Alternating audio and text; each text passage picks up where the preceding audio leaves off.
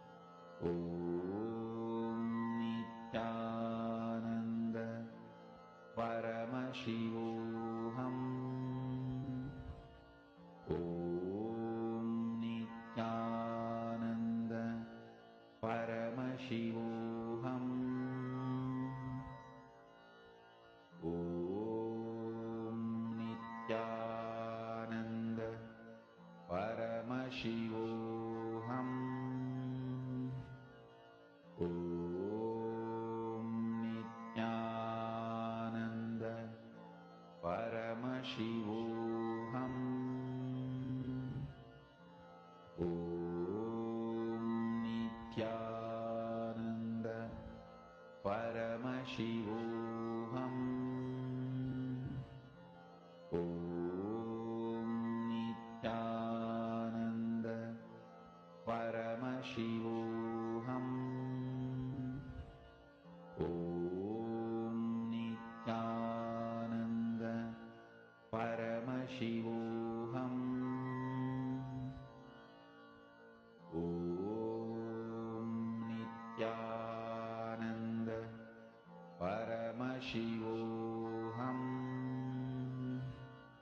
Om Nithyananda Paramashivoham. Om Nithyananda Paramashivoham. Om Nithyananda Paramashivoham. Om Nithyananda Paramashivoham. Om Nithyananda Paramashivoham. Om Nithyananda Paramashivoham. Om Nithyananda Paramashivoham. Om Nithyananda Paramashivoham. Om Nithyananda Paramashivoham. Om Nithyananda Paramashivoham. Om Nithyananda Paramashivoham. Om Nithyananda Paramashivoham. Nityanandam, I hope all of you have started the power manifestation and doing it. I see many of you already having the conversations with your partners. That's great. Now, let us all move to the next session. In this session, we all are going to be learning about health. Arogya Spurana. That is what exactly all of us are entering into. Listen intensely, because every statement Swamiji is telling in this are two important cognitions, and we are going to be learning the science of how to be really healthy, and not just being healthy, manifesting Kayakalpa body. Let's listen now from Swamiji.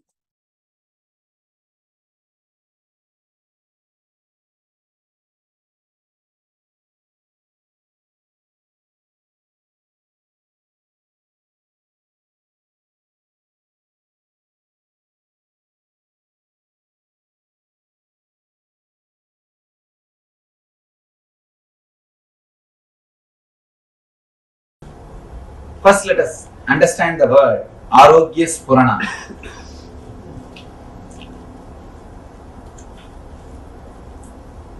Please understand, you may think you are a great seeker, but you are seeking only well-being inside your being, inside your space.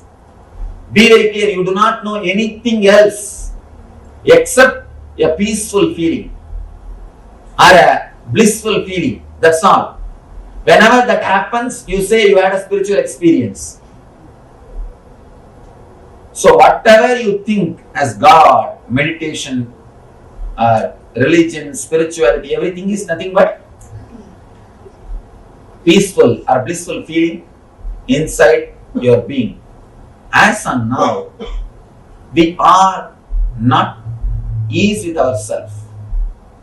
Some reason, I can say social conditioning or torturing yourself. The initial level society teaches you. After that you yourself master the technique and torture yourself. This goes on till you completely destroy the body and mind. We continuously abuse the system. You have security alarm system for your house. You protect your house so much, in which hardly you spend 12 hours. Maximum in this country you spend only 12 hours in the house. Even if you don't have work, somewhere you move around. Hardly 12 hours only people spend average in their house. For that you have so much of protection mechanism, alarm system and so much of cleaning and everything. But you reside in the body 24 hours continuously, but you don't have any alarm system. The only alarm system is pain. Pain is the only alarm system. But the problem is, when alarm system goes on, you work only to switch off the alarm. You don't enter into the house and see where the thief is. Why the alarm is ringing? We never go and find the root or the reason why the alarm is ringing, why the pain is happening. All we try is put some painkiller and stop the pain. It's like you just switch off the alarm. That is not going to solve the problem. If you just switch off the alarm and next day when you go, nothing will be there.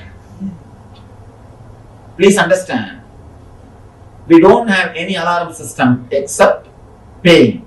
But whenever it comes, first thing we resist the pain. We do not understand the message delivered to us through pain. Whenever pain happens to you, there is a message for you. It is just an alarm. Look into the message. What exactly the pain is trying to convey? What exactly the pain wants to tell me? What exactly I need to learn from the pain? Same way, continuously our body is giving so many messages for us. According to Ayurveda, not only according to Ayurveda, according to the truth, human body is the most sophisticated, intelligent system in the whole planet Earth. If you see 2-3 things, first thing, converting blood into blood, which every day your body does. Please take few minutes and in your notebook write a list of pains, uneasiness or diseases which you are having. Pains. Please understand. 3 level. Pains, superficial. Irritations like a ulcer or wheezing, that type of things. Third, diseases. This 3 level, all 3 level, please write whatever you have. Even if you suspect the little slight symptoms you are having, please write it down. If you already attended some of our programs or if you already know me, you may be knowing. Whenever I make any statement, I take responsibility for that statement. Now I tell you, even though it feels too good to be true, I tell you, whatever you have written will disappear. You may think, what are you talking so much? Please understand,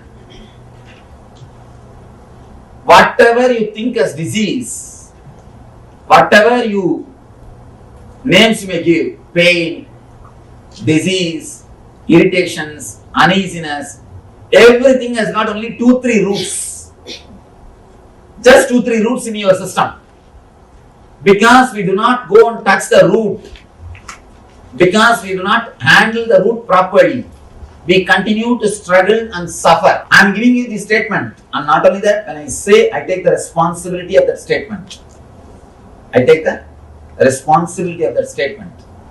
All I request is, just try to put your best or your maximum energy into this meditation, maximum effort into this meditation, and just few tips which I am giving, try to imbibe in your life, nothing else.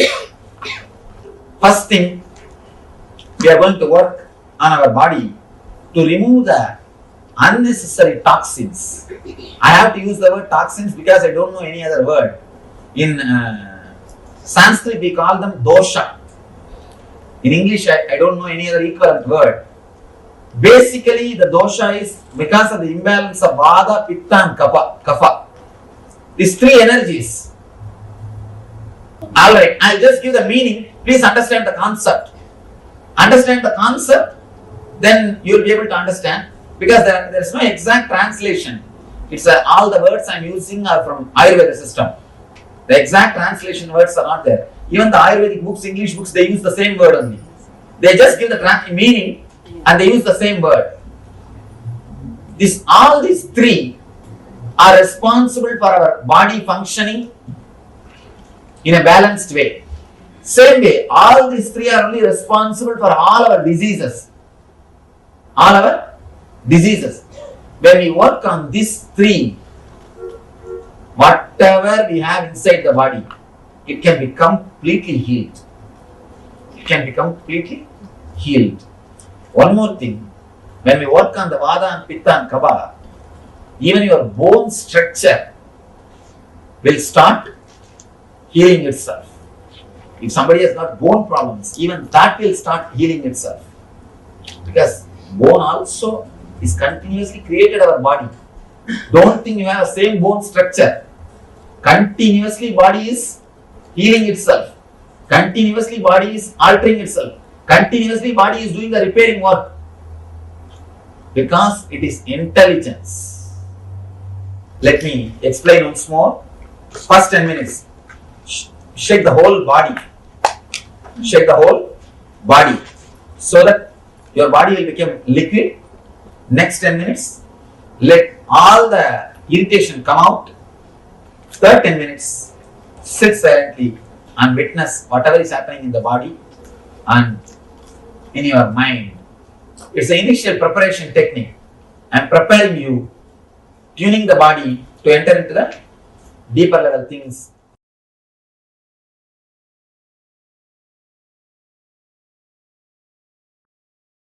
Understand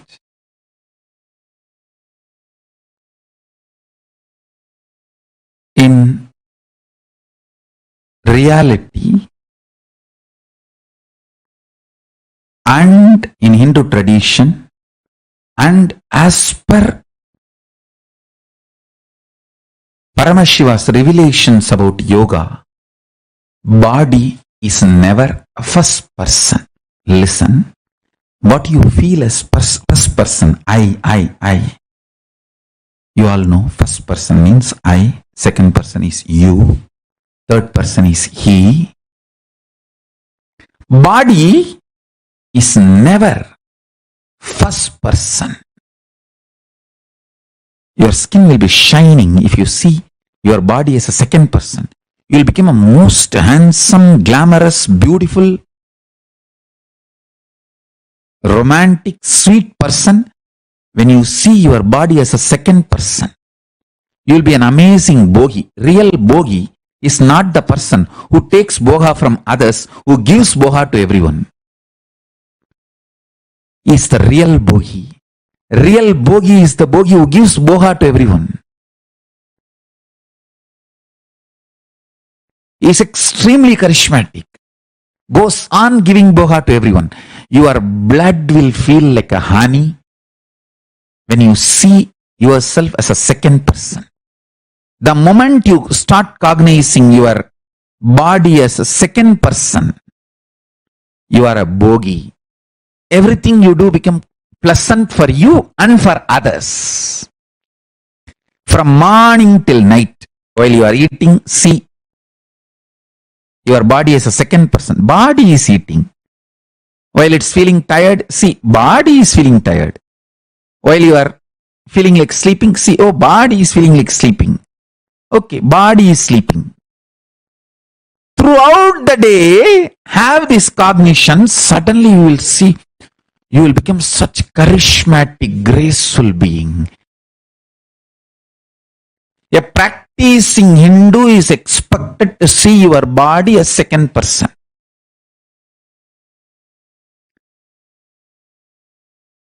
Practicing yogi should cognize body as third person, not even second person. If you start cognizing your body as the third person, you will manifest all kinds of possibilities. Extraordinary yogic feats. You will not have fear in the muscles. Fear in the muscles is called pain in modern medicinal terms. Understand?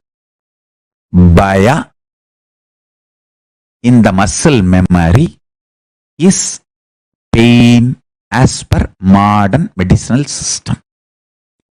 If your muscle memory do not have bhaya, it just will do anything it wants.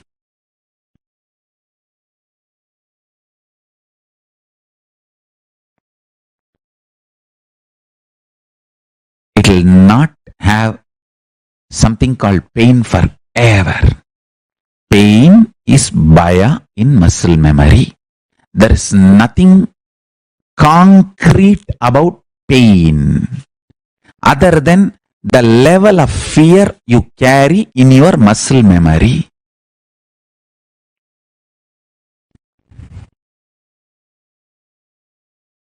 Please understand.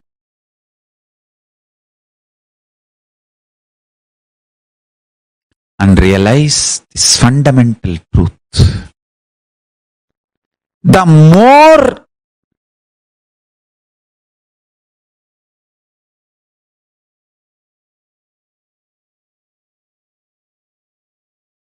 you move higher towards the powerful cognitions, the more bioenergy gets flooded, infused into your body. All kinds of extreme yogic feats starts manifesting in you.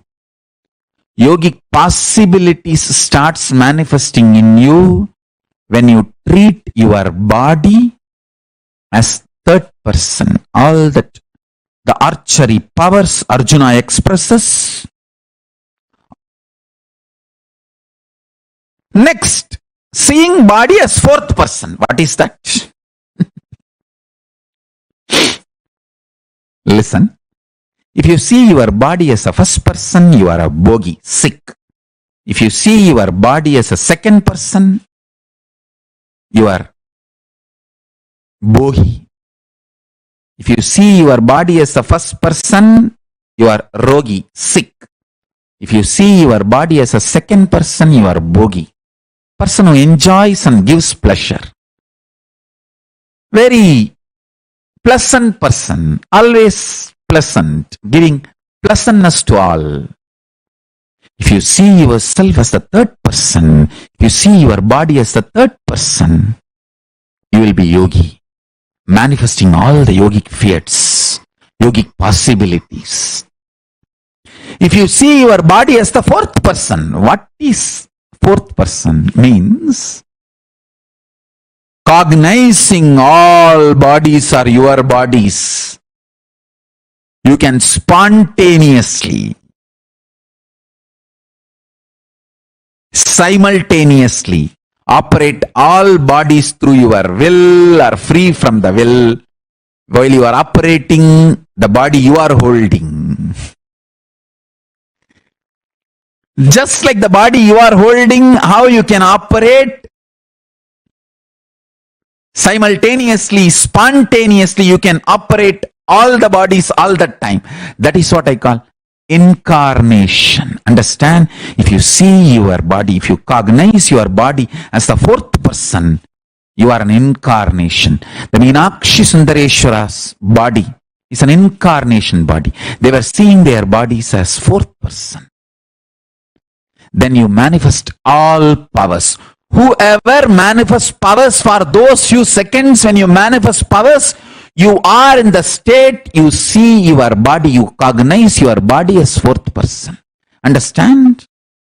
If you can read through others' third eye, if you can manifest powers through others' body, those few chanas, seconds, you are in the space of fourth person. That is how you manifest powers. Whoever manifests powers through other bodies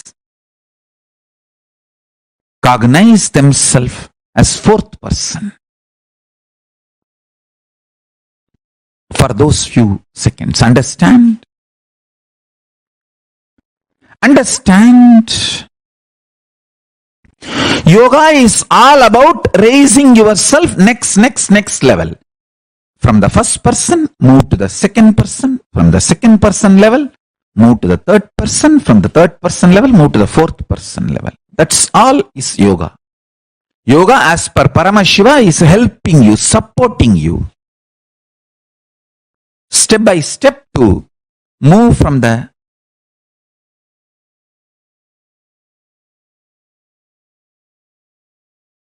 level of seeing your body as the first person to the seeing your body as second person, and seeing your body as third person, and seeing your body as fourth person.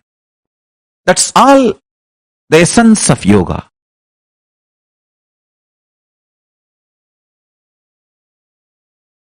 Now, I'll make you understand experientially not only your patterns, the way you think about you. I have some more references for you.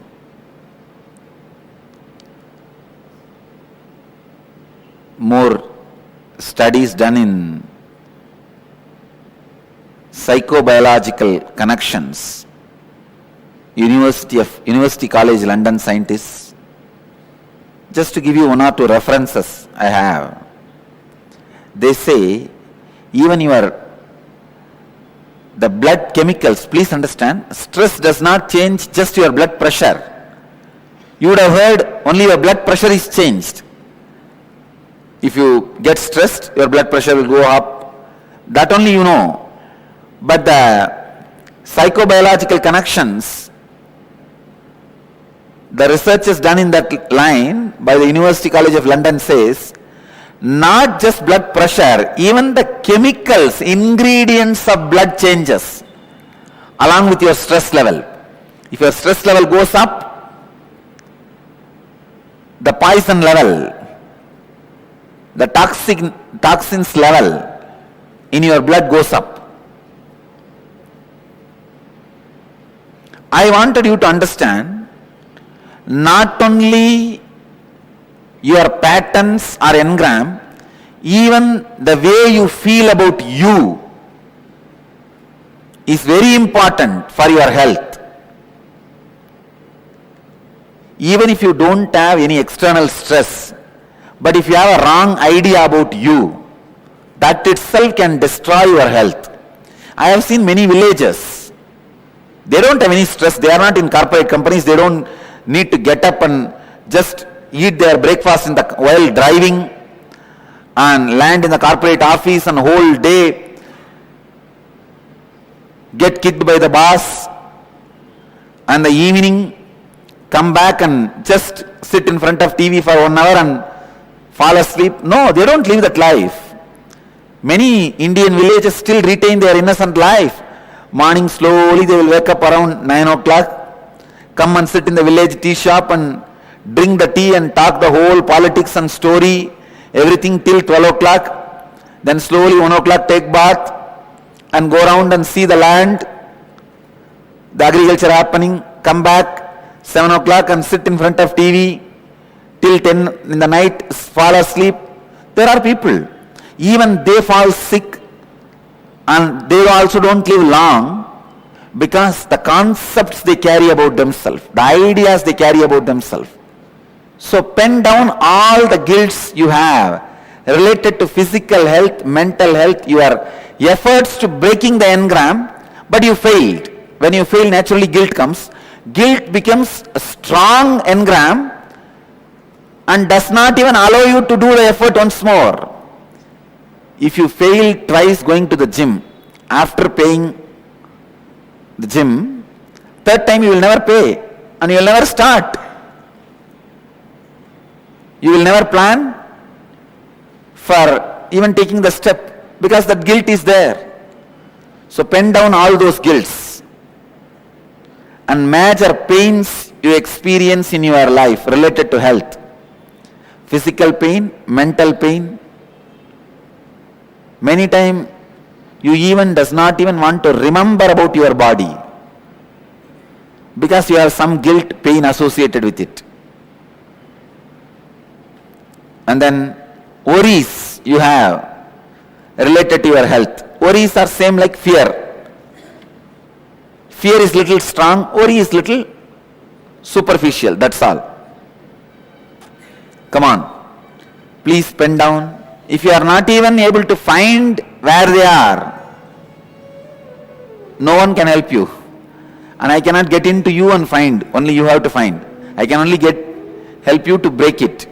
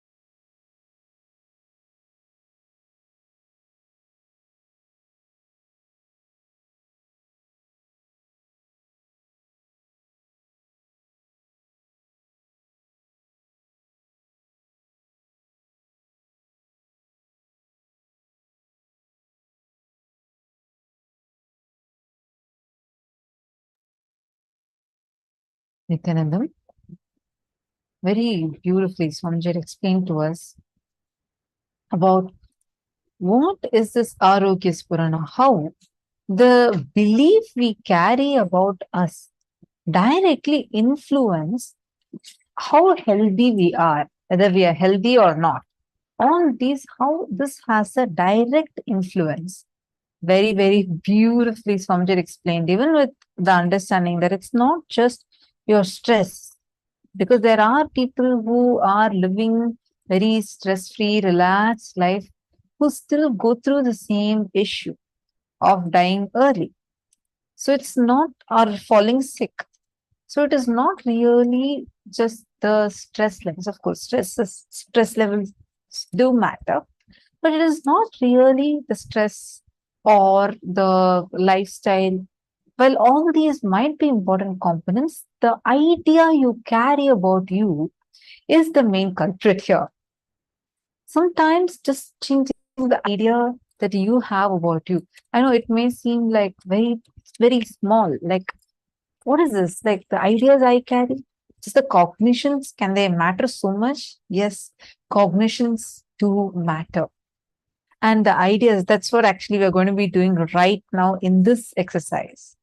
I request you all to listen intensely and to be able to, if any of you have any questions, right, you all can ask. Feel free to ask, because this concept that we are learning is too important. Ready? Let's understand. All the male participants, can I request you all to post a message in the chat if you are listening? Because I see very, very less messages. I request you all to post if you're listening. Okay, thank you. Understand, the ideas that we carry about ourselves are so important. That is what Swamiji said, right? Sometimes the cognitions that we are holding on to, maybe you were afraid about the health. You saw everyone around you falling sick and everyone are struggling, especially during pandemic time. How many of us would have faced that, right? Especially if you have not known Swamiji during the pandemic time, you would have gone through that intense fear. Srinitya Krishna Priya is asking, Ma, how do you get into the second person and the third person?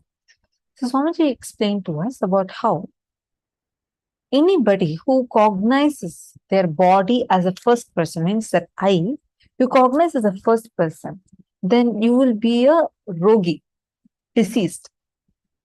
Anybody that cognizes their body as a second person means, like how you say, right? Someone who you know, but they're still yours, your own. Then you will be a bogi. You'll be very pleasant, giving bogart to others. You'll be a very pleasant, sweet person, and you will just be giving pleasure to others. When you cognize body as a third person, like you're completely unclutched from it, then you will be a yogi. Yogi, and including manifesting powers. When you cognize your body as a fourth person, you will become enlightened. Literally, you will, because you start having so much of confidence, not just to do what you want through your body, but you will start feeling that oneness with every single person around you. And you will have the ability and power to play with the world through any other bodies. You're understanding? This is what Swamiji had revealed. Now you're asking, how do you actually get into that second person, third person? Second person means, first, whatever you're doing, start seeing your body as another person that you are taking care of. Right now, you feel, like when your body is hungry, you feel you are hungry. Start saying, my body is hungry. oh, my body is starting to feel sleepy. Same way, seeing your body as a third person. Actually, in Gurukul, that's the way we speak. Like right now, I'm saying I, me, my. But in Gurukul, generally, normally, how we talk is, oh, Ma Tattva Priya. My name is Ma Tattva Priya. So actually, I will not say that I am hungry. I'll say Ma Tattva Priya is hungry. So where even in the very name, identity level, the body level, and every level, we are just distancing ourselves away from our body and us. It's a very powerful practice. When Swamiji used to talk to us, Swamiji used to also talk like this to us. Swamiji will say, Swamiji will address himself as Swami. And that's how Swamiji will talk. Even with us, like with the Gurukul cases, especially whenever Swamiji comes and has like a small, I shouldn't even say group meeting. It's like just all the kids gather around Swamiji, and Swamiji will be like talking to each one of us. And that time Swamiji will be talking all these in a very casual way. Still remember how very casually Swamiji explained the whole concept of Advaita to us. Swamiji once came to a Gurukul, and like our class, I think at that time about 10 of us, 10, 12 of us were sitting and doing group studies in our classroom, and we were like all sitting in a circle and studying. And Swamiji suddenly came into the classroom. Swamiji was like having like Swamiji just came. He was having both his hands on his hips. He just came, peeped into our class, and Swamiji smiled, and Swamiji went out. And then Swamiji called all of us, and we all went and sat around Swamiji. 10, 12 of us were there, and Swamiji just looked at the pillar that is there right in front of Swamiji, and a flower that is there right in front of Swamiji. Swamiji actually sat in the Gurukul corridor, and Swamiji was talking to us very casual way. Swamiji explained to us how any subject can be completed and can achieve its completion only when the concept of Advaita, oneness, is added into it. So, like the way how Swamiji brings up the Gurukul kids, it's completely different. One very powerful technique, not like a lifestyle practice Swamiji is given to us, is to call ourselves as a third person. Ma Tattva Priya wants this. Ma Tattva Priya avoids wanting this. This is the way we will talk. Now, for the sake of the program, we have changed to to talk to the participants, we say I, me, my. But this was never our language. Like, it was actually quite difficult for me to start saying like me, I, my. So it will be like, when, let's say now I want to say that, oh, my body is not feeling well. So I'll actually be saying, Ma Tattva Priya's body is avoiding to feel well. Already there's a distance. It is almost like I'm talking about someone else. When the distance, see, usually when you have a problem as your problem, you'll be finding it so difficult. You'll feel like I don't have a solution. However hard I try. Same thing your friend has. Like, hey, what is that? It's just this some silly problem. This is a solution. Come on, go do it. Am I right? Krishna Priyanaya, you understand what I'm saying? For us, whenever it's like if it is a third person's problem, it's much easier to give solution. That's why they say free advice. Like there are too many people to give free advice to people. Like, because it's so easy when you are unclutched from the situation, you are not part of the situation, you find it much easier to give solution, you find it much easier to solve problems, but it doesn't stop there. You actually become a yogi. The way you start seeing yourself would be so different. Like, many times we'll feel so strongly. It's like the body become more like a friend. Be like, hey, why don't you get healed? Just why don't you, what's wrong? Are you fine? Like, you'll actually sit with your body and converse, and you'll ask, what's the problem? I know you're trying to tell me something when this stomach issue is coming. I know you're trying to talk to me something. What is it that you're trying to tell me? You will become a good friend with your body. So that's how you see us, first person, second person, third person. Seeing yourself as fourth person means Swamiji gave this as a power where now when you tie your eyes, you see through your third eye. The next level of it, you tie your eyes and you get one more friend of yours to tie his eyes and keep a book in front of his third eye. You will see through his third eye. Your third eye will connect to his third eye and you will see the book through his third eye. That is seeing your body as a fourth person, where not just your body, you exist through every body that you're seeing around you. You just exist blissfully. I actually remember a very, very, very powerful experience. I feel so blessed with. Swamiji did the first ever Aushadha, like an enlightenment fill during Sadashivoham time. This was in 2016. So Swamiji is doing certain very ancient techniques with which Swamiji will mix different herbs like turmeric, kumkum, sandal, all these different herbs and do a very specific process and create like a Aushadha, it's called as Viryam, and through which he'll energize it and like you can use it for power manifestation. All the Sadashivoham participants who attended the Sadashivoham program in 2016, you all would have received it, right? Along with the mandalas and all. So, first time ever, when Swamiji did that, I can say so proudly now. I mean, I feel so blessed actually that I got to be the person to assist, right? Holding the plate of turmeric, to be there with Swamiji when Swamiji did the whole process. So actually, when the process is happening, Swamiji said it should be just Swamiji who should be doing the whole process, like taking everything and putting together. And then Swamiji said that few balasans can actually sit and assist because we can connect to Swamiji in oneness. So Swamiji told that, and Swamiji called a few of us to be around Swamiji to just like take and give the plate with the Aushadas and all that.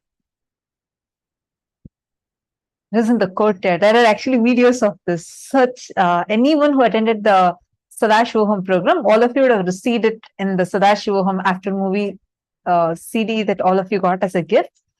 This whole process also was video recorded with grand yantras, mandalas, and Swamiji got all different mandalas. Literally, the whole courtyard was filled with this, and all the Nithyananda Yogam participants were there, and everybody were like standing around Swamiji. It was fully crowded. The whole courtyard was fully crowded. And Swamiji is sitting in the middle down and doing the process. That time, Swamiji started doing the process. And I still remember this so clearly. When Swamiji did not tell like, Swamiji didn't speak, give this, give that, any words. The moment Swamiji started doing the process, there were like so many powders, like kumkum was there, sandal powder was there, haritaki was there. Like this, there are many, many Ayurvedic powders that are all kept. Swamiji started doing the process of taking and mixing, doing the camphor, and they're very, very, very powerful process Swamiji is actually doing.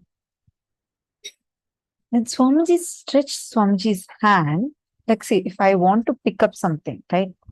Automatically, if I want it, I can go pick it up with my hand. It's not that I should say, hand, move, go take it, correct?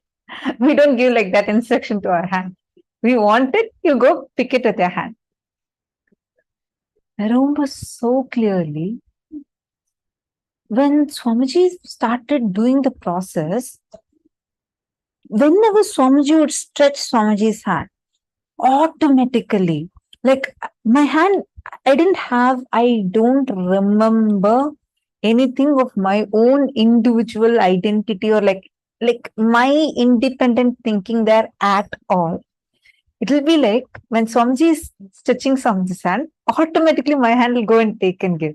Same thing with all the Balasans, whoever Swamiji is initiating during this process.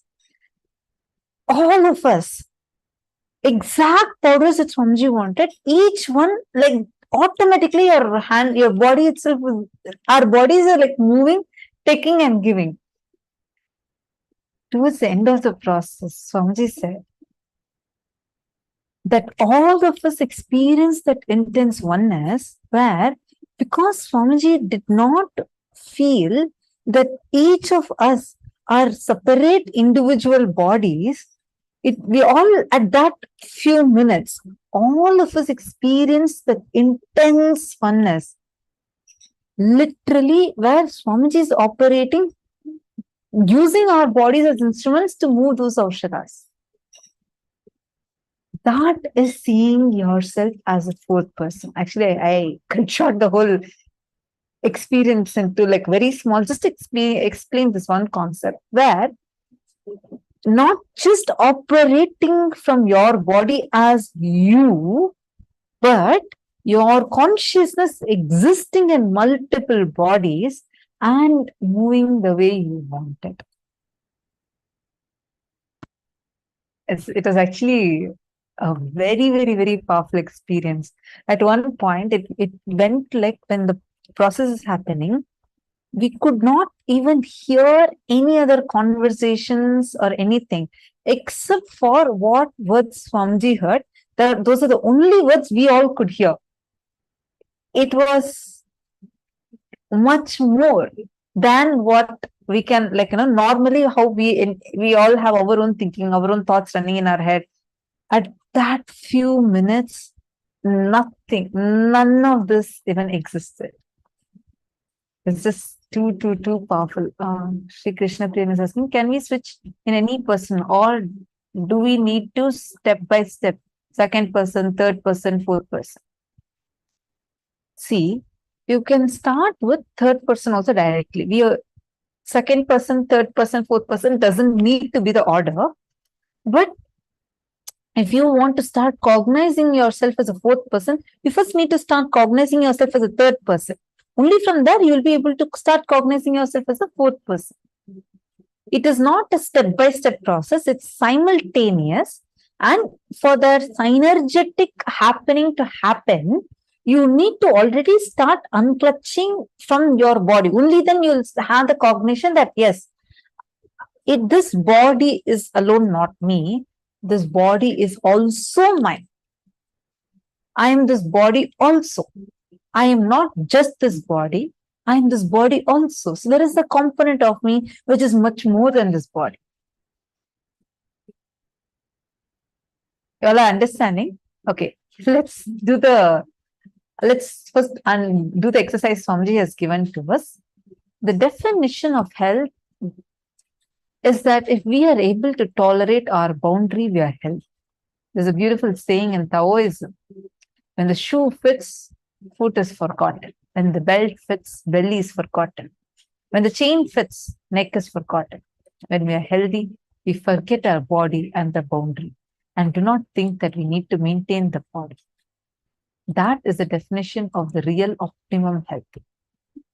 Now, we all are going to do this exercise. The exact exercise from Jigir. Look into your life and describe in detail first the major fears you experience in your life related to health, physical, mental. Like, oh my God, will I die faster? Oh my God, will I get diabetes? What will happen if I lose my mental health? Like this, whatever fears you have, major guilts, you keep trying, struggling to break a particular pattern.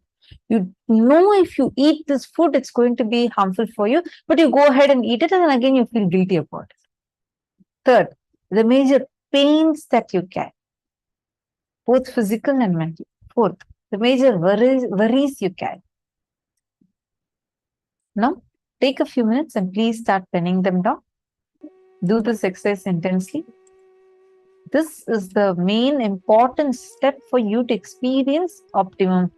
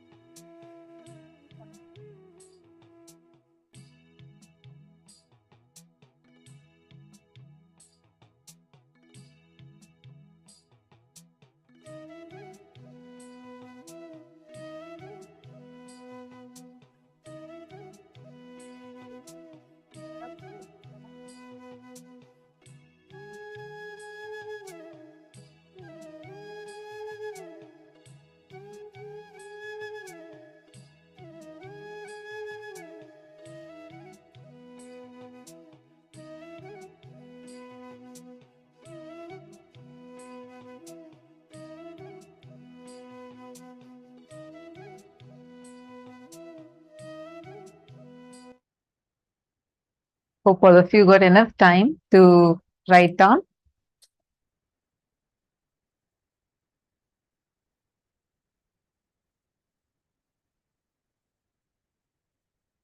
Ma, Akash, I read your message. I posted, Ma, the yoga session today brought up a lot of fears stored in my body. I also realized I carry much more guilt than I was aware of. It seems the yoga prepared me for the session today. Beautiful. That's right. That means you are doing it very authentically. Let me tell you, Aya, every session, let's say every day yoga is important. Yoga with 12 components is available only here in the most authentic form. Otherwise, normally yoga will have not more than 2-3 components. Either there will be asana, pranayama, that's all.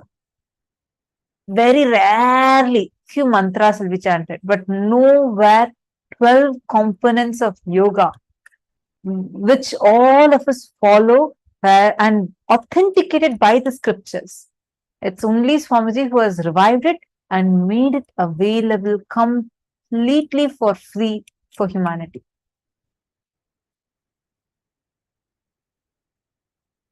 I just feel like every time I remember these things, just the compassion and tyaga of Swamiji melts me. What effort Swamiji puts into it. I know how many times I have seen, like, Swamiji will be sitting in the temple and opening the books, like the Hatha Yoga book, Hatha Yoga Pradipika, like this. There are tons of books, the yoga books and the Agama books. The Swamiji himself personally sits and goes through. And Swamiji will train a team also. Swamiji will teach this to a team, the yoga team. And Swamiji will teach how each asana is supposed to be and decode it. It'll be like day and night. Swamiji will sit and do it. And that's how Swamiji has created Pratama Vinyasa Krama, Ditiya Vinyasa Krama, Tritiya Vinyasa Krama, and gifted it to the whole humanity completely for free. Wow.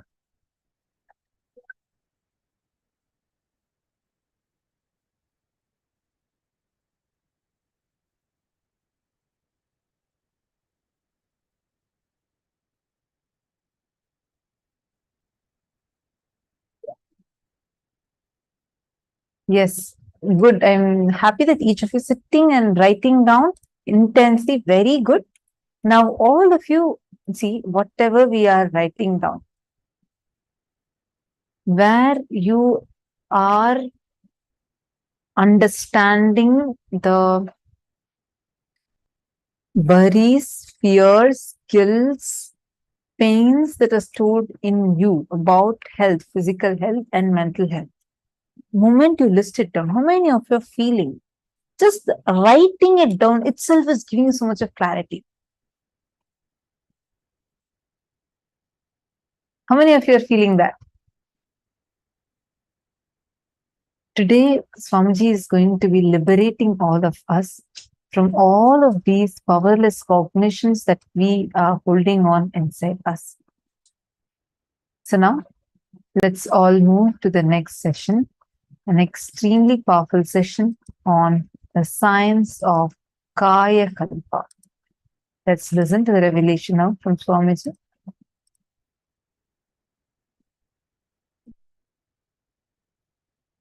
The science of Kayakalpa is where you can exist in your body healthily as long as you want.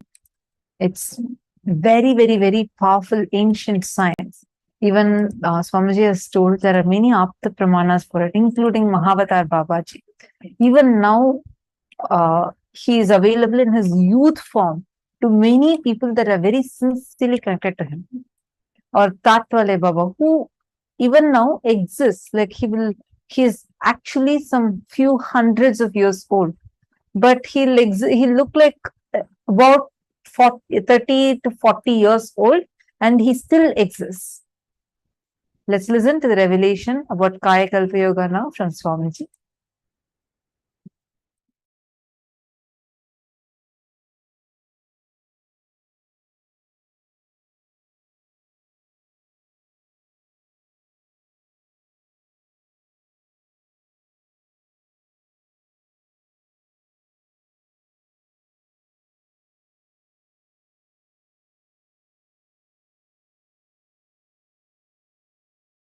the sacred secret science of Kayakalpa is Paramashiva's message directly from Kailasa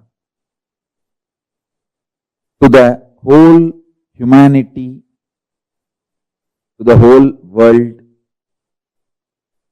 today. From today, Paramashiva will reveal the great sacred secret, science of Kayakalpa. Understand? Search for healthy life, long life, healthy long life was done by human beings from time immemorial. Through their seeking, research, experiences, expertise, human beings have discovered many things to have long, healthy life in various civilizations. In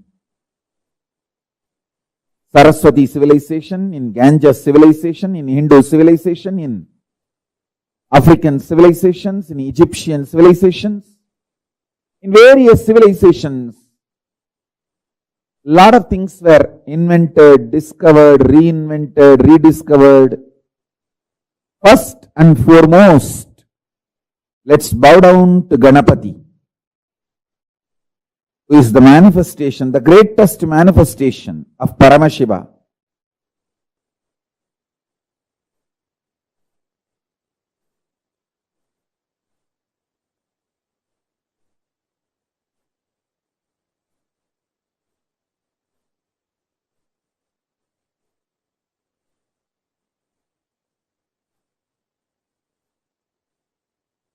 Listen.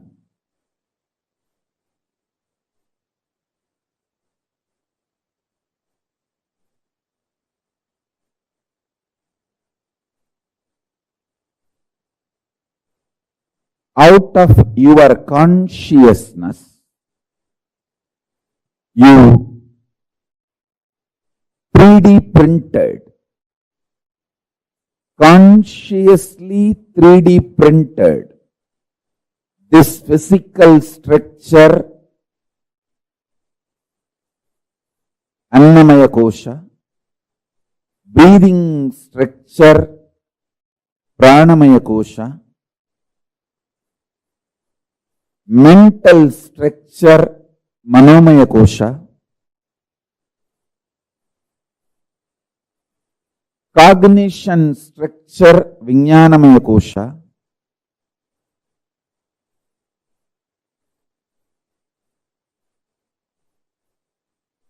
conscious structure, Anandamaya Kosha, from your superconsciousness, from your core, Paramashiva himself.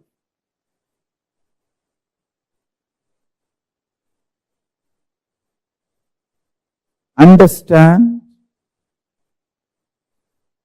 Because you printed, you have powers to reprint, alter, evolve, rejuvenate, rebuild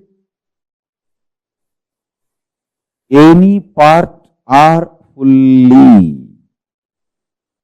First secret I want all of you to know. Continuously give love. You will live long, healthily. Listen to this first secret. Love everyone. Go on be loving as many people as possible, as many things as possible. Expand your zone of love. Expand your space of love. I tell you, Love is such powerful energy. When you give the smile and love,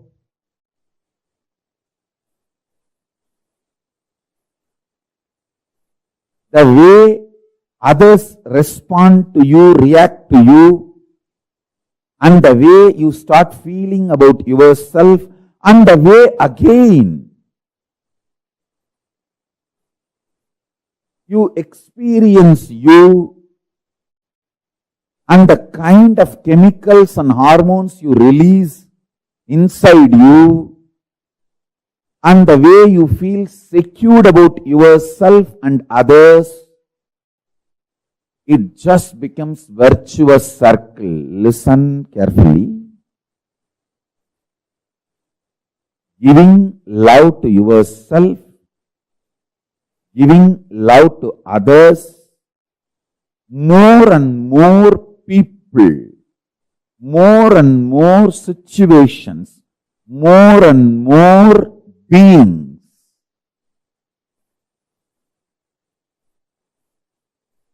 giving love, taking intense decisions to enrich world, enrich others, Tyaga. Tyaga removes all the negativity from not only your mind, it removes negativity even from your intestine. The parasites, microbes from your intestine gets clean. Gets clean.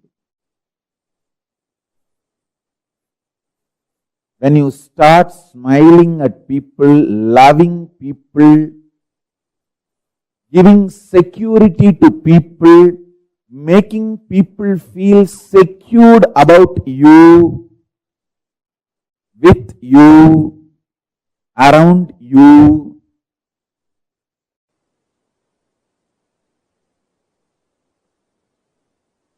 everything Paramashiva revealed, I'll share it with you all. In this work, I have also spent little time in studying what various other cultures, other traditions, other researchers, human beings try to gather information through their research and development, through their thinking and collecting and organizing the data, whatever they did, I studied that also. Listen. Listen carefully. I am giving you the methodology through which Paramashiva revealed everything to me. First, as experience, he gave me this sacred, secret science. Once I started manifesting that in my life, I went through the sacred scriptures.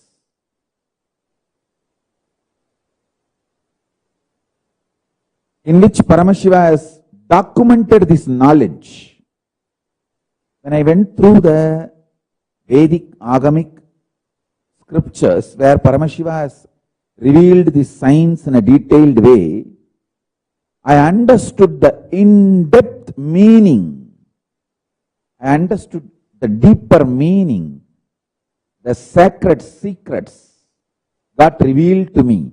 I decoded the whole scriptures in a different level. Listen. When these revelations happened in me, I was so excited, inspired, energized. I tried to see various other knowledge traditions.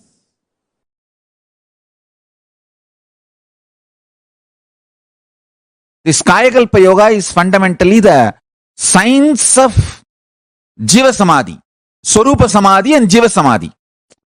See, Jiva Samadhi means you can decide when you want to leave the body. You can live as long as you want, 100 years, 200 years, and leave the body when you want. And when you leave the body also, it will not be dead. It will be like a living, like how Paramahansa body never deteriorated. There was no signs of death on Paramahansa body. Paramahansa is one of the greatest incarnations. This Kayakalpa Yoga. This science is to achieve the Jiva Samadhi. Means when you leave the body, the body will not be dead like a normal person. You will sit in Samadhi, you will stop using the body, but the body will be alive. Like that you can sit in Samadhi for 200-300 years also. In India, we have great Jiva Samadhis. My own gurus, Raghupati Yogi and Kuppammal and Isakki Swami, all three of them are Jiva Samadhis. I have seen with my own eyes. Isakki Swami, after he left the body, 3 days after that, we took the body, and when we were putting him in the Samadhi, just automatically his legs got folded and got into Padmasana.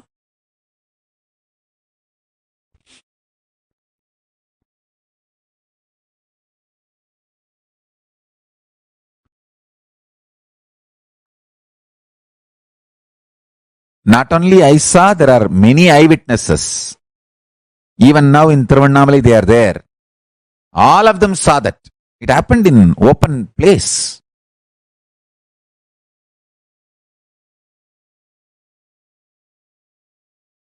Body which is used intensely remains healthy. Internal organs which is active intensely remains healthy and continues to function long. Mind which remains sincere continues to be focused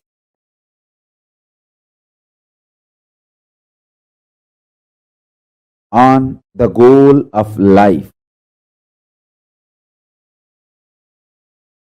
Consciousness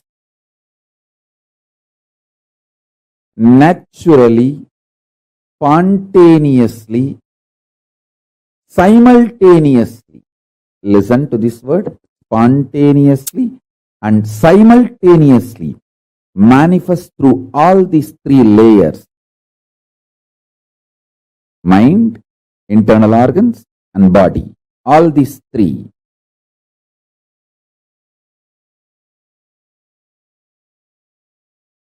When they remain sincere. Let me give you deeper explanation. Use the body more and more.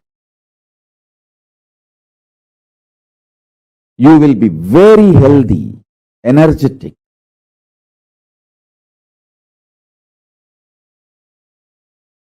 Use the internal organs more and more. Every time when you fast, all the internal organs of your body starts working. Every time you fast for 24 hours, the whole system becomes alive, activated. That is why I insist at least 2 times do this to you every week. Understand? Be good to yourself at least 2 times a week. That's the best pampering you can do to you. Anyone who wants to live royal life, listen. eating like a pig.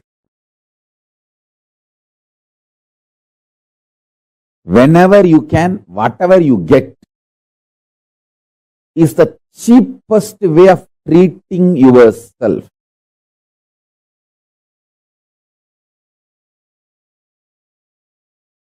Listen.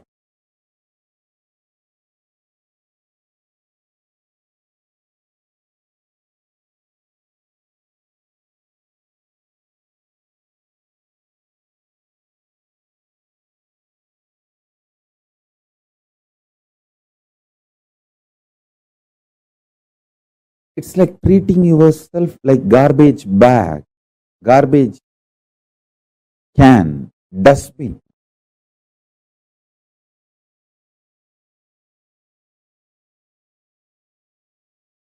Once in a week, treat yourself good. I'll highly recommend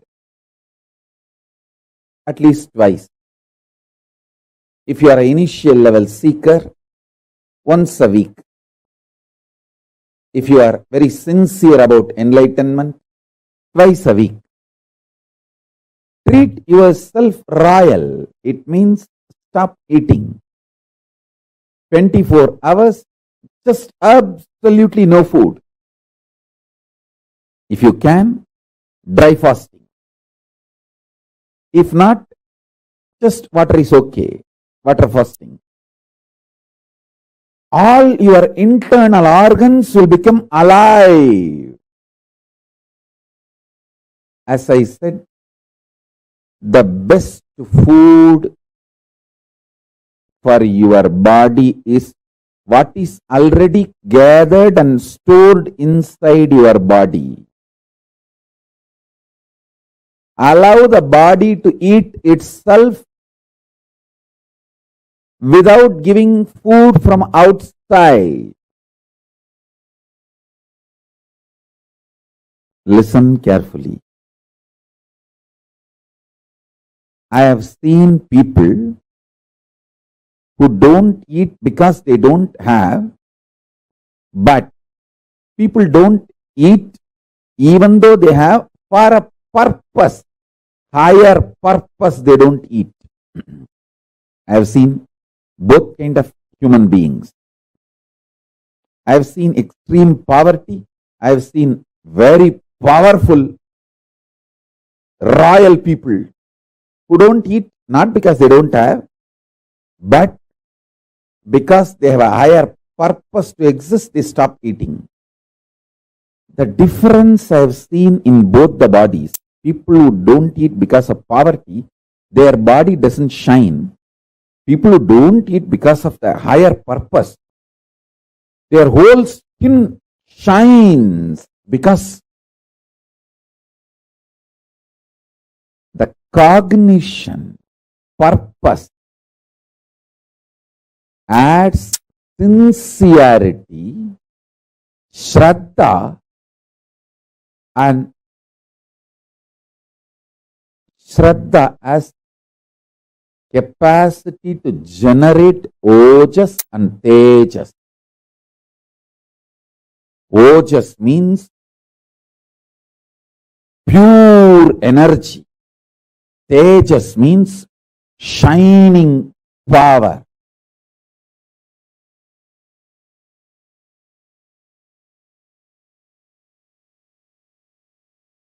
I am actually giving you the secret science of Kayakalpa. The food, when it is physical, your longevity and health reduces. When it becomes liquid, your longevity and health increases. When it becomes just pure prana, your longevity and health increases much more.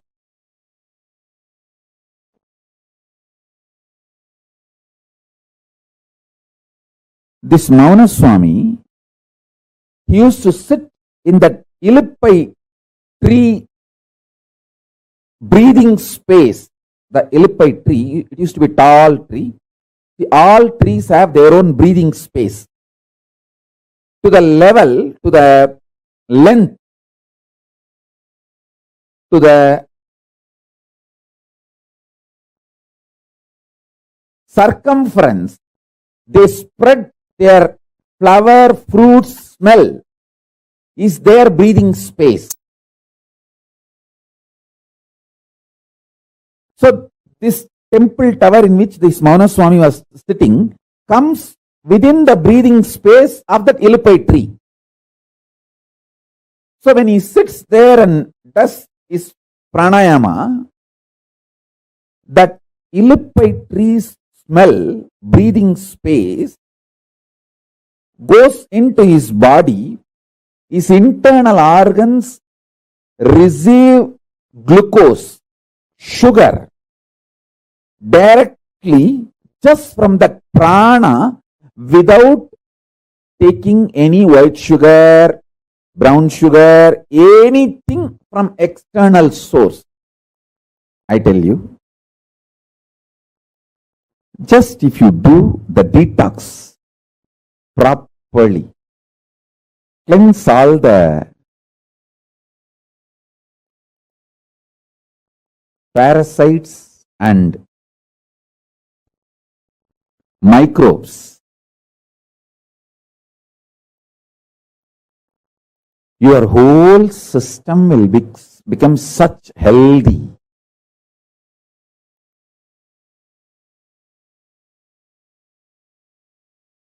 Arunagiri Yogeshwara has given me a very sacred secret about biochemistry of Turyatita. Listen. Rasavada, alchemistry science mapped to your body is biochemistry science. Biochemistry of Paramashivatva. I repeat these words in Tamil because I heard it in Tamil from him. Kabam uyir kabadappa kolayarukka uyir kolayarum. It means the kaba energy, kava component of the vada pitta kapha doshas. In Ayurveda there are three doshas, vada pitta kapha. The kapha dosha, it's an energy also if you know how to use it. This kapha dosha will destroy the life energy. There is one more word he used, kolai. Kolai, that word has two meanings. One, mucus. Another one, coveredness. He said, the mucus in you will make your consciousness covered. When you become covered, you start thinking there are multiple people in your life and there are multiple people paying in your life, and you start continuously blaming others. Understand? Blaming others is the quality of the covered. Even if others are attacking you, if it is reality, even if it is fact, taking responsibility and solving the problem is courage. Whether others are attacking you is your imagination or fact or reality,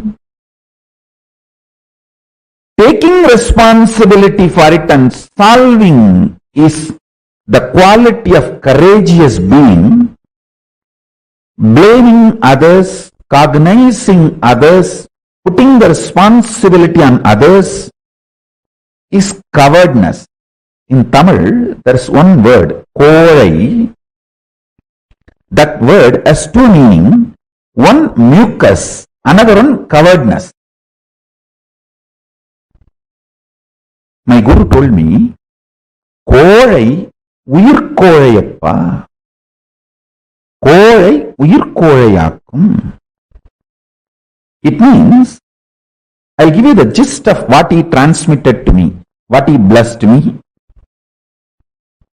As the biochemistry of science of waking up to Turyatita. If you practice this science for 1 month, 2 paksha, we can make the samyama, Turyatita samyama. For 2 paksha, do this alchemy. Avoid all food related to kapha and mucus in your body. Mucus-free food. Understand clearly. All the coveredness of your willpower, see, your willpower experiences coveredness in 3 levels. 1, not feeling powerful to manifest what you want. Second, not thinking through, planning or acting.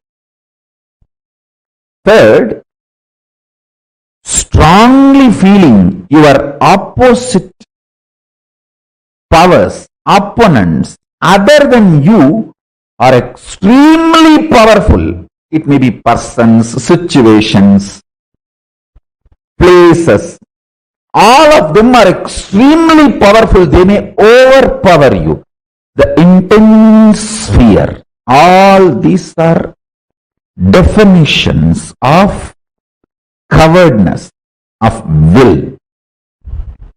When your will collapses into coveredness, these are all the experiences you manifest. I tell you, too simple.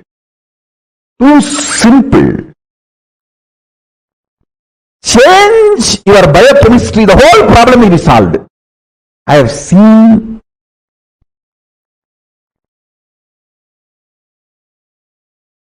when I applied my Guru's words in my life, I have seen this in my life.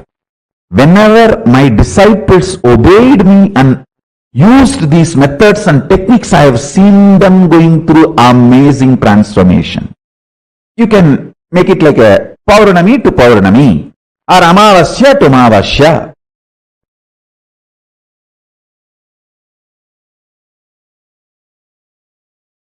Take this up. Eat only fruits, vegetables, spinach. Just only these 3.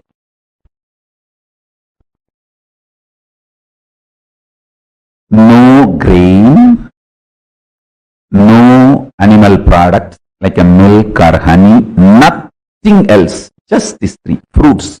All fruits okay. All vegetables okay. All spinach okay. 1 month, just this diet. Listen carefully. Mucus is not something which affects only the activity, functionality of your lungs. It goes and settles even in other vital organs and starts making the fat accumulation, inflammation. For fatty liver, mucus is the first reason. Fat, you see, inflammation in your liver and fatty liver, mucus is the first reason. Then fat gets built. That's secondary. I have a very powerful natural recipe to cleanse all the inflammation, mucus, kapha from your body. Just take 5 pieces of garlic and quarter spoon turmeric powder, all organic, half spoon jeera. I can project this recipe.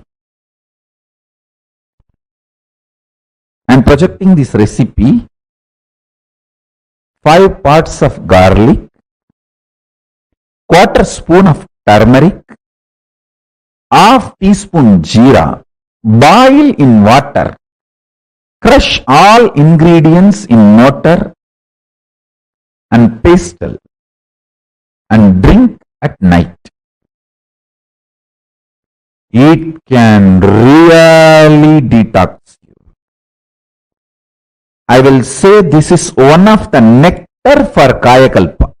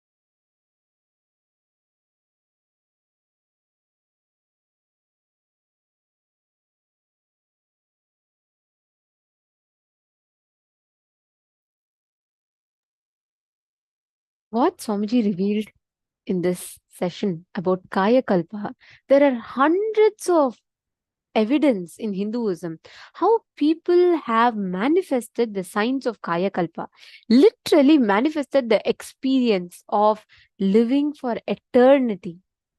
There's a very beautiful science behind this, okay? Whether you take Mahavatar Babaji or like Swamiji himself said, Isaki Swamigal, Swamiji's gurus, they have all transcended the concept of aging itself. They have started, like they started anti-aging. They started transcending the concept of aging. How is this possible? Understand, when you actually treat your body as the second person, third person, or fourth person, you start manifesting your I'll not say control, but you will start manifesting the command over your body, where your body will be in absolute listening and sync with you. You will not have the struggle, nor you will have any issues. You will not have any pain, suffering pertaining to, oh, I'm not able to handle my body, I do not know what to do with it, I don't know how to heal it, take care of it. Yes, jeera is cumin seeds. Ma Jayanti.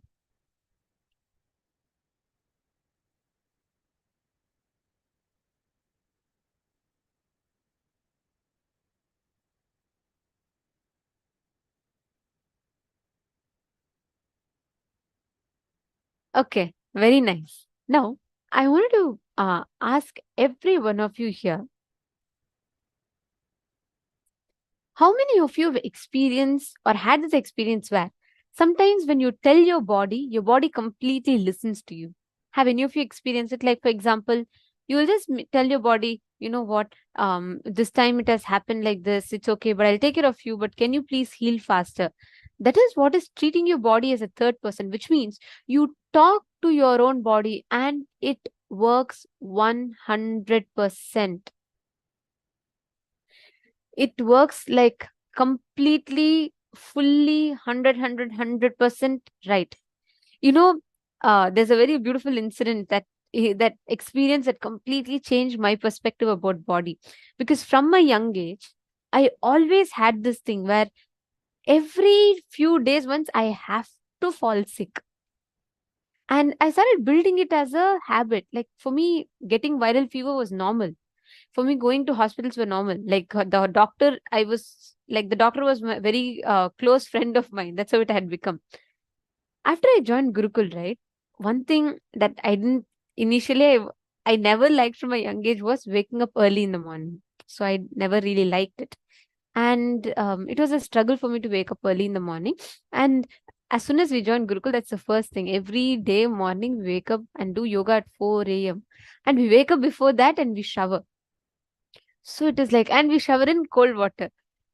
I was very, very new to Gurukul and I had no context of any of this. And I was like, oh God, I don't want to do this. I don't want to wake up.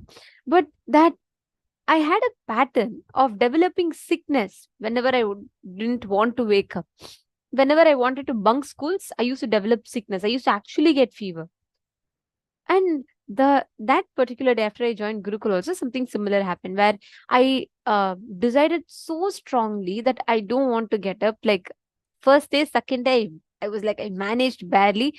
Third day, I decided, no, I can't do this. I really need sleep. And all my conditionings, all my patterns, everything came up. And I was like, oh God, I can't be like this. If I continue to wake up early, I'll fall sick. My concepts. Okay. And then I decided so strongly that I have to fall sick. Like, I can't do it. The next day morning, I actually had fever. I had about one or two fever, like high fever. And of course, the moment kids unwell, the teachers come and immediately check and take care.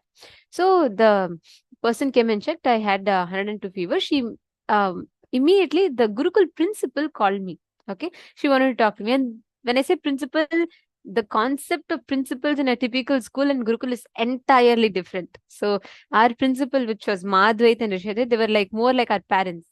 So they used to have play with us and everything. It was very different. So Madhvait called me and she asked, I still remember that conversation so well.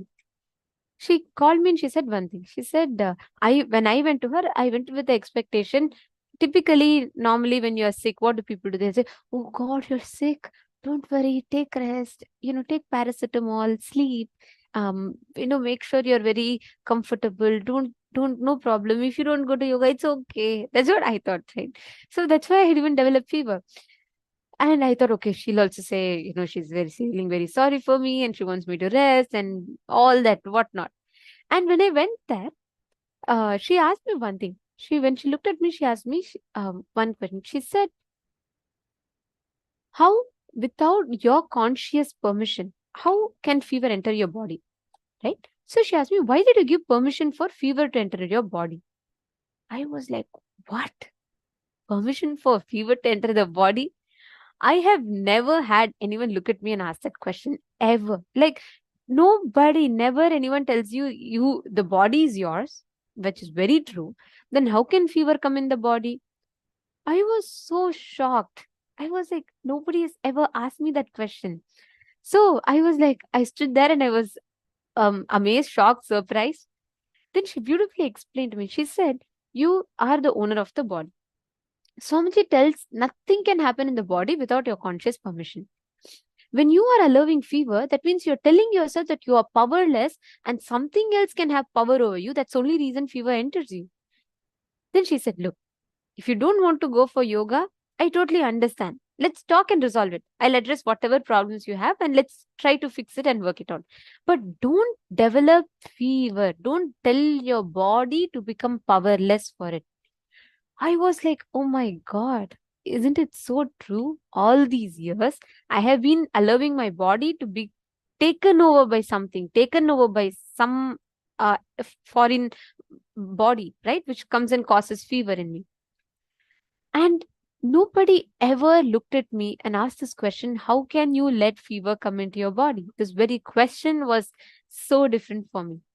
Then she said, I will give you medicine, okay? But before I give you the medicine, I just want to tell you one thing. Medicine will heal your fever, but if you decide, you can consciously empower your body. She explained to me and she said, as Swamiji's daughter, how can you have something in you that will make you powerless? Then I was like, yes, how can I have it? She said, all right, I'll give you 1 minute.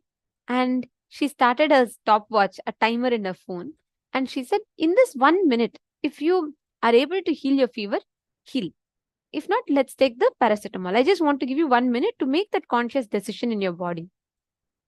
And I tell you all, she started the timer. The moment she started, right, I just closed my eyes. I decided, no, I do not want fever. How can I give permission? It was such a strong click for me. Like, it may be a normal conversation now when I say, but that time it was like life-changing click for me. I said, I am Swamiji's daughter, so no fever can come in me. Within the stopwatch hit 1 minute, the fever from 102 came down to 97. And that time that it took, even that 1 minute was a time for the doctor to put the thermometer and measure my temperature. That's all. My fever reduced completely from 102 to 97. And after that, for 10 years, no fever, no kind of sickness in my body whatsoever. I never had something called sickness in my body. That is the power of decision. Like, when you treat your body as second person, as third person, this is precisely what happens. You can actually talk to your body and your body will listen to what you say. The whole space, the whole experience of your body, how you experience your body will be entirely different. Understanding? If your body you have the ability to consciously listen, try this. Next time you feel, how many of you have the pattern where continuously if you try to break some eating habit, but suddenly something happens and again you keep falling back to it? Like, you really want to cut down on your eating, you really want to cut down on some things, but you always feel like automatically you get pulled back to it. How many of you have this problem? Could you all put in the chat? Like, let's say you want to really stop eating sugar. Somehow you again and again get pulled into it. Somehow you want to stop eating those extra potatoes.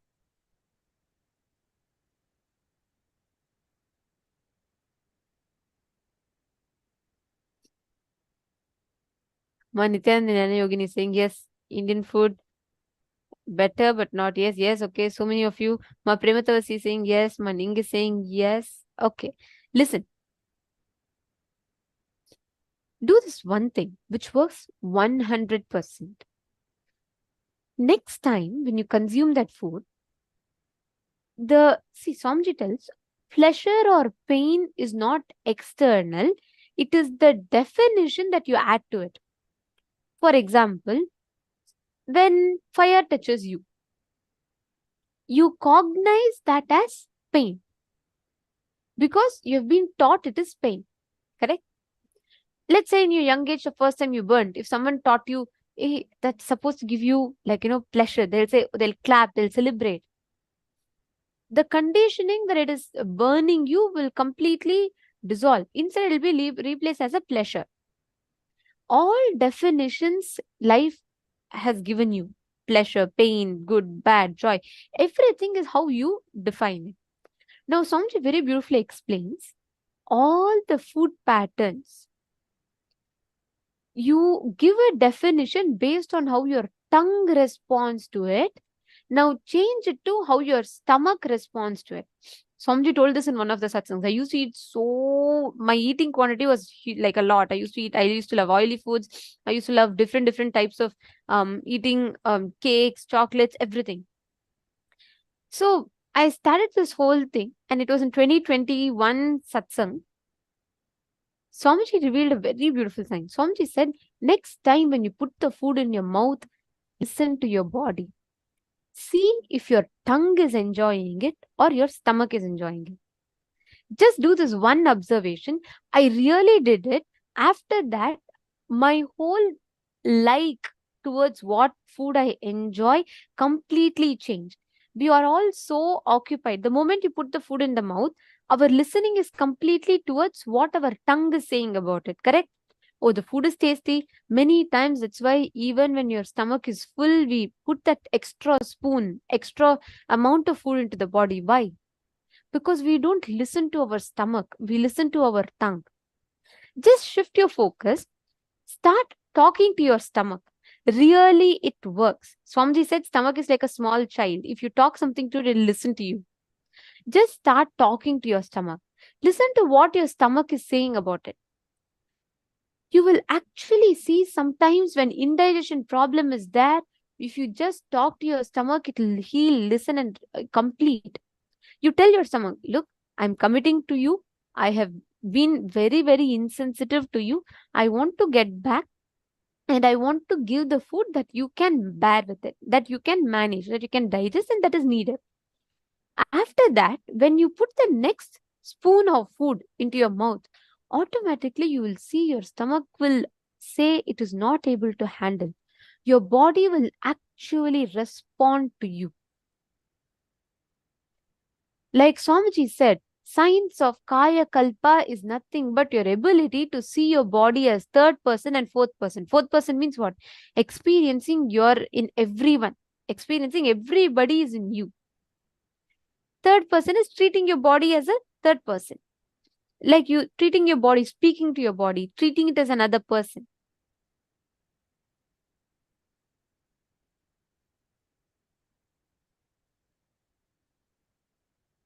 Ma Kerry, see ma, of course, I will not say yes or no to it, because if it's medical need, please take it. But what I would say is, all of these are conditionings that we add to it. So you're saying that you feel you become so weak if you don't eat meat, correct? Tell me, when I say the strongest animal, okay, what do you visualize? You visualize elephant. Elephant is one of the strongest, mightiest animals out there. Elephants don't eat meat. See, our body by nature does not need meat. There are enough proteins that you can gather. But if you actually, I understand. That's why I'm saying, like, if the doctors have told you continue, you please take. I'll not say no to it. I'm just telling, but there are different perspectives that in life that you can add to it. The reason why we all get addicted to something, or you start believing that you can't live without it, is because you are deeply conditioning yourself to believe that, oh, if I don't consume meat, I cannot live.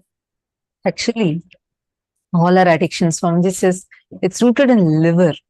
When your liver is having toxins, Your liver has the ability and power to addict you to something.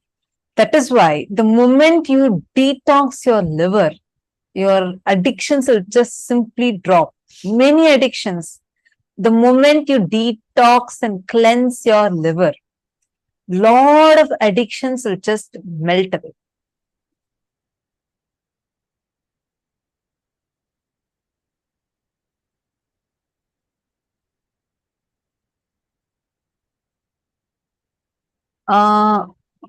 Yes.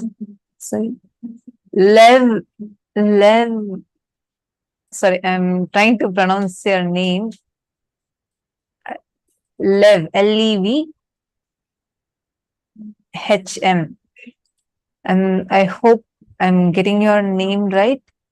Sorry, you posted saying my stomach is hungry because I just decided to start fasting.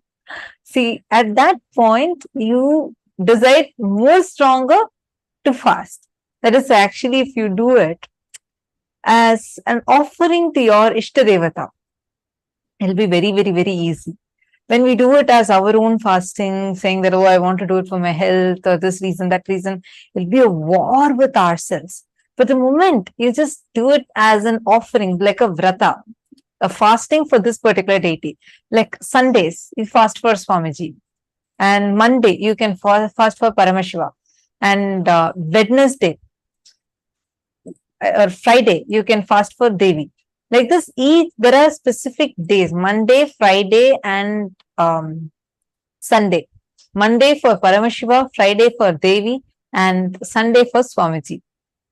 You can just offer it as your offering of devotion and do it.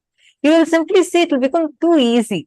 Whenever you do it for Swamiji, at least from my experience, I've always seen, like, I'll not even feel hungry. There are so many times, like, I cannot think normally that I will be able to do dry fast, where I'm fasting even without water. I cannot think of it.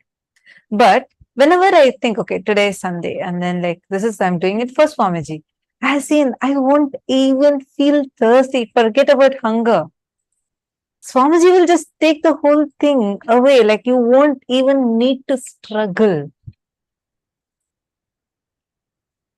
Can we take vitamins if we fast? Yes. The supplements that you want to take, if you are doing 1 day fast or 2 days fast, then it is different. Like if it is a solid, avoid as much as possible and take it when you're breaking the fast. But if you're fasting for a prolonged period and you want to take the supplements, you can take it. The supplements are okay to be taken even when you are doing the fasting.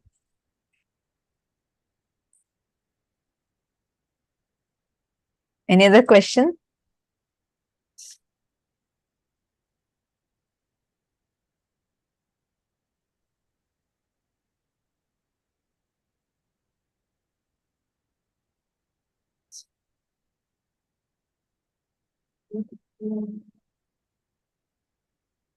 Okay.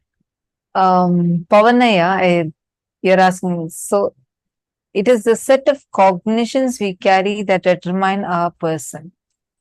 Jiva, Jagat, Ishvara. Not just it determines your person, it determines your experience of the world, your experience of God. The cognitions you carry about you, the cognitions you carry about God, the cognitions you carry about world, each of these affect, influence, and determine the experience of the other. And you have also posted, so is it just the cognition level we are different, where in our logic level and cognition level, we are different from Swamiji. The logic level, length level, it is like you draw a circle, right? The two ends, you and let's say the logic of Devatas, it's like completely different. The distance is too much. And in breadth level, it's like, you're coming a bit more closer. In the depth level, little more closer. Same way, time, little more closer. In space level, we are one and the same. We all are connected in the dimension of space. But I mean, even this right now to say what Swamiji revealed, right, about that whole explanation with parallel universe and how Swamiji is our own future enlightened part coming and talking to his own deluded past part, which is us. I think that completely changes the whole definition now, because it's no more that you are even separate at any level. It is he, it is you. One, you can be rest assured that he is your future. The more and more you say that, even now you feel like I have all the qualities and powers, possibilities that Swamiji has. So if I want, the more and more I remember and connect to him in oneness, I am going to remember my highest possibility and manifest as powers. That is what we are doing as power manifestation. It is like, instead of you having to go through the tapas, the kind of sadhanas, the struggles, ups and downs that you have to face before you realize your ultimate, just through a wormhole, which is what is the initiation, where he just bends space and time and just enters inside you. And he's telling you, wake up, you are me. He's not here. The proposal is not, will you marry me? But the proposal is, will you become me? That is what Swamiji is giving to each one of us.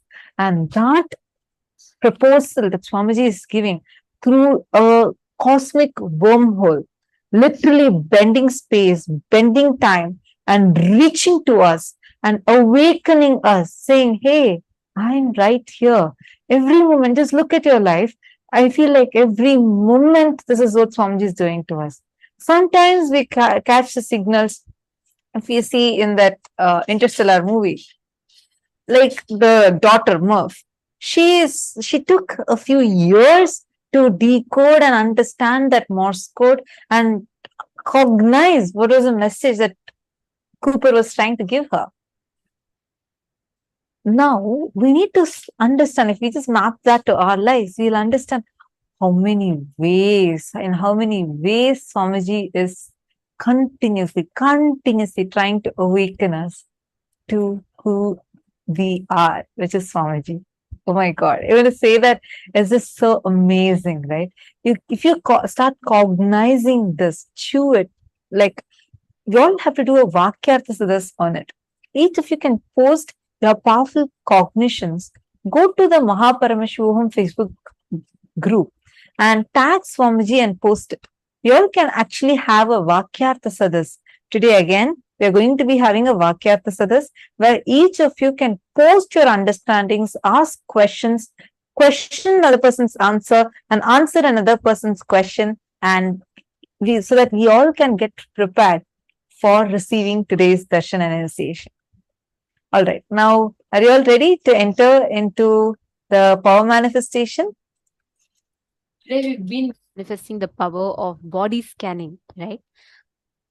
We have the ability to have X-ray vision, which means you can actually see what is happening in another person's body, what exactly they're having, what exactly is the issues that they're having in the body. You'll be able to see even the subtlest things, like let's say blood pressure, or if they have some kidney problems, everything you will be able to see and identify. So let's all enter into the session now.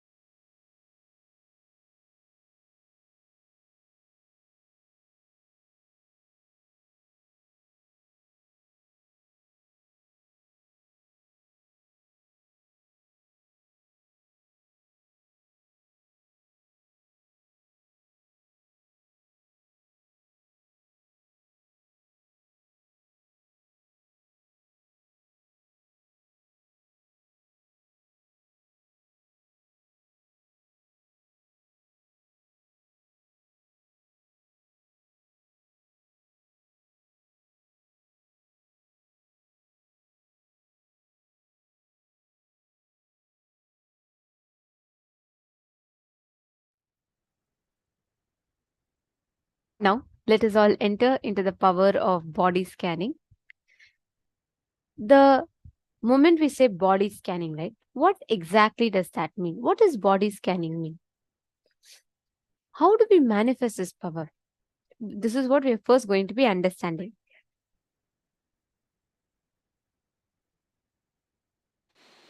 Yes. So the power of body scanning is actually done. So basically, like when you go to doctors, they diagnose you on whatever problems, whatever pains you're facing. Like for example, you have a stomach pain. The stomach pain can even be gastritis, or it can be ulcers in your stomach. It can be anything. So you go to a doctor, and the doctor will diagnose for you and give you the correct medicines. Whereas in body scanning, when you come up with a problem, they scan the root of the problem. Like when you go to the doctors, usually they will just diagnose it, but they will not be able to find the root of the problem. Whereas in body scanning, the power of body scanning, Swamiji will reveal you the source of the problem. From where did the problem start? And with like it can be maybe what kind of thought currents you cherish which led to leading up to the problem. That's why Nithyananda said that she didn't want to get up for yoga and everything, and she manifested fever.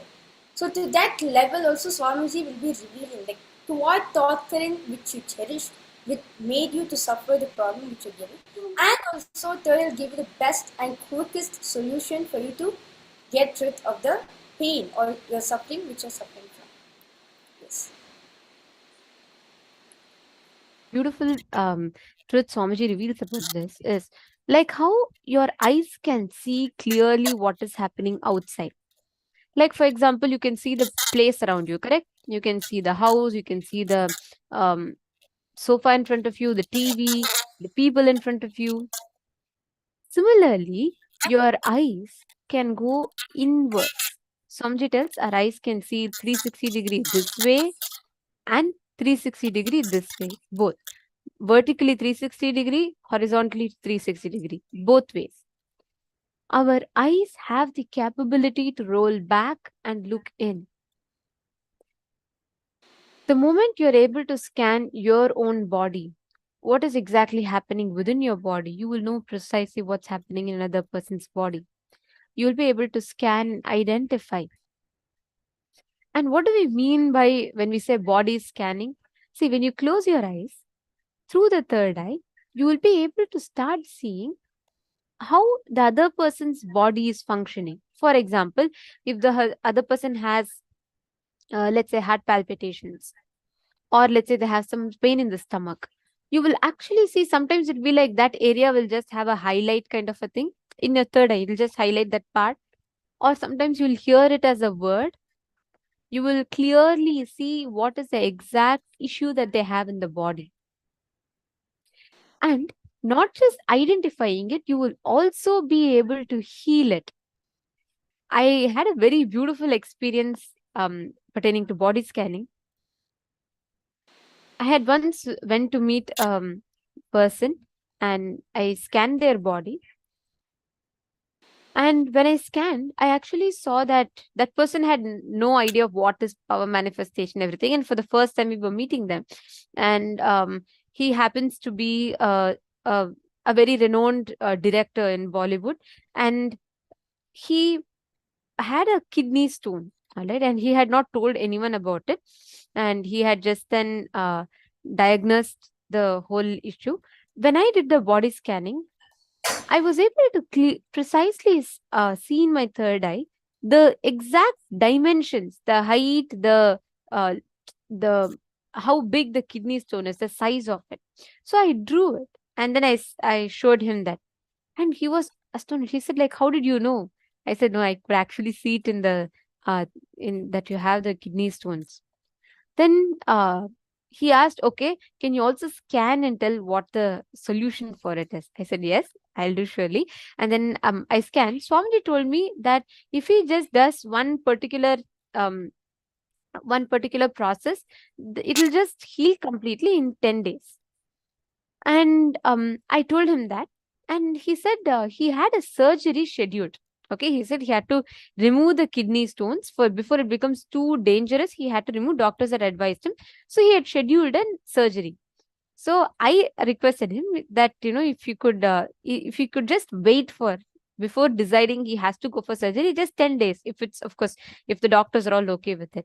Then he was saying, he was very, very skeptic about it in the beginning. He was like, are you sure this is like something, it's not a small thing, if it is going to cost my health if I make a wrong decision about it. So I said, no, I actually can see that your kidney stone is not as serious as it is, and it will really heal in 10 days. The exact solution that it will work. Then he said, okay, I will see, and let me see how it works. And he was not sure, but since I saw a scan and saw exactly the stone that was there, he said okay, he would try. And I actually saw clearly, Swamiji told me in my third eye, I will take care. That was exact words that Swamiji said. So I was like, okay, Swamiji will take care, don't worry. And in about 15 days or so, after the scan, there were other programs and everything, and suddenly I got a call from this person, and he was almost in tears. Okay, he was like, I could actually hear him tearing up. He said, Ma, I really want to meet Swamiji. I said, what happened? Yeah, is everything okay? What's happening? He said, you won't believe what happened with me. His whole tone was completely different. I said, okay, what happened? He said, after the 10 days passed, 11th day or something like that, he started having severe pain. Okay, like there was sharp pain in his stomach. And his family members were concerned, and he said that his family members told him, you should have not listened to that kid, and you should have not like postponed your surgery. You should have simply gotten your surgery done. See, all this is happening like that. And he was so concerned. He was really like concerned that he made a wrong decision. And he said he immediately went to the doctor. He was having that for that last few days, when the 10 days were getting over, in that last few days period. And he could not even pass motion freely, and he had some problem. So he went to the doctor. After 10 days, he went to the doctor, and he said he's like, he's supposed to get a surgery done, and he said he wants to go ahead and get the surgery done. Since he was shooting for a movie in a particular place, he went to the top hospital in that place, and the doctor took his scan, and they came and asked him, what surgery do you want? I don't see any stone in your kidneys. Then he was like, no, there must be some error. I have diagnosed kidney stones, and I'm supposed to get my surgery done. The doctor said, no, there are no stones in your kidneys. I absolutely don't see any stones in your kidneys. Then he was shocked, but he was not very sure. So he wanted to go back to that same doctor who told him he has to have a surgery. So he came back to Mumbai, and he went to a top hospital to verify it. That hospital also said it was a medical miracle, and the kidney stone had completely healed. He went to 3-4 hospitals, and every single hospital told him there's no kidney stones at all. He said, without a single knife, without any single medication, let alone knife, he didn't even do anything other than taking haritaki powder. And there was a very particular solution that I saw through the third eye, which I forget now. Swamiji clearly showed the precise pattern he was stuck in and what he needed to do. Just through that, the kidney stones completely healed. Understand, not just for you, even for others, you will be a medium through which Swamiji can perform these life-transforming miracles in their life. And it's an absolute joy to even be a part of these. Every time I scan someone's body, right, I feel like, oh my God. You will actually be able to see. You will be able to scan others. You'll be able to see if their iron levels are less, it's high, what is the problem. Everything will clearly appear in your third eye. So that is a power which is what we are going to be manifesting right now. First, we will understand what exactly our scriptures tell about this power. Understand, this has elaborately been applied, practice. It is not just like some, some good to have thing. It has been practiced successfully and applied as a science in our Hindu lifestyle. Our ancestors lived with these sciences in their everyday life. There's a very beautiful Shastra Pravana from the Vijnana Bhairava Tantra, which actually speaks about this power. Yes. So the Shastra Pramana for the power of body scanning is taken from the Vijnana Bhairava Tantra, Sutra 54, Dharana 31. स्वदेहे जगतो वापि सूक्ष्मसूक्ष्मतराणि च तत्त्वानि यानि निलयं ध्यात्वान्ते व्यजते परा. The meaning goes, Bhagavān Paramashiva says, cognize deeply that from the subtle to the subtlest constitutive principle, the whole body, Swadeha, or the whole universe, simultaneously consists of the essential reality. They are being absorbed in the source cause, Paramashiva. By the experience of such blissful awareness, one becomes complete from all thoughts, and the ultimate universal divine power, Paradevi, Adishakti, is revealed, and the supreme power manifestation happens. And this exact science that Paramashiva has revealed in the Vijnana Bhairava Tantra was lived, practiced, lifestyle in our Hindu agamas, by our Hindu ancestors. In those days, we had no CT scans, we had no fMRIs, we had none of these modern machineries. But how were our ancestors precisely able to identify what exactly is happening in a person's body? For giving an example of this, I'd like to show you all this picture, as you all see here. This picture is taken from one of the temples, which is present-day Tamil Nadu in India.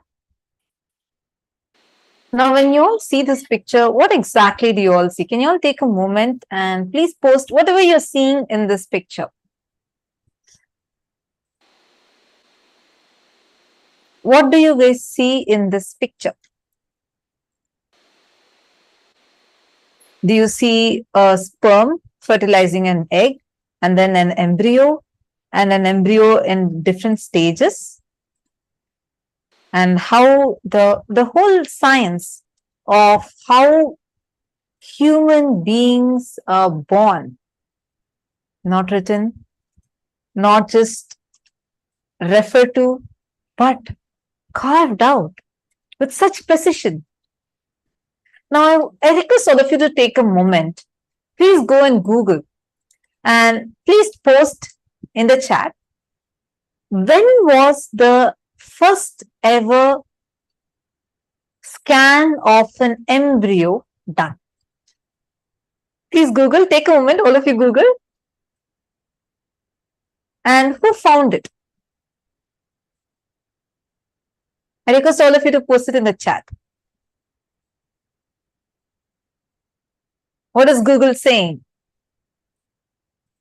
When was the first ever human embryo scanned or like identified? Which year was it and who did it?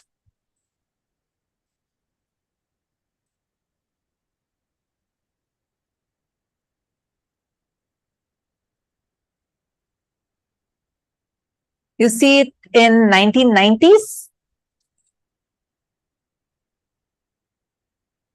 Which year are you all getting? Come on, post it in the group. I mean, in the chat.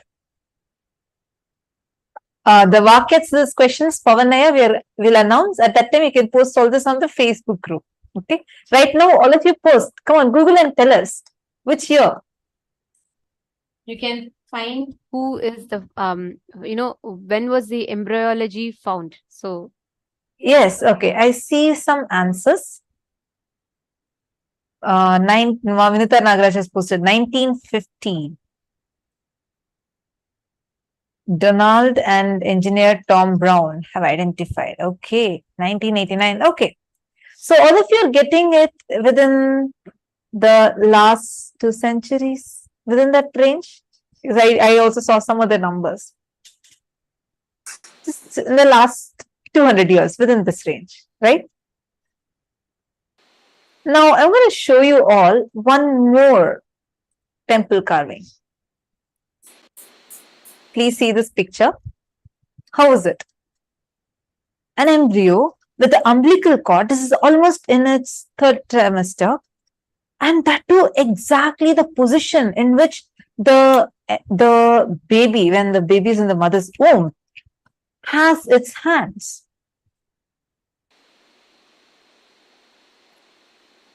How were these discoveries done? according to the modern day science, and as all of you Googled, Google says that till the 1900s, we didn't even have the knowledge of how the embryo looks like, how the baby in the stomach looked like, how was this fertilization process happening. Nobody knew. Then how did our ancestors, the great inner scientists, the Vedic rishis, discovered this? And not just discovered, it was not just a knowledge that only the elite had, because it's carved in our temples. This is Meaning- actually, this carving is from the Varamurtishwara temple. Today also it is like accessible. If you just go to the temple, you will see the whole stages of embryo and development, how a fetus is formed and how it grows, the whole stages of the baby's growth, exactly as per the Garbha Upanishad is carved in this temple. This temple is called the Varamurtishwara temple, which was built at least more than 3,500 years ago. Wow. So that's like much, much, much before, not just a few hundred years before, but few thousands of years before the modern science even discovered this. Now, I want each one of you to take a moment and give a guess. How do you think our rishis had discovered this? Actually, you all can, I know now each of you will be questioning yourselves, because how can Google give an answer like this? Unfortunately, this is the current situation where our Hindu history is just termed as mythology, and our sciences are not even accessible to us. But we have living the carvings are standing tall to prove how advanced we were in our science. Not few hundred years before, but 3,000, minimum 3,500 years before, these carvings had been done. This advanced science, actually, we showed you only a few pictures. The further, there are pillars in that temple showing the cells, cell division, how a zygote is formed, and from there how an embryo is formed, and how it develops into a fetus. All these stages of fertilization is clearly not written, but sculpted as carvings. So it can be beyond your doubts, beyond any other questionings that you may have. So how do you think we, our own ancestors, the Hindu ancestors, had this science? How did we have it? Because the powers that we are learning today, the power of body scanning, is not something new. That is why Swamiji says he is not an inventor or a discoverer. He is a reviver of this great science called Hinduism. This power that you all are learning is the same power that our ancestors, the Hindu ancestors, had used to show, to peek inside what's happening in our body and sculpt it out, set clearly, elaborately as temples, and write scriptures addressing the fundamental issues which even to this date the modern science has not yet caught up. And that power that the rishis had, the ancient inner scientists had, is what Swamiji has revived and giving to all of us, where at the comfort of our homes, we are able to simply manifest the power called as body scanning. And all of these are, you can literally, practically see, experience this in your everyday life. Now, the exact science that we all listen to, you all can experientially see it. First, let's start with scanning ourselves, and from there, you'll be able to start scanning others. I request each of you to just close your eyes. The process is very simple. Just understand this, like how your eyes can see front, your eyes can rotate 360-degree inward as well. Just close your eyes and from head to toe, scan part by part of your body.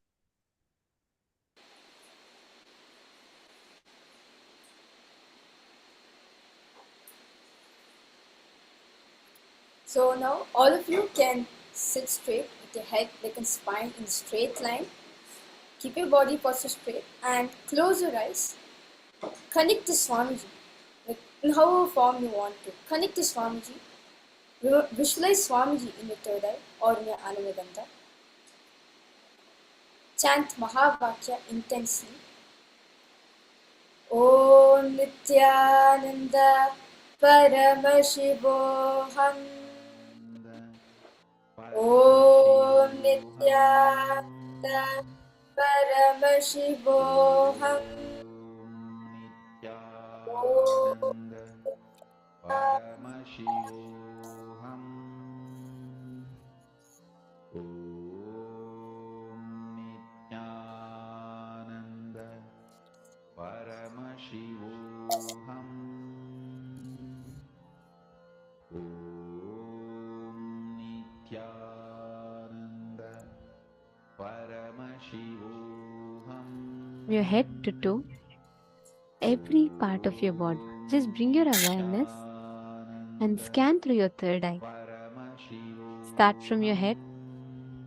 Scan your scalp, scan your hair, scan your brain, scan your whole face. Just bring your awareness to that particular part of your body.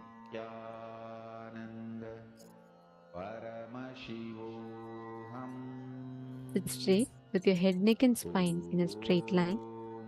Please close your eyes. Manandeshwari, Makareen, I request every one of you to close your eyes.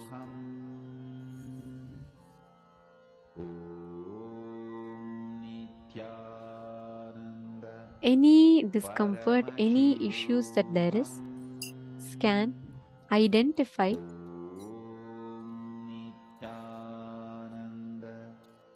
Move from your head to your face. Scan your eyes. Scan your nose.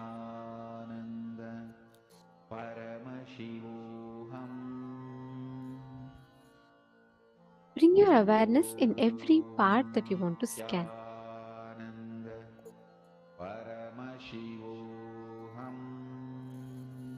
Sometimes if there's an issue, you will see the exact issue, or you will see like a red highlight, like a laser light kind of a thing. Your body will highlight. Your third eye will show it to you in different ways, whatever problem is there. Just connect to Swamiji. You will be able to see precisely every part of your body, what is happening in each of those parts.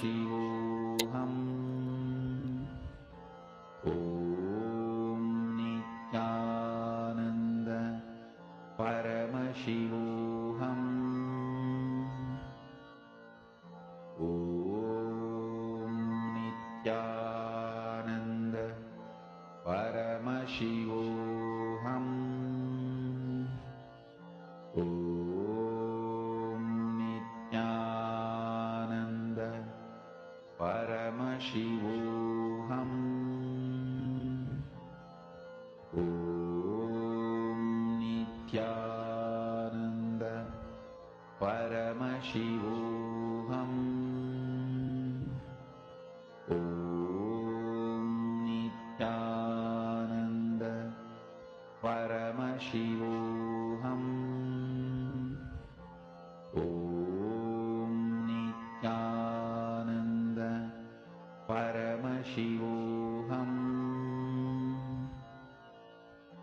Om Nithyananda Paramashivoham. Om Nithyananda Paramashivoham. Om Nithyananda Paramashivoham. Om Nithyananda Paramashivoham. Om Nithyananda Paramashivoham.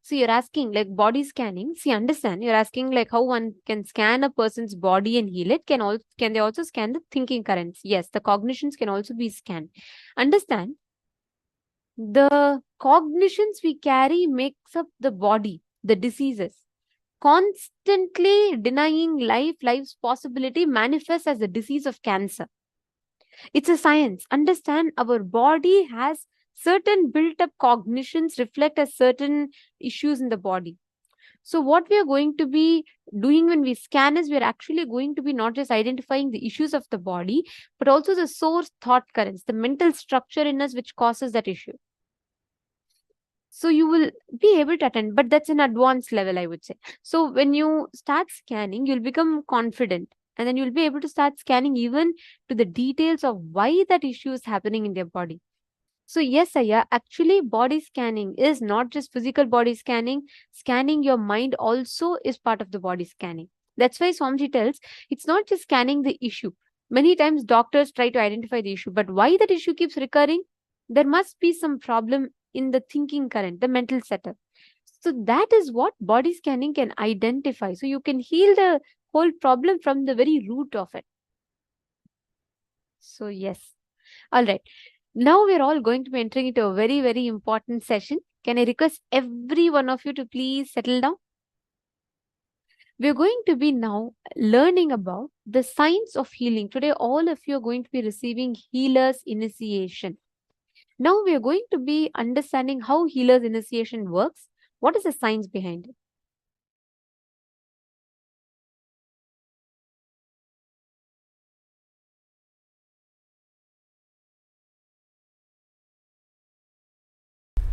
Today, I am going to connect the length, breadth, depth with third eye and body scanning and healing. Listen, still some of you may not be completely manifesting the earlier initiation, but you don't have to worry. That is the way sometimes your system functions. After I tell 50 jokes, you will start laughing for the first joke. You will understand the first joke. No, that goes on, that happens, what to do? So, after I finish the 50 initiation, I can read third eye. அது போன சதாசிவத்துக்கு கொடுத்த தீட்சடா. அது initiation கொடுத்து 1 வருஷம் ஆயிடுச்சு. But what to do? There are some people only. This is the logic with which they function. And it's okay. At least they function. See, fundamentally, I am doing something which is unprecedented, to tell you honestly, which was never done earlier. So the product I am delivering also is unprecedented. So the integrity I demand also is unprecedented. The kind of a whole life need to be just opened and intensified.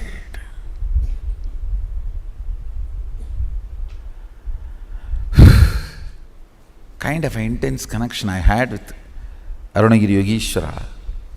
Even with that connection, it took 9.5 months to fully download the whole thing and to fully start manifesting the whole thing. With this initiation, you can change the size, shape of the organs. Understand? Just this one initiation, if you all master, you can just go on living whatever time you want.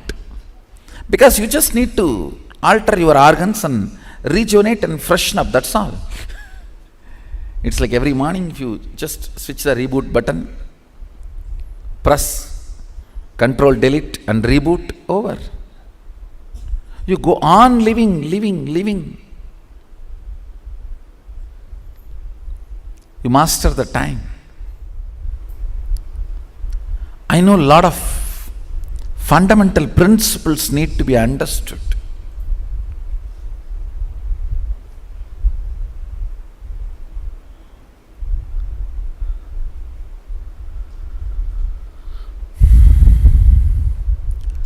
Unfortunately, humanity has moved so much away from nature. Even basic few things look so complicated and difficult. Sometimes I feel like I am living in a different world and you are all living in a different world. It is not few feet distance, it is few world distance. Because the cognitions I carry, the conclusions I have, listen, the cognitive shift you need to have for this initiation. Listen carefully. I'll repeat once more. Hinduism is not faith-based tradition. It doesn't demand your faith. It is integrity-based tradition. It means, let me explain. Listen carefully. There are some fundamental understandings about the cosmos. You commit to understand that and be integrated to that. That's all.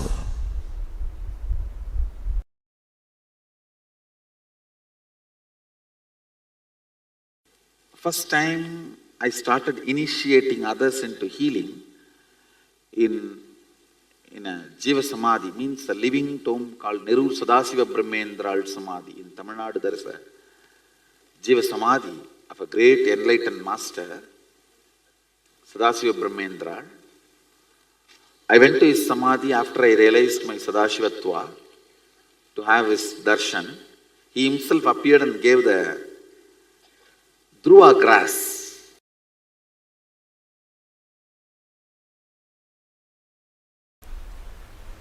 Actually, I feel that whole thing, all of you in front of me, and this whole hall, this mic,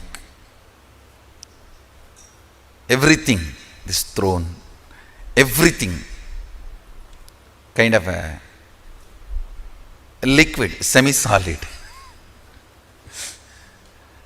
where the bhava freezes into matter, where the ideas becoming idols, in that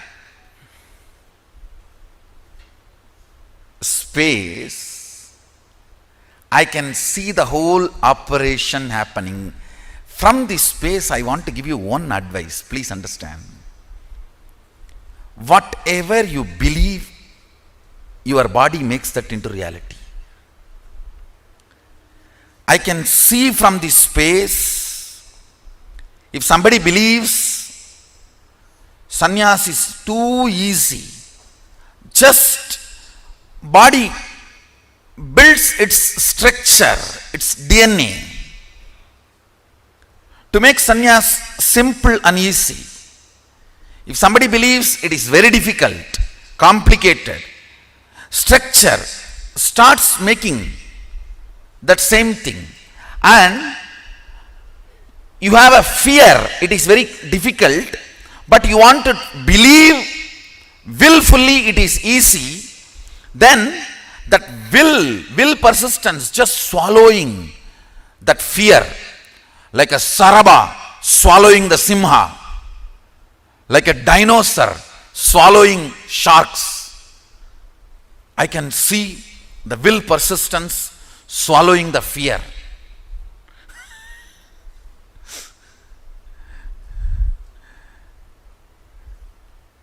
If you feel living in this place is the best, I am seeing you manifest that.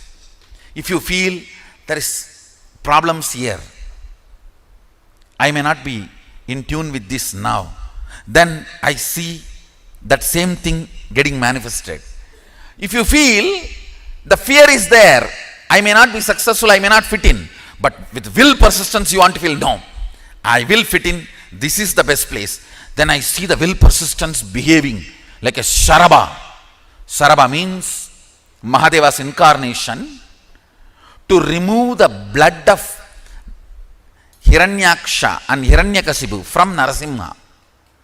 See, Narasimha has to kill Hiranyaksha and Hiranyakasipu in a very raw way, like a physical, violent, eating the intestine, because the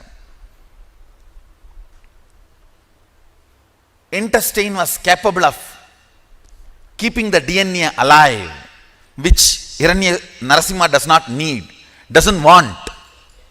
So he has to swallow it. Whatever is said and done, because that fellows have done a lot of tapas, that qualities went and got settled into the Narasimha's body. So now it's Mahadeva's responsibility to clean up Narasimha's body. So he takes up the form of Saraba, means the face of Saraba. Saraba means the lion with elephant trunk and the huge wings. He assumes the form of Saraba and releases Narasimha. I can see clearly your will persistence behaving like Saraba and releasing you from all the damages of Hiranyaksha, all the incompletions. Understand? I am really seeing this whole semi-solid existence. I am actually sitting on the threshold.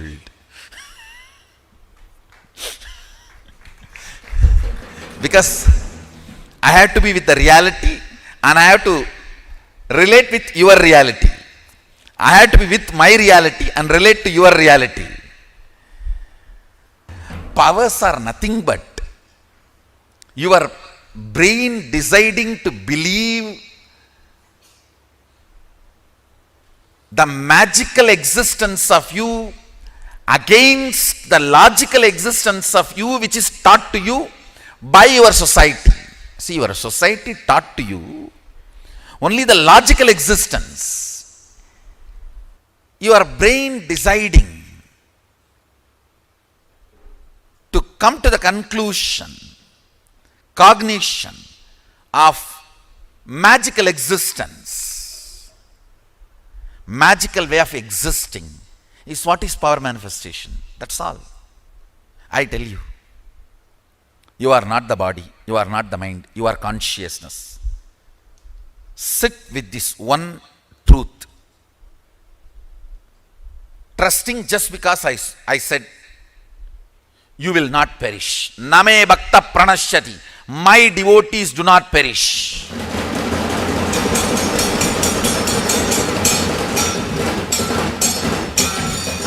When you come to the conclusion, your consciousness, your pleasures will change. Your purpose of existence will change. Why you want to exist will change.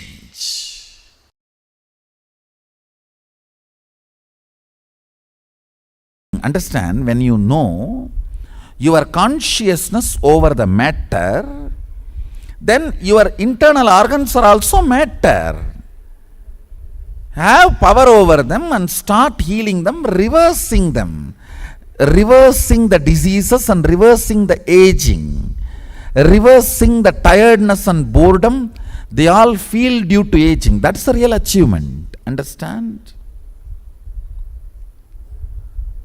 All powers are to manifest what you want in your life as reality. If you are able to materialize something, then start using that power every day in your profession, in your career, in your everyday life. Start moving things in your life. Otherwise, what is the use? What is the use of this so-called materialization or other manifestation of powers. So understand, manifestation of powers is to manifest Ishwaratva. Means, Ishwaratva means being Lord of your life. At least your life. Be Lord of your life. Manifest whatever you want. Go on, I tell you, when you start manifesting whatever you want very casually, with a lot of fun, without much effort, without feeling difficulty or anxiety, even once you feel, will it happen or not? Over. You are no more Ishvara.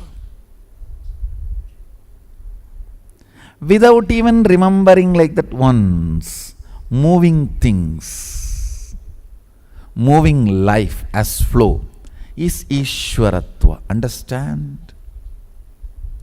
Ishwaratva is the smell of Sadashivatva.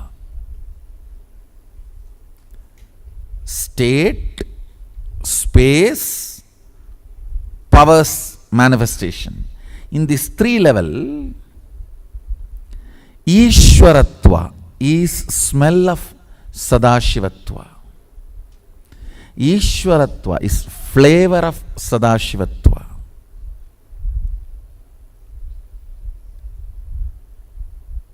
So understand, first thing I want to tell you, no non-integrity business in any power manifestation. Absolute integrity. Whether it is third eye or remote scanning or body vision, any power manifestation, materialization or teleportation, anything, absolute integrity. If you have doubt, be very clear. I am not clear. I think I have a doubt. Let's stop with it. All of you are clear? Absolute integrity. Do not try to bring any name or fame by non-integrity. I do not want. I am very clear. Let integrity be our life breath.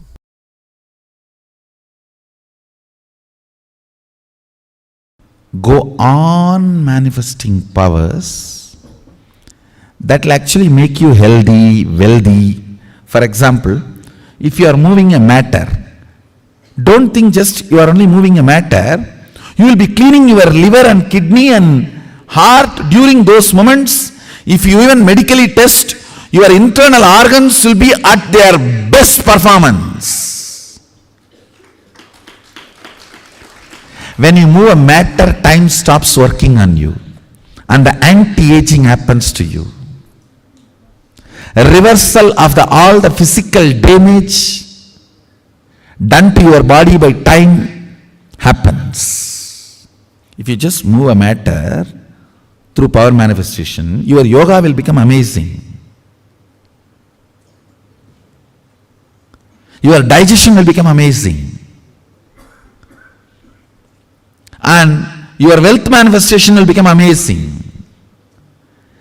Because you need to understand all power manifests from the space of Mahadeva, Sadashiva.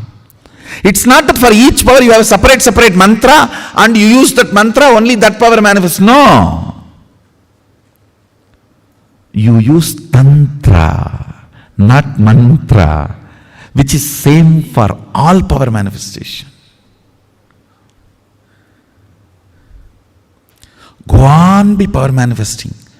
Go on be reaching out to others. Go on be causing.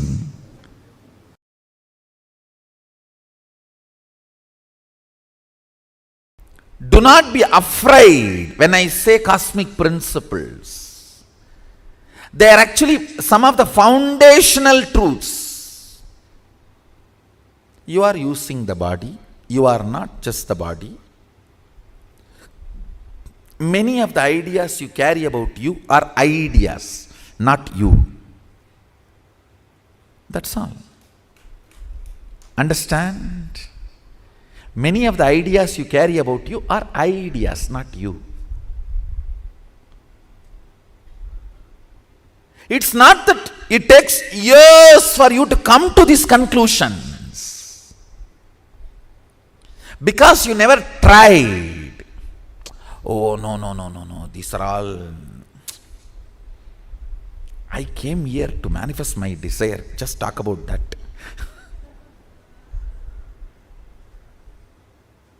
Understand?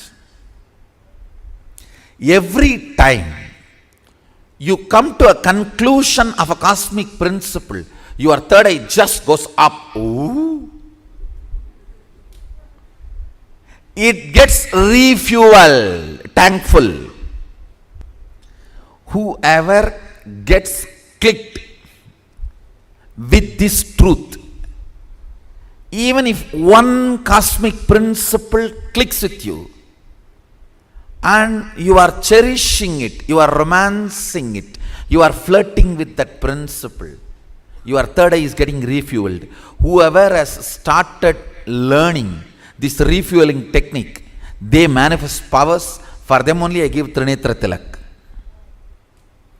It is symbolically saying, I am looking there.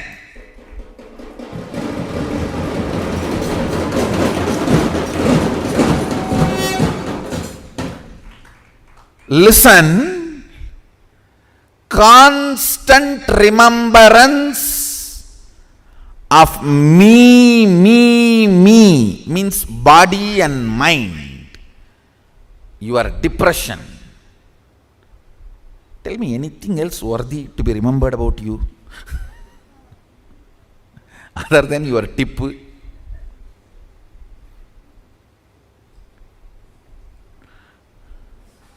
That me makes the third eye go down, pulls down the energy of the third eye, Anya. Literally, it convinces your will you don't have future. It is all impossibility. Impossible. Understand? Many times your thought current about your goal makes you believe more and more impossibility. That is why I tell you, don't think of goal, plan for excellence.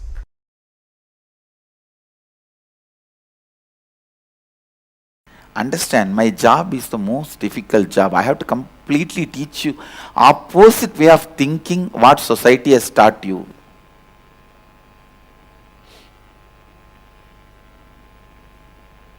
For example, you go to somebody and tell you have a headache, and that person rolls on you, oh, you have a headache, yo, what happened to you, this should not have come to you, and cries and wipes his face on your own sari, does all the dirt. You think, oh, how loving this person is, how caring this person is. But when you come to me, I have to tell you, please tell your innermost being it is not true state of you. Then they think, if you get this headache, then you will understand all your philosophy. They feel I am insensitive. Please understand, I am not insensitive. I am sharing with you exactly what I did to me when I had fracture. This is what exactly I did to me and got healed.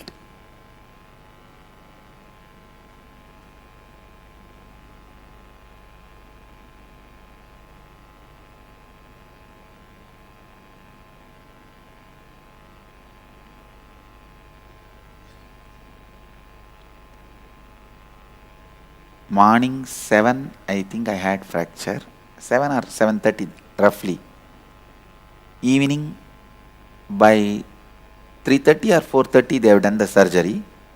Throughout, neither there was a pain nor any painkiller or any other medical care or support. I was just sitting and not even one moment I was unconscious.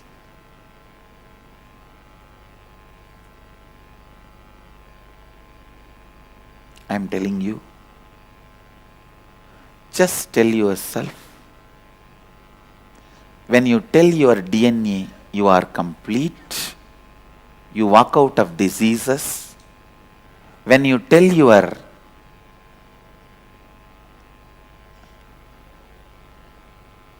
relationship issues you are complete, you walk out of relationship problems and have a healed, complete relationships.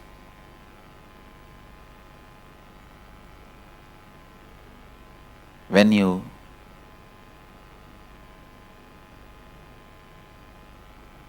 tell your desires you are complete,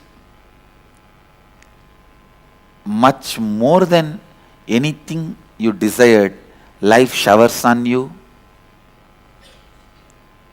When you tell your fears you are complete, no harm can be done to you, how many ever people may try to harm. I am not talking out of arrogance or ego, please understand.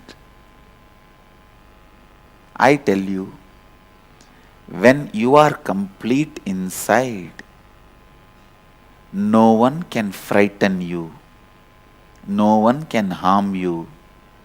Cosmos functions on intelligence.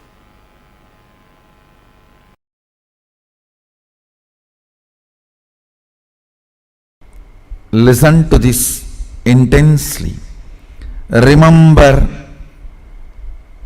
this form in your third eye. Chant this Mahavagya.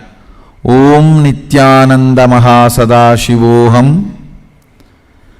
Open your third eye and see, you will be able to scan anybody, your body or any other body. When you scan, wherever there is a problem, see through the third eye from the same oneness space and give instruction, let it be healed and healthy. You will see live the tumors melting, fat melting, stones getting cleansed, fat melting and bodies becoming even shaped. Not just health, you can even bring beauty through this power to yourself and others.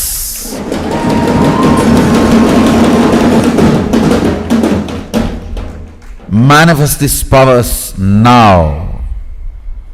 Start playing with them and manifest now. Use this power manifestation.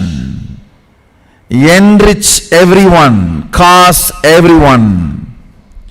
Start working. We will work together.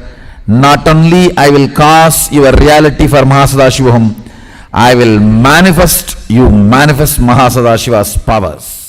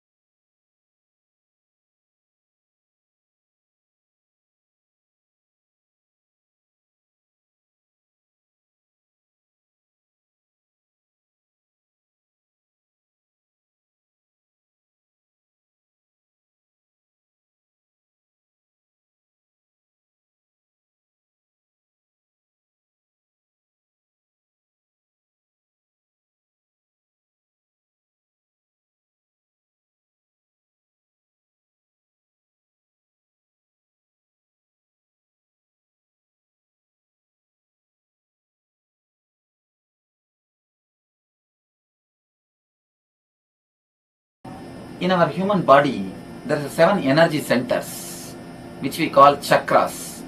Not only Hindus, almost all the great religions talk about these chakras, energy centers. Now in modern day, the Kirlian photography, which is practiced widely in the Russian technology. Kirlian photography is just like X-ray, they diagnose the people 6 months before. 6 months before the disease comes into the physical body, the disease can be diagnosed by this photography. It photographs the auric body, the light body of the man, and diagnoses even the fatal diseases like cancer. So through this photography, now they proved the existence of 7 chakras. Existence of 7 chakras is proved by this photography. Whenever someone chakra is more active or less active, if the imbalance happens in someone chakra, that causes disease. These energy centers, these chakras only manage our physical, mental, spiritual, emotional activities. When some one of these centers get imbalanced, naturally the man falls sick.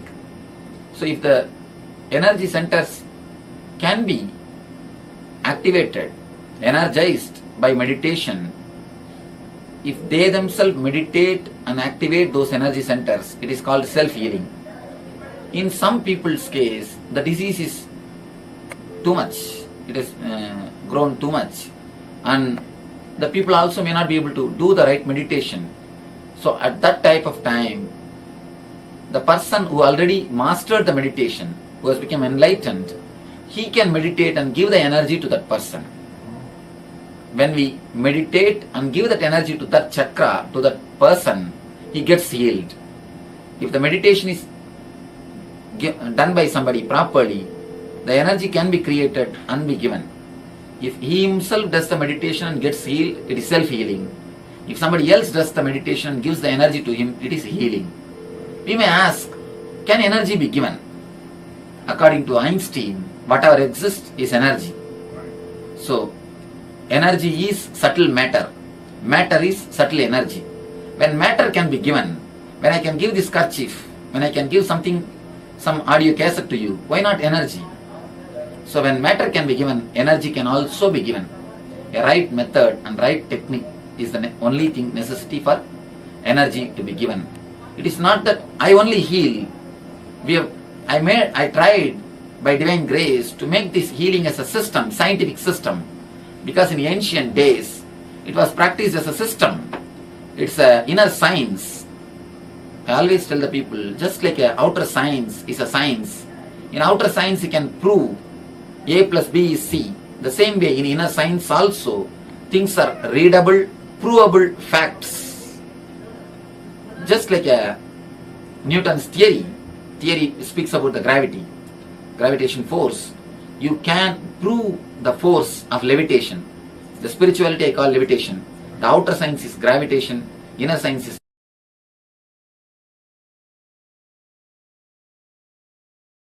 Today the first question.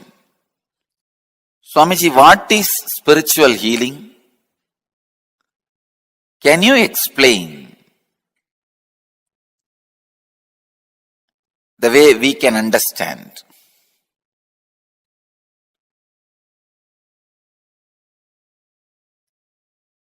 First, I wanted to say few basic truths about the spiritual healing scientifically.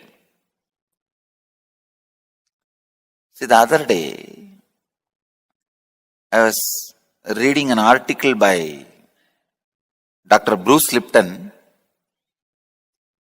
who has done some of the breakthrough scientific discoveries connecting the science and spirituality.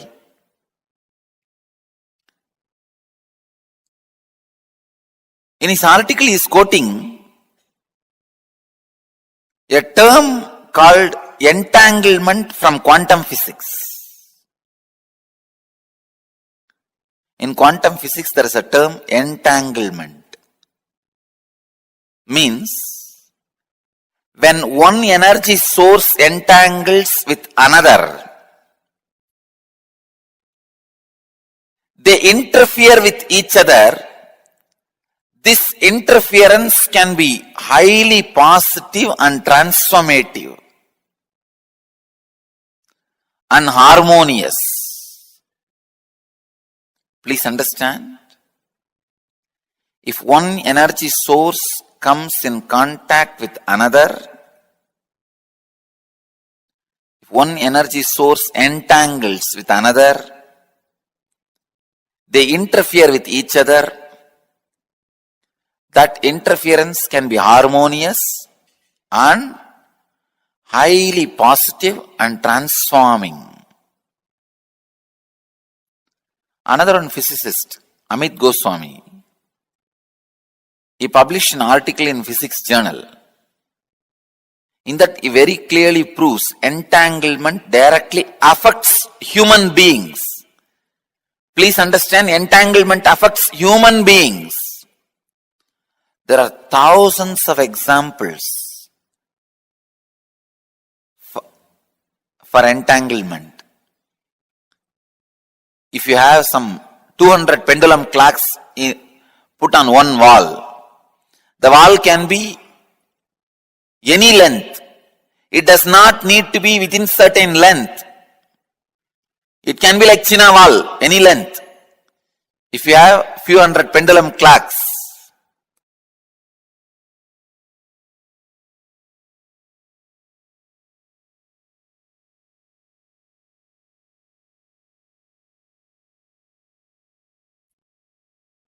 even if it is a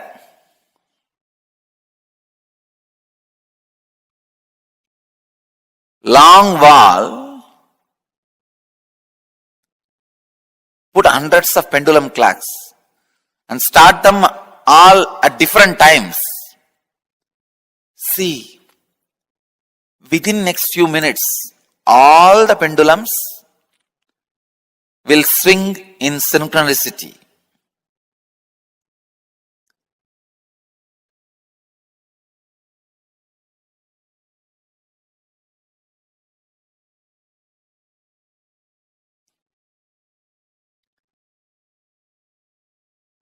Exactly, this is what happens when you come in the breathing space of the healer. Please understand. When you come in my breathing space, this is what happens. Suddenly,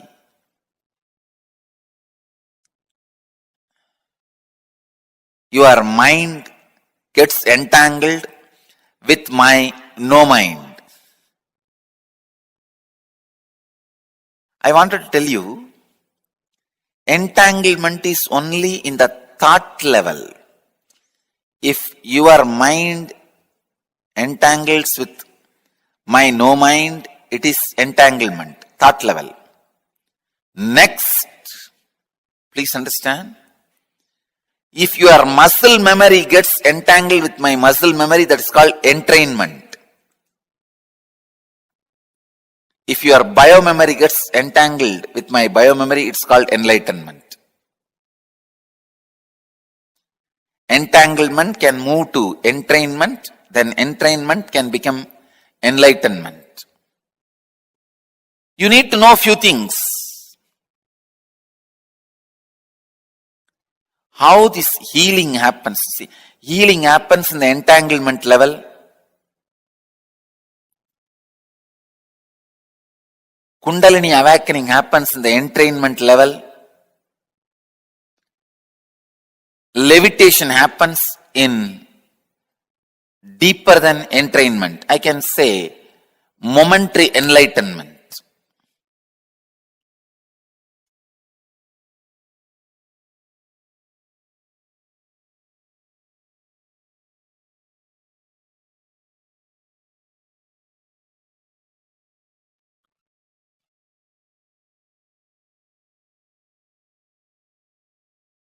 This is very important truth. This truth about the entanglement, because this opens many doors, many possibilities, many understandings.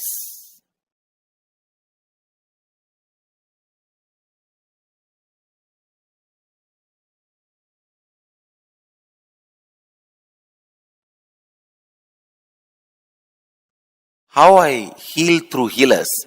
Because all my healers are pendulum clocks. Any other broken little altered pendulum clock, I add it in one wall. Both clocks start swinging synchronistically. Understand? That's all. Each one of my healer is my pendulum clock. If you are little broken, disturbed pendulum clock, if both are hung in one breathing space, your pendulum also starts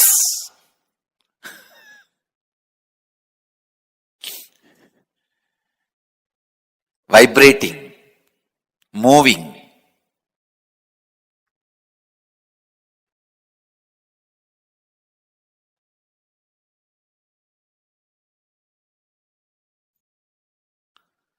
The same tune. And a living practicing healer, please understand, living practicing healer is continuously in entanglement with me. He may be wherever he is. A living practicing healer is continuously in entangle with me. This is what I call physiology of feeling connection. A practicing healer, a healer who lives whatever I am teaching, as long as he retains the feeling connection, the very physiology becomes different.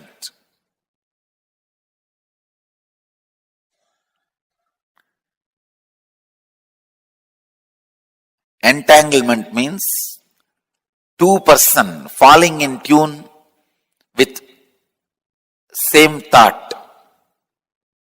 Entrainment means two person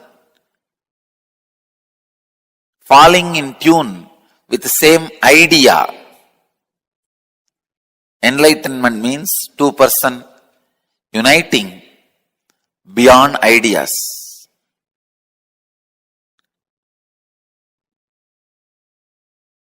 When you unclutch, you are in entangle with me. You are in entanglement with me.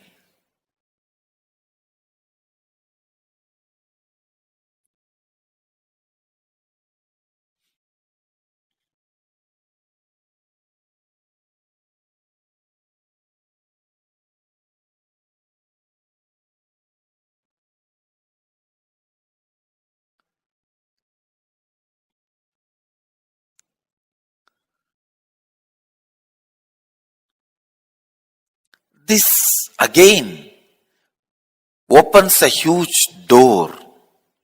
Then is the thoughts of a healer going to affect us? I say yes. That is why I am telling you, go to a person only who is thoughtless and beyond mind. Do not receive healing from ordinary Reiki healers, this healers, that healers. No. Receive only from enlightened being. And all my healers, during the moment of healing, because they are entangled with me, they represent me, and it is equivalent to you receiving healing directly from me. You don't need to worry at all, doubt at all about my healers. Understand? This is the physiology of feeling connection. When you have a feeling connection, your very physiology is different. And feeling connection has its own physiology. When you have feeling connection, your physiology is different. Feeling connection itself has its own physiology.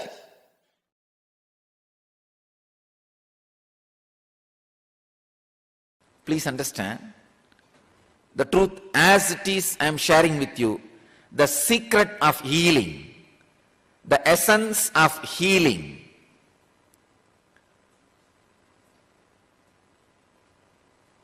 the definition of healing.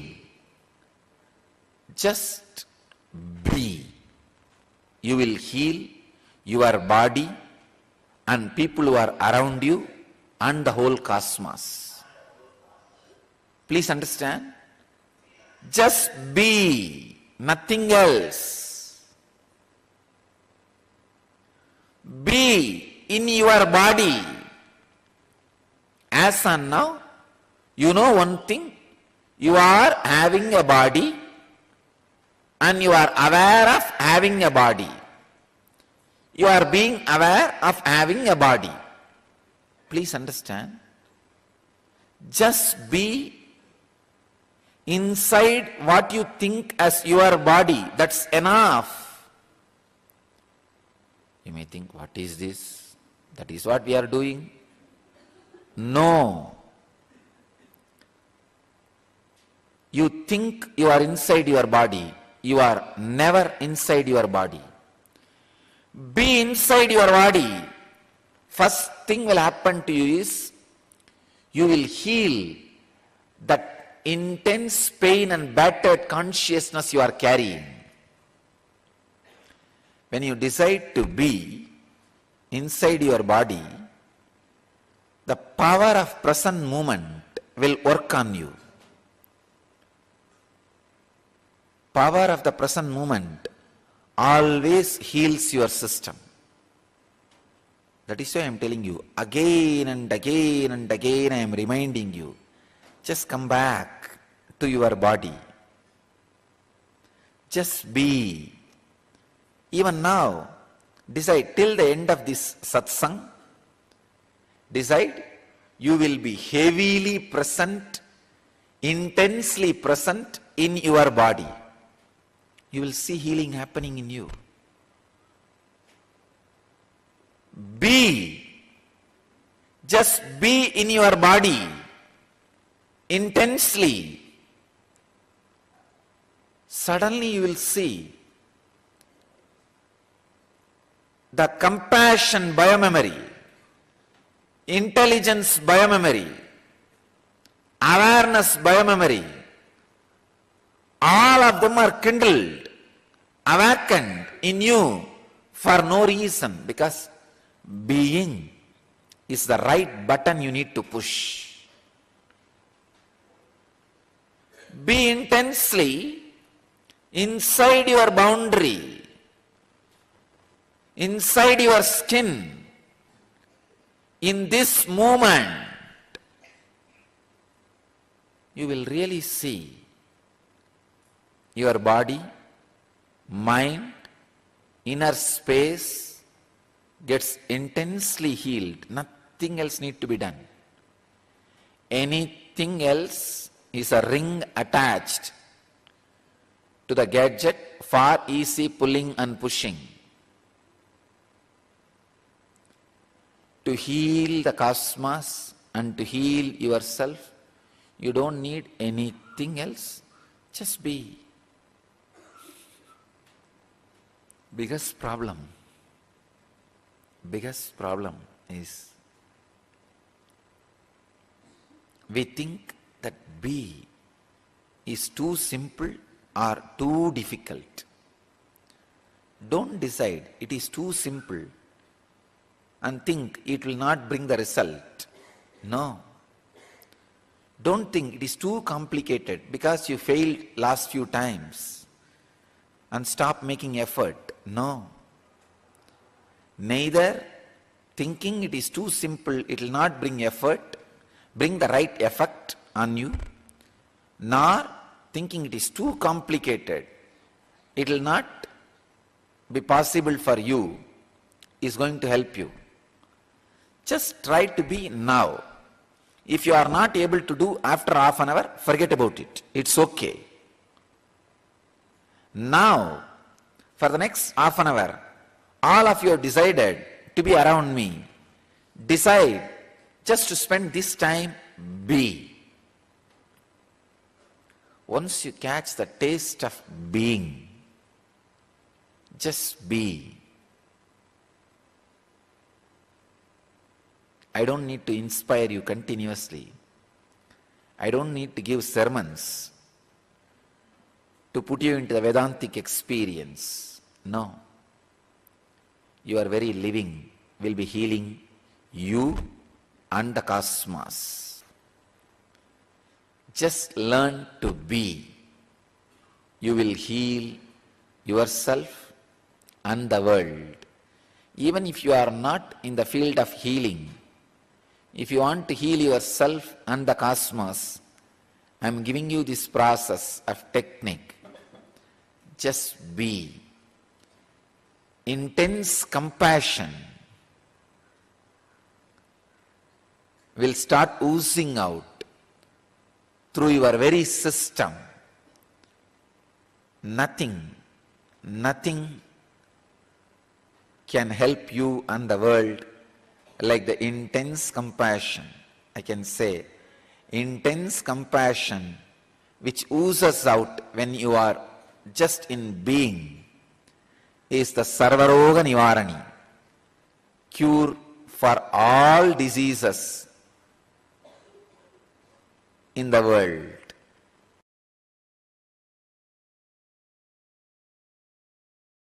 Anandaganda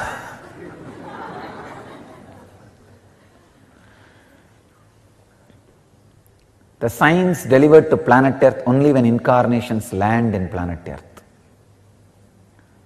I can say this is the ID card of incarnations. Social security number. Driving license, maybe I can say flying license.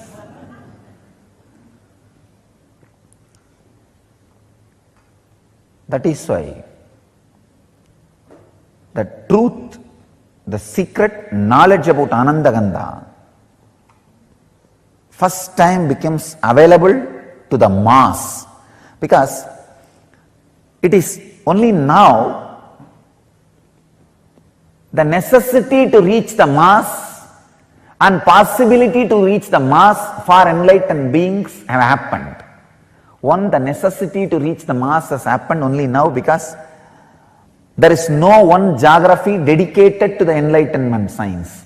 Till my last predecessor, there was always one geography dedicated to these great truths.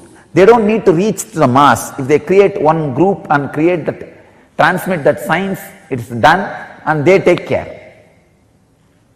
But unfortunately, after the India's independence, worst calamity happened to the planet Earth is the geography dedicated to enlightenment is destroyed. It lost its uniqueness in the name of pseudo-secularism. Understand, real secularism is taking the essence of all religions and using it, experiencing it. But the pseudo-secularism, discarding all great truths of all religions and living your own materialistic culture. Anyhow, so the planet Earth is now swindled. So now the necessity to reach the mass has happened. Second thing, the possibility to reach the mass has also happened. So understand, the need to reach mass and ability to reach mass has happened first time in an incarnation's life. After these two happened, maybe I am the first guy happening.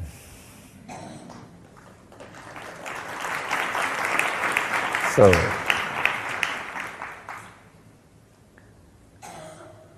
that is why I have to set all new trends. All pathfinders are path breakers. That is the reason the science of Anandagandha is revealed to the world first time. That's a source of superconscious healing. Understand? You have 7 major energy centers. About the 7 major energy centers, almost all religions talk. The 8th energy center, where all these 7 merge, become one with, is what is Anandagandha. That is why I say it is not even a separate chakra, it is a space, source of superconscious energy, where the matter comes in direct contact with consciousness, where the consciousness is directly touching the matter.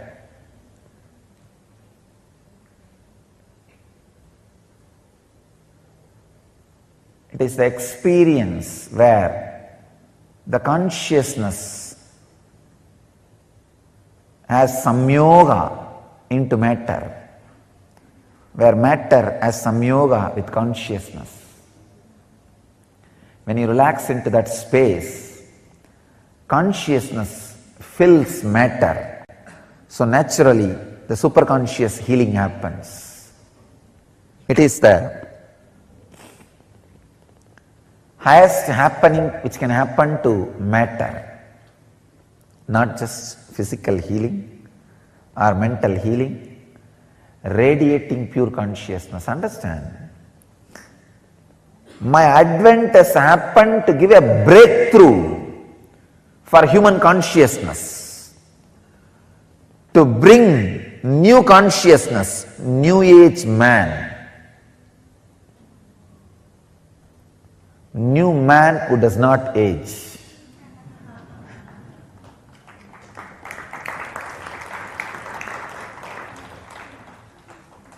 New consciousness, the source of Anandagandha,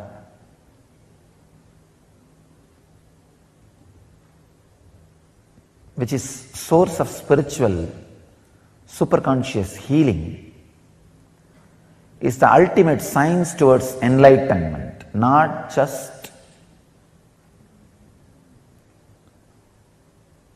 physical healing or mental healing. Physical healing also happens because your very DNA structure gets re-altered when you relax into superconscious state. The other day I was reading a book, The Biology of Belief. A great scientist who has done a great service to spiritual tradition.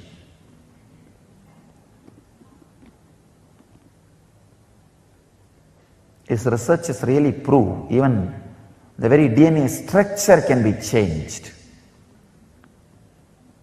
if your consciousness infiltrates the matter. Anandagandha chakra is the door where consciousness can infiltrate matter, where it can fill you.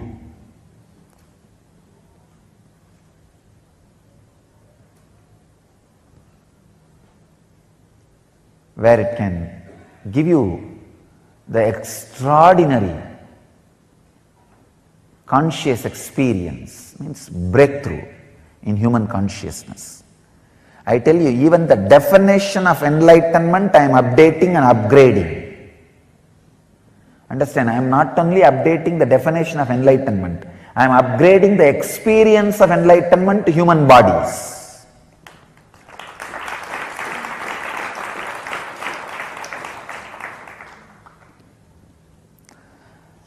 The possibility, the highest possibility which can be experienced in human body, even that highest possibility is being raised.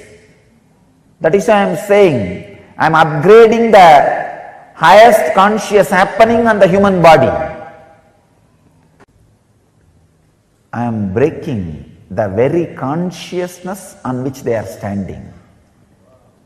I am giving a breakthrough to the whole human consciousness.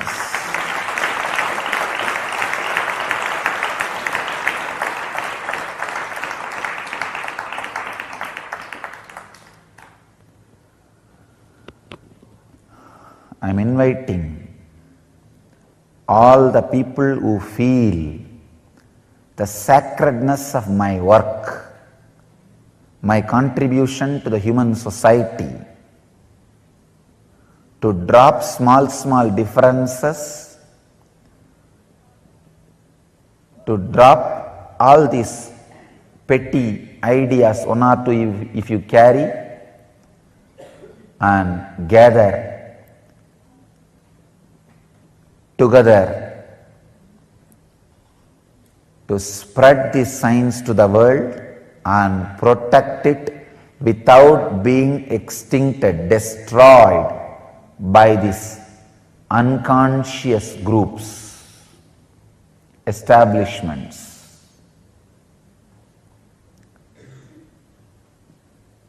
I am giving open invitation. Whoever feels helped by what I am doing, sympathetic towards what I am doing, feeling friendly for what I am doing, feels this ought to be done to save planet Earth, I invite all of you to drop these petty, foolish, small ideas, self-centered sufferings.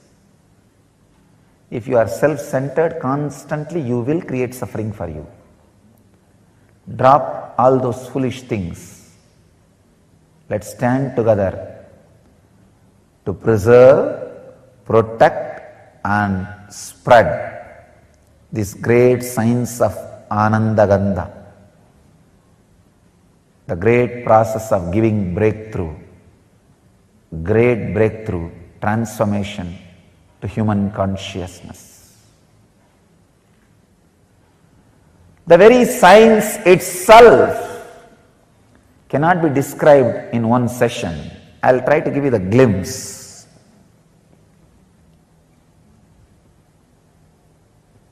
The higher you move in your chakras, the more subtle you become. The subtlest possible chakra is Anandagandha chakra, where you are no more ordinary human and just disappeared into the extraordinary superconsciousness.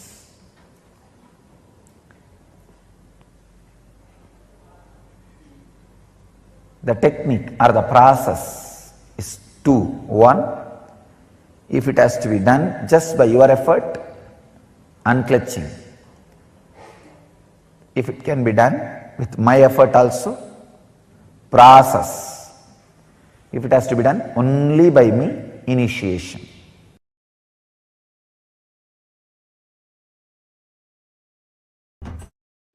This is the bamboo stick for healers to heal others. This stick has a big story.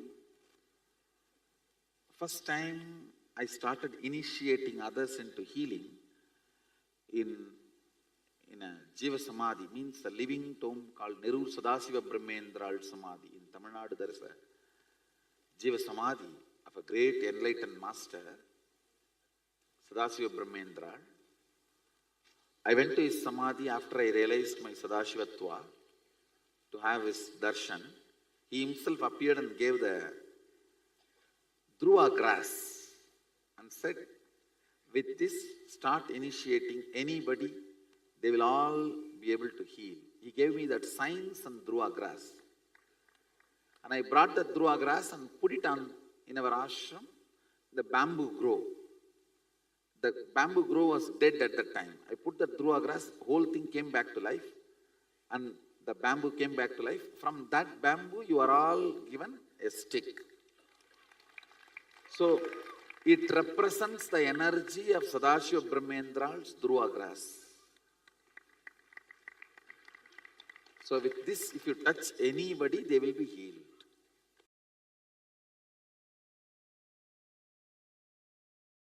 In the healer's initiation, I take the oath till you achieve the state of eternal consciousness. I take the responsibility of guiding you even if I leave this body. That is a promise taken by a master, given to a disciple at every initiation.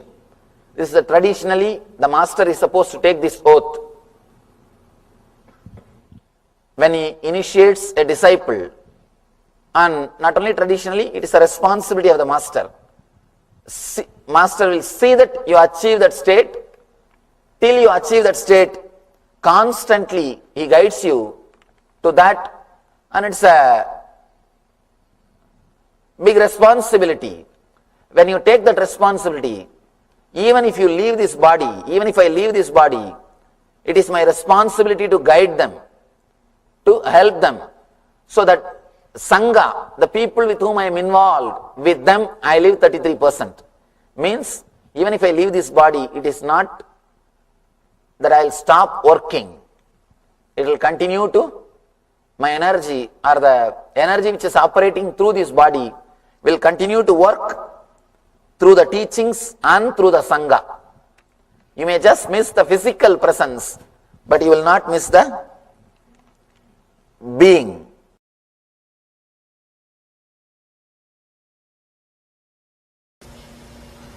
Before you take the oaths, please be aware that to become a healer. That's all. Oath 1. I hereby swear that the power given to me by Swamiji will be used for the service of all, both animate and inanimate. Your first oath is never to refuse healing to anyone or anything in need of it, be they people, animals, plants or inanimate objects. Any personal conflict or difference in ideology should never affect your healing. After all, this healing power is not yours to give or refuse. The power invested in you flows from a divine source, and the divine does not distinguish between right or wrong, saint and sinner. Divine mercy is unconditionally available to all who ask. The healing system I offer you has been created and perfected over the ages by the greatest ancient masters. It is a culmination of centuries of rigorous tapas. In fact, the original system developed by Patanjali was so sophisticated that it was beyond the comprehension of all. But a select few, the great spiritual masters who followed him, poured their life into simplifying the system and made this precious gift of knowledge available to all. In order to cherish this legacy and truly be benefited by it, you must be willing to drop your ego and share this gift with joy and compassion. The only reason you can have for refusing the healing would be if the person is likely to violate your person or property. If he is a thief, if you feel that by letting him in, he may disturb your property or you, only then you can refuse. But please ensure that your personal opinions are not influencing your decision. Actually, after initiation, you will find that this attitude comes upon you naturally.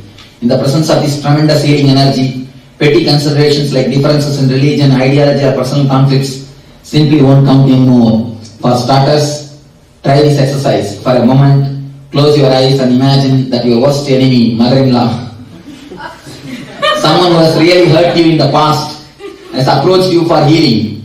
Can you bring yourself to consent? If you feel certain, can you heal him? Without hesitation and humility and love, you are ready to take the next oath. Understand? Even if your worst enemy comes and asks for a healing, you cannot say no.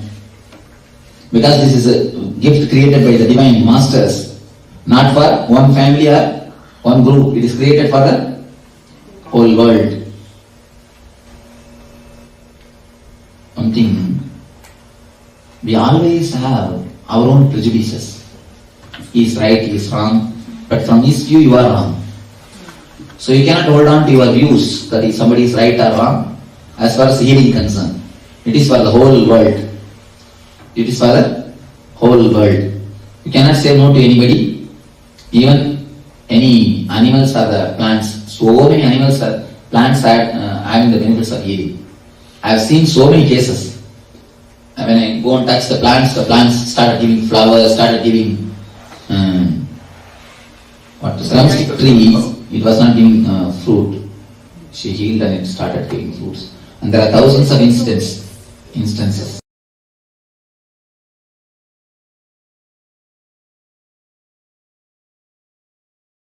Everything can be healed. It's a love energy. It's an energy. It can work miraculous. You know one thing, plants and animals get healed quickly because they don't have intellect. If you see my biography pictures, you will see one cat sitting on my lap. That cat was healed. If you see that person is not having resistance, you can go and tell nothing wrong. Better you tell nothing wrong. Perfectly. Don't think that you are spreading yourself. You will never have that problem. Carry on. How One more thing, there are many people, they heal only their family people, not everybody. Don't do that. Serve everybody. If you heal others, only then you will be able to heal your family people. You see, understand few things that nothing you will carry. Simply you will die without even a cloth. You cannot carry even your clothes. Understand that one thing. When you die, nothing can be taken with you. So why to have, after all few days, it is nothing but few days you are living here. Why to carry unnecessarily so much of grumbling and grudge against people? And here we are going to die, and she is also going to die, they are also going to die. Nobody is going to live. As long as you live in a joyful, ecstatic way. If they want to rule, let them have their rules and let them have a regulation. You just safeguard your life without being disturbed by them. Just don't bother. Don't carry any wound in you. By carrying the wound in you, you will be continuously disturbing you. I always tell you, if you carry grumbling and grudge in your being continuously, that is the wound. That only becomes cancer. Cancer means don't think only the cancer is cancer.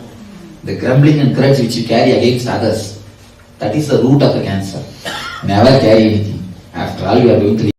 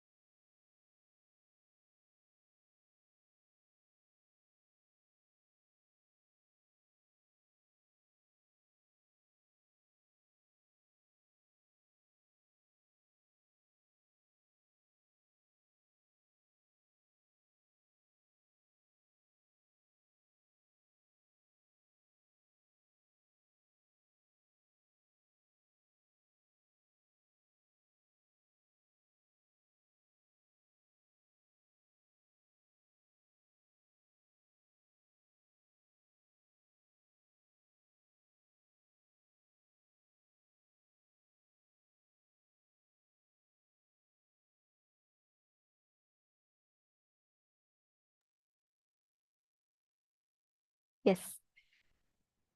Swamiji revealed such an amazing science of how exactly the healer's initiation works. Understand, each of us are going to be receiving this very initiation today. Our body has the innate ability for it to heal itself. Our body has the power, the ability for it to heal not just itself, even others.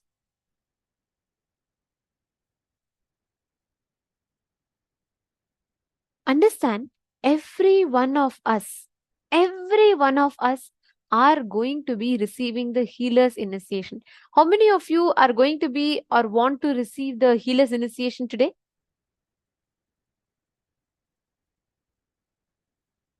How many of you are applying for the healer's initiation? Can I request you all to put yes in the chat?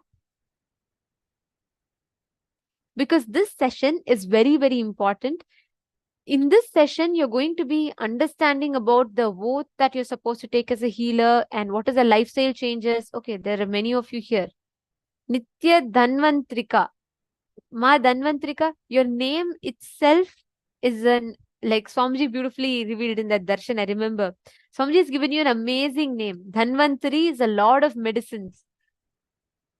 So your spiritual name itself, Nitya Dhanvantri Shaktini, right? That's your name, correct? Your name itself is such a beautiful one that Swamiji has given. Yes, Ma Xiangying Zhao. We'll be explaining to you about Ananda Gandha. Okay, Ma Yingzi, Ma Yingzi Yi. I see your me 10 times. I know you're so eager to receive healer's initiation. The best news is all of you are going to be receiving the healer's initiation today during the darshan. And can I request every one of you to please settle down in the camera, because this session is very, very important. Only those who attend this session can receive healer's initiation. If you're not in this session and if you're not attending this session, it is not counted as healer's initiation. You will not actually be receiving healer's initiation today, because only with this session and who understand the lifestyle and take the healer's vow can actually receive the healer's initiation. I request every one of you to please settle down in front of the camera.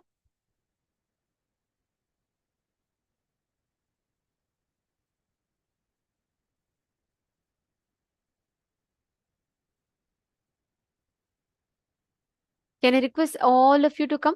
How many of you are listening? Please put yes in the chat. How many of you here are listening?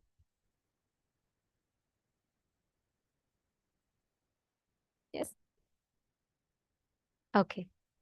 Thank you. In the mail room, can I request all the participants, whoever is listening, can I request everyone to please come in the camera? Ying Zhu Sho, Vidya Rupan Ayya, Nikhil Thakurji, Arvind M. Ayya, Antriksh Anandaya. Okay, thank you. Manoj Talwar Ayya, thank you.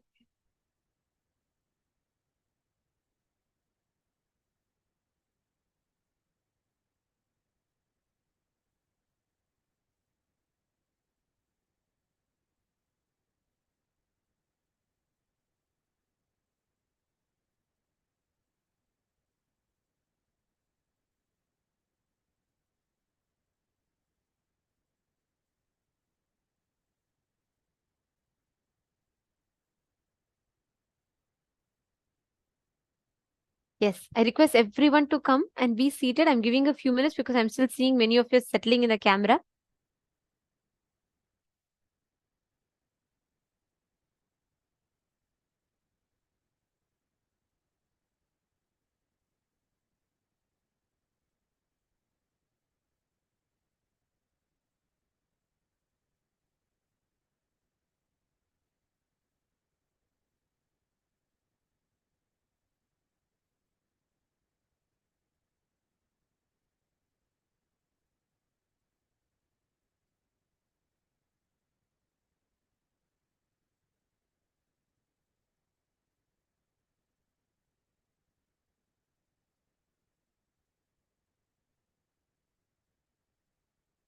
Okay, great. Now I see all the participants have settled.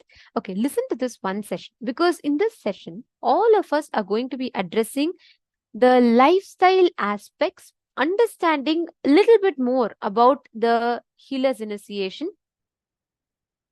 And can I request Sunil Yadavji, Piotr Vajtaya, Chaikun, Fabio Bruno, Digambaraya, Vinodaya, Bhaktaya, Travis, Vankyon? Can I request all of you to please come in the camera? This is an important session, so just want to make sure that every one of you are here listening completely. Pavanaya, actually healing others is not at all a difficult job for us. You will understand why. I'll explain you all why. Okay. Now, we're going to be understanding about what is healer's initiation. Healing. Understand, every one of us have inherent ability to heal ourselves and heal others, which means any issue you have in your body, you will be able to heal it completely. Now, today, all of you are going to be receiving two types of initiation. Please listen very carefully. The first initiation you will be receiving is initiation to heal yourself, which means any problem in your body, you will be able to heal it. For that, there are no restrictions. That's fine. But if you want to heal others, let's say you want to receive the initiation where you manifest the power of healing others. For that initiation, you should not be drinking, smoking, eating non-vegetarian food. You should not be doing this, and there are further lifestyle changes that will come. So if you want to have the initiation where you are going to be healing others, today you are going to be receiving that, and there are few changes, lifestyle changes that you will have to do, which we will be understanding further. First thing, understand, when you meditate, when you practice, right, the healing energy, you will have a beautiful continuous energy flow. When you are receiving the ability to heal others, you should not be drinking alcohol, you should not be consuming non-veg. When I say non-veg, I include egg, even mushrooms and yeast. You should not be consuming any of these items. Understand, when you are healing, right, your body literally receives the high energy. Like your body goes into an extreme, intense, higher frequency. And in that high level of energy, if you drink, let's say if you consume alcohol, alcohol has the ability to pull your energy down. It gives you a temporary hormonal surge and pulls your energy down. That's why after drinking, many people feel like, they still feel that after party effect. They feel heavy. They feel like still, haze. They can't think clearly because alcohol brings your energy down. Now, the high energy of healing and the low energy of alcohol would oppose each other, and you will not be able to heal. The energy will be consumed in cancelling out each other. You will not be able to heal others. That is why you should not consume alcohol. Not just that, indulging in these practices actually creates a negative effect on the body. You should not have any kind of alcohol. You should not take any kind of substance, drugs. There should not be any alcohol, drugs, no smoking, no non-veg. None of these are allowed. Even non-veg you should not consume, because non-veg directly opposes your muscle memory. If you consume, let's say now you're having a certain pattern, structure, muscle memory setup. Now, when you consume an animal, you are also consuming the pain, suffering, and the muscle memory of that animal into you, which means all the struggle, the fear, the panic, the pain that the particular animal went through is transmitted into you, is transferred into you. Understanding? So, the non-vegetarian food will completely I would say completely mess up your system, mess up the inner mechanism in you of what you can, how you heal others. It'll completely confuse you. It'll constantly put you in depression. It is scientifically established that people who eat non-veg go through depression and stress levels 10 times more than a person who does not eat non-vegetarian.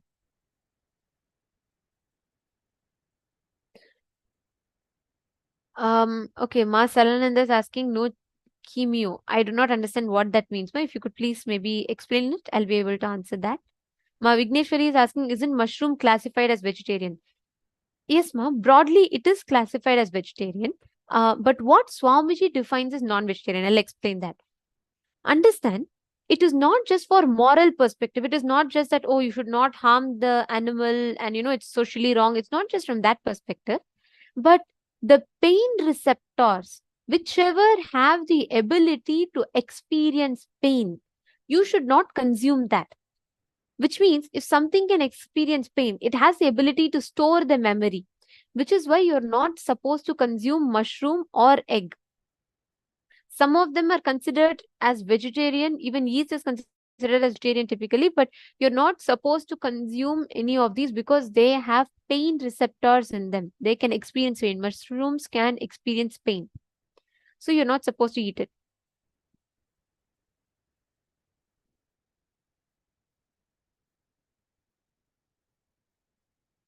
Ma Hilde is asking, Ma, can you please explain why eggs? Because, Ma, eggs is having, if you're saying if there is no chicken that is born and why you can't eat eggs. Okay, understand, Ma? Eggs also is a potent life energy. It has the ability to store pain.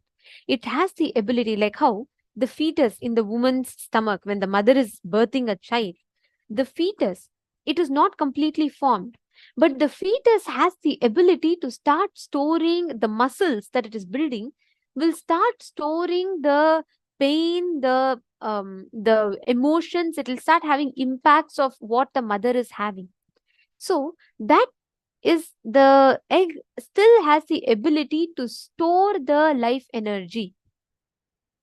Whether, see, ma Hilde, how it is, I understand what you're asking. Even if the male component is not there, the egg is still the source of life.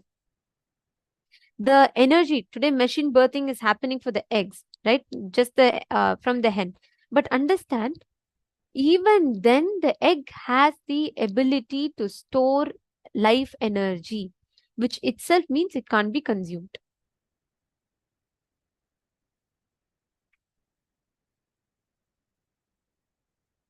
Organic goat or buttermilk is okay. Yes, goat milk or buttermilk or even cow milk is okay, ma.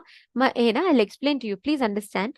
Cow milk is not restricted. You can have cow milk. You can have milk. Milk and milk-based products are not restricted in Hinduism, nor does Swamiji restrict. There are no such things. The only thing is, because Kailasa abides, Swamiji stands strong for ahimsa. Swamiji does not tolerate any kind of violence towards any species. That is why Swamiji has ordained that all the Kailasas around the world only consumes violence-free milk, which means today many of the cows, almost all the dairy farms, after the cow starts giving milk, after the cow stops giving milk, this cow is sent to slaughterhouse where it is butchered and it is sold as beef. That is completely like, Swamiji is completely against any form of violence, and this is not tolerated. That is why Swamiji tells you should not encourage those industries that are torturing the cows. If you are growing cows, let's say you're bringing up cows and you will not slaughter them, you are bringing them with love, you can surely consume the milk. Actually, the cow itself will give extra quantity of milk apart from what its calf gets. Swamiji tells two things, ma. One, the calf should get the first right of the cow's milk. After the calf finishes drinking only, the human should take. And the cow should not be sent to slaughterhouse. It should not be tortured. If the dairy farm that you're buying from is abiding to these two, you can consume it. So if it is non-violence free, you can consume it. Not just cow, even goat milk, anything is okay. I'm not understanding what is spiruline, ma. So I'm not sure. Ma Jnana Yogini. I do not know what is spiruline in particular, so I'll not be able to give a definitive answer for that. I'm sorry. Yes, Ma Xianging Zhou is asking, can sweet potatoes, taro roots, and yams be eaten? Yams be eaten? Yes, you can eat them. That's fine. Ma Hilde, see, yeast also is an organism that is developed enough to store pain. That yeast bacteria can actually store pain. That is why you're not supposed to eat them.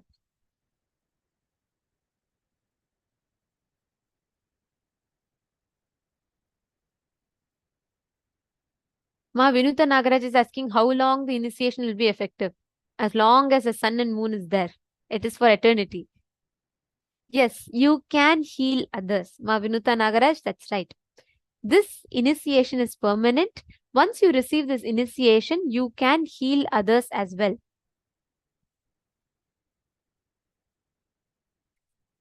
Okay, Ma Madeline Portuguese is asking. Okay, there are a lot of questions coming in.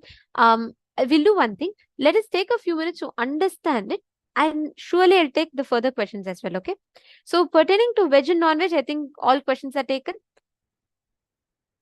Any other questions? Any of you have? See, the context is very simple. It should not oppose the existing energy. Trees feel pain. Salads can't. You're asking. Okay, Laurent is asking this question.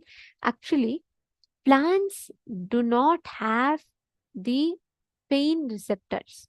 The plant do not perceive pain. So that is why in Hinduism we take and consume the plants, we consume from the trees, we consume these as food. Loan is asking what to eat on a daily basis. Come on.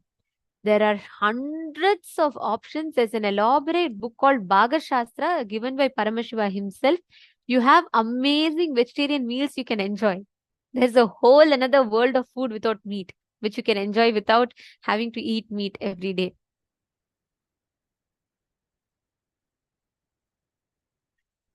Yes, Everardo Alfaroya, like I said, milk is okay. Just check and make sure that milk is non-violence free.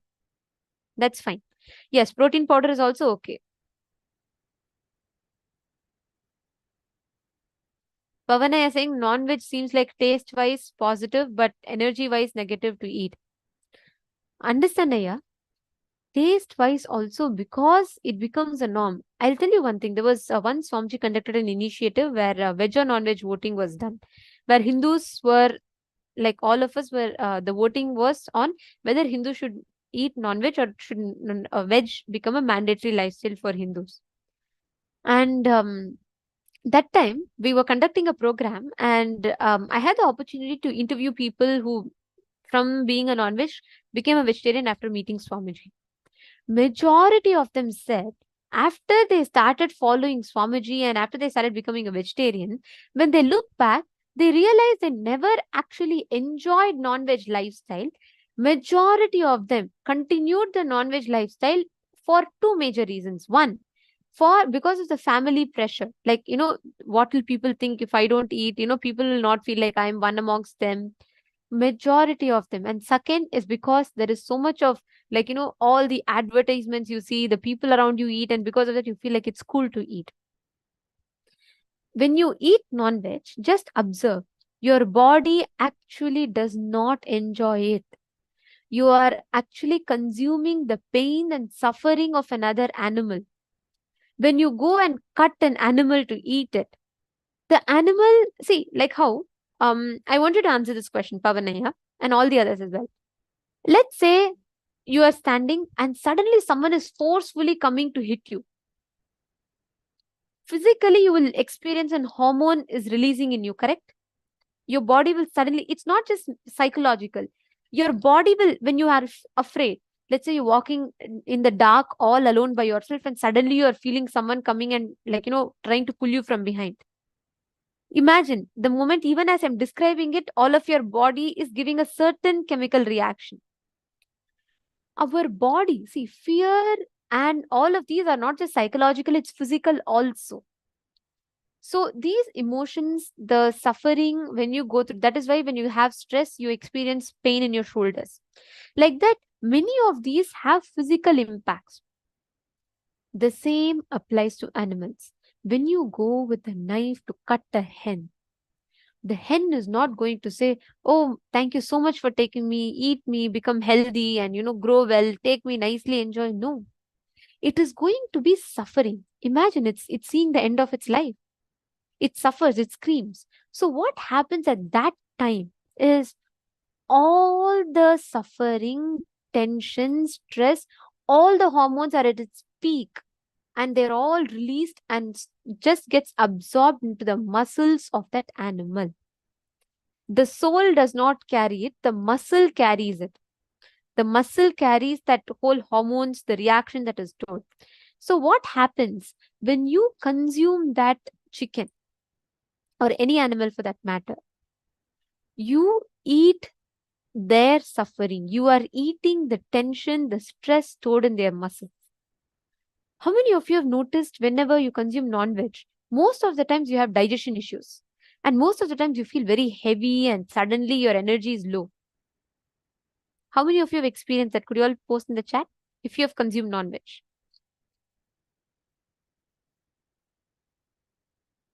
Yes, I see so many yes.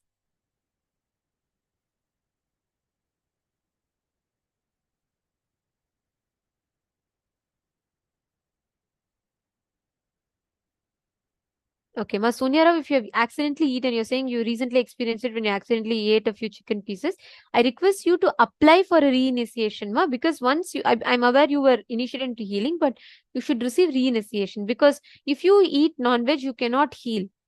If you, let's say you eat non-veg after receiving healer's initiation, if you consciously eat, like knowing you're eating non-veg and you're breaking healer's initiation and you eat, you cannot receive a reinitiation also and you cannot heal. If you unknowingly ate, unconscious, it was not like purposely you went and ate, then you should apply for a reinitiation, otherwise you can't heal. Even if you accidentally ate, you can't heal.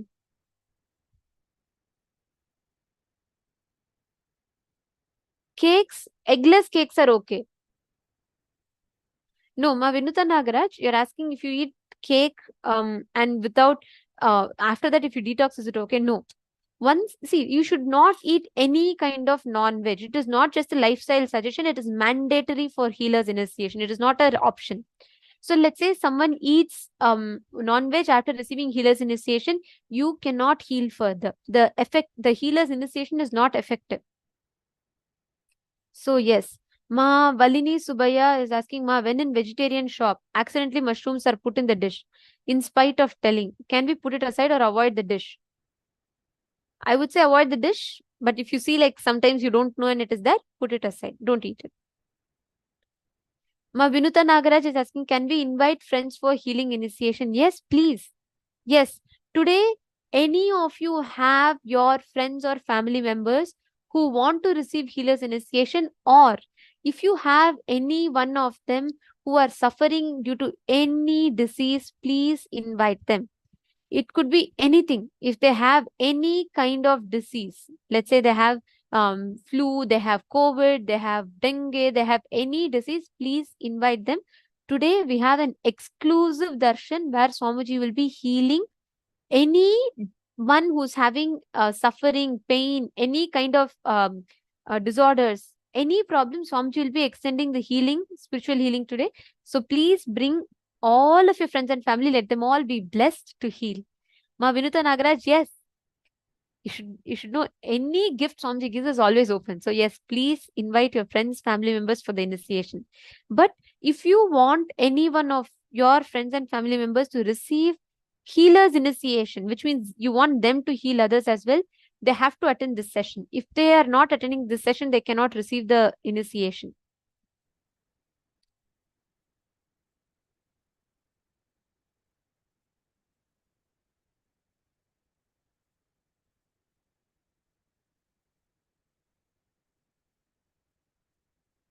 Do they need to register? Ma Vinuta Nagaraj, for receiving healing, they don't need to register. Please invite them. They can just come and attend the darshan. They can join right now. from now they can join and attend the sessions, ma.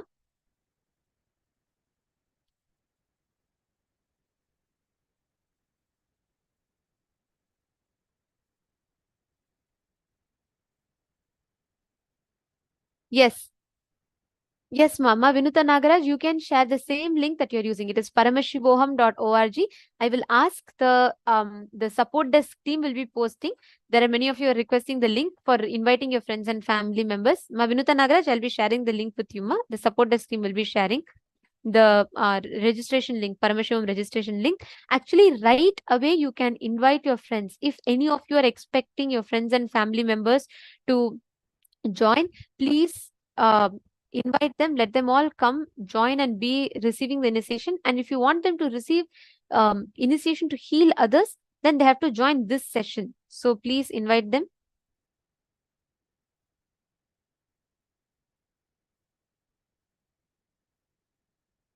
Yes.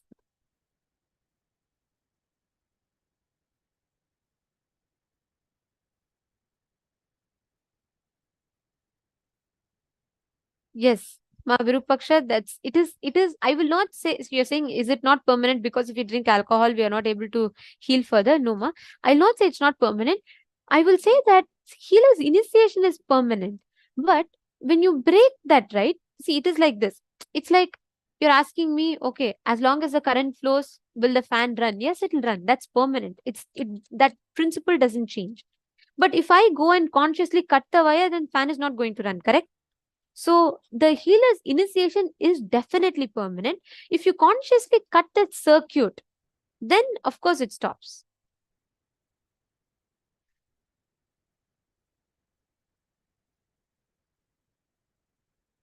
Ma Karin, if you do not have a place, see, Swamiji told this only. If you do not have a place where they're bringing up non-violence based cows, you please bring up a cow, grow a cow and feed it with love and take it, or avoid that, avoid the milk. Yes, my Hilda is asking, so we don't take anything that can store pain because we would take that pain on. Is that why we can't eat them? Yes. And you get the karma of that. Correct.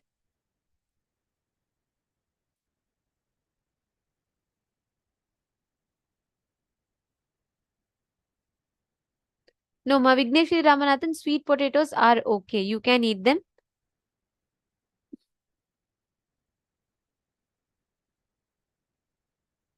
Yes, so many of you putting how it was when you have the meat, how you have had the impacts. Actually, Swamiji tells it just pulls down your energy completely. So, yes.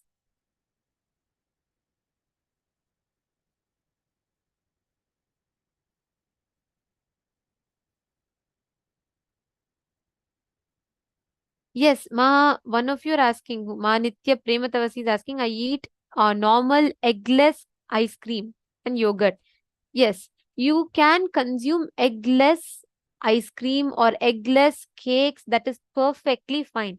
See, for healer's initiation as such, you do not have a restriction on cake, ice cream, or any of that sort. Ma'am, just make sure it's eggless. That's all. If it's eggless, you can consume it. That's not a problem. Okay, I think I've taken all the questions. Now let's continue understanding the healer's initiation lifestyle. Don't worry, if you all post further questions, I'll be answering them, addressing them further. Yes, okay, this is an important question. Satyajata Shivam is asking, if you eat egg, but now decide to avoid it and get this initiation, will it be valid? Satyajata Shivam Ayya, understand? Not just it will be valid. Let's say last 30 years you've been eating meat.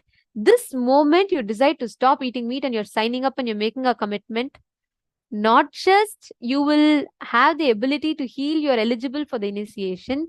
This one decision, the power of this one decision, it will reverse the impact of the effect that the meats has had in your consciousness.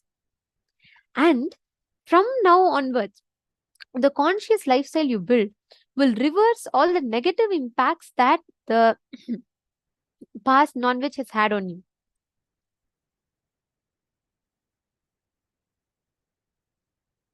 Okay, now let us understand further about healer's initiation. First thing, the moment you receive this initiation, it is a commitment that you're giving to yourself. You do not suppress yourself, do not fight with yourself. You know it is not good for you, so also understand and internalize that drinking, smoking, or eating non-vegetarian food will oppose the beautiful energy that you have in your being. So do not do it as a discipline. Do not do it as a morale. Do it with the right context and right understanding in you. Understand, all the discipline in us should always happen with understanding. Nothing should be happening as a rule. Nothing should happen as a practice. Everything should be done by understanding and internalizing. So here are a few guidelines. I request all of your complete listening to this. Here are a few healing guidelines. First one, you will never refuse healing service to anyone or anything in need of it, whether they are people, animals, plants, or inanimate object. Let's say, for example, you have a tulsi plant and the tulsi plant is almost dying. You have to heal the tulsi plant. It becomes your spiritual responsibility because you have the ability to heal.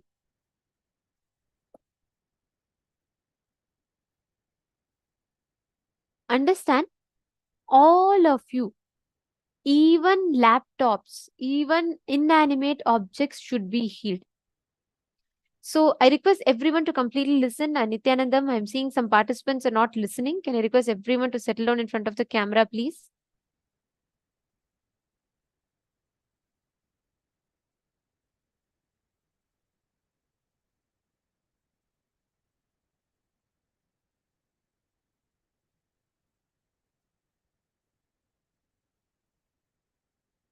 Can I request everyone to settle down? It's very important. Do not miss. Okay. First thing, you should never refuse healing. You cannot say, hey, I don't like this person, so I'm not going to heal him or heal her. And you should never deny healing to anyone.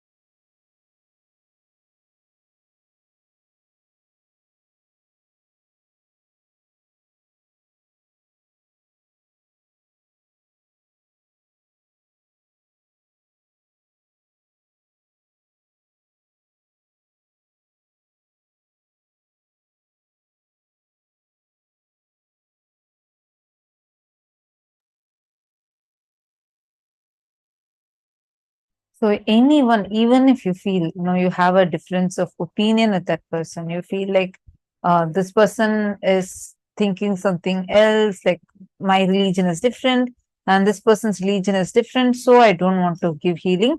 You cannot say any of that.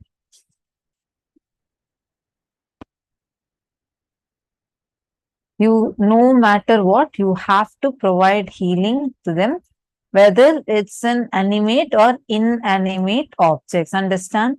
Ishavasya Upanishad, the very first verse says, Ishavasyam idagum sarvam. It says everything that exists is energy, it is consciousness. So nothing is animate or inanimate. It is just our understanding. We think something is animate, we think something is inanimate.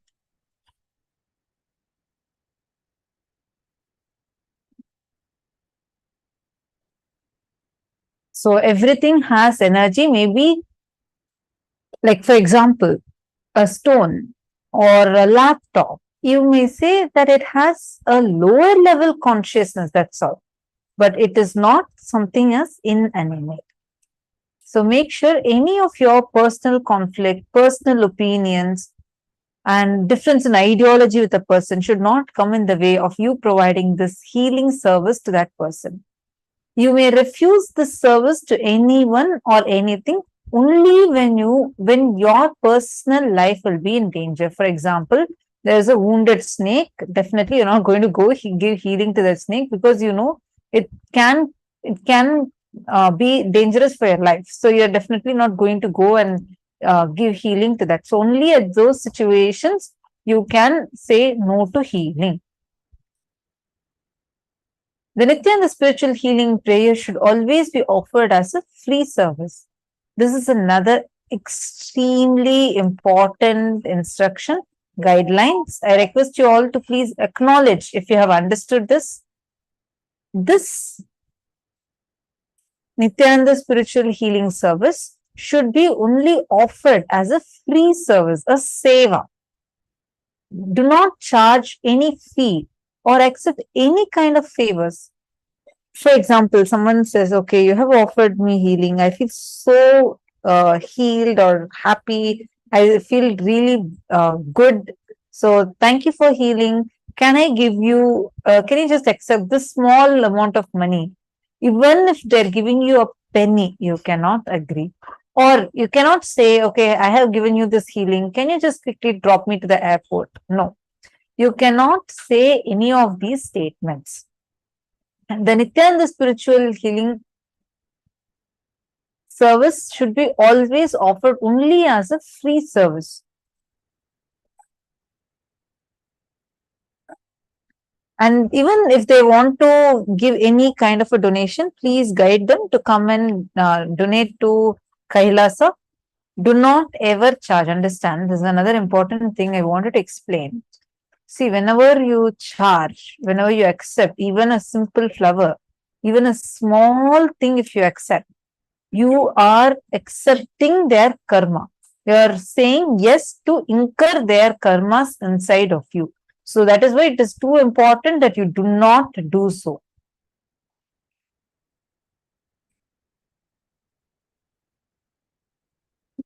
Please understand, when a person offers the gratitude back, they offer along with the karmas, they offer all the problems that they have in the body, everything they offer. So when you accept it, you are literally taking it. Instead of you redirect it, you are putting it at letting them leave it at Swamiji's feet. That is why you should never accept any favor. And most importantly, more than that, you should never charge, because Swamiji has made this service completely free. Swamiji, it is Swamiji's gift to the humanity. So we are just the mere channels. So we do not have a right over this science. We do not have a right to claim exclusivity over what Swamiji has gifted as a free science to humanity. So even if they want to offer any kind of donation or anything, please redirect them to offer to Swamiji. And also,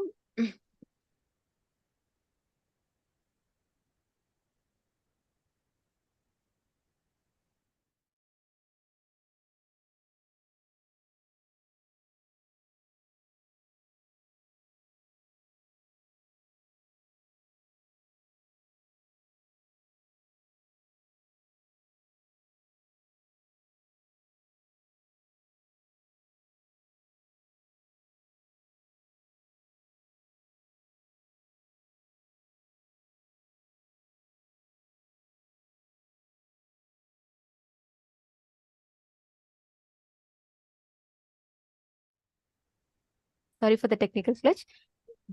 Now, any one of you that are receiving healing, we encourage you all to visit your nearby Kailasa centers as much as possible, and you can offer the healing services to the people that come there. Anywhere you see people, let's say you're seeing someone suffering with some pain, some kind of a disease, just give them the signs of healing. Share with them. Sit, enrich them about the healing and offer healing to them. If you see your near and dear one, someone suffering with some pain, give them healing.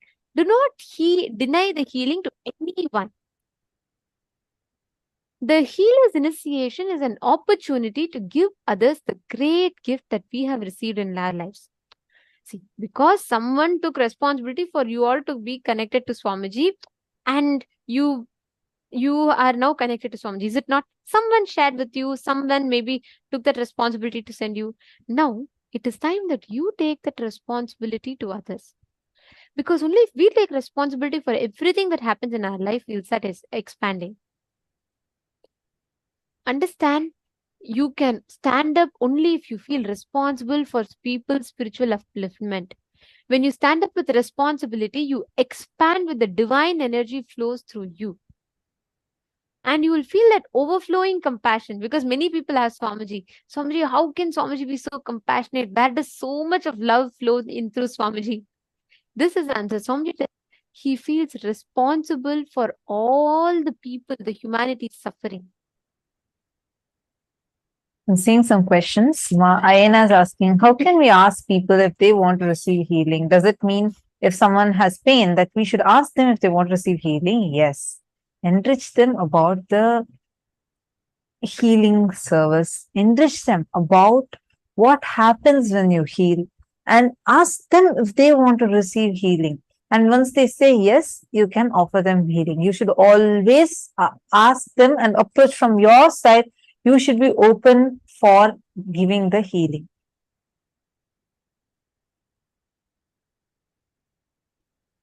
I am a yoga teacher and I charge for yoga. If I heal them, can I still charge them for yoga classes? Yes. Understand? You can charge them for yoga classes, but not for healing. Understand? Even if you're a doctor, let us say you're a doctor, you are a certified doctor, you have your own clinic, you're treating your patients, and you want to offer this spiritual healing service to them. You should not charge, you should make it very clear to them that this is not any kind of a diagnosis, this is not a treatment, this is not part of your treatment, this is separate, and this is a spiritual healing service which is completely free, and I will not charge a penny or anything for it. If at all if at all you want to offer something, it should only be to the Sangha, but do not even ask them for it. Do not tell, okay, you got this healing, why don't you offer something to Swamiji? No. You cannot ask anyone for any kind of money, favor, based on you giving healing to them receiving healing.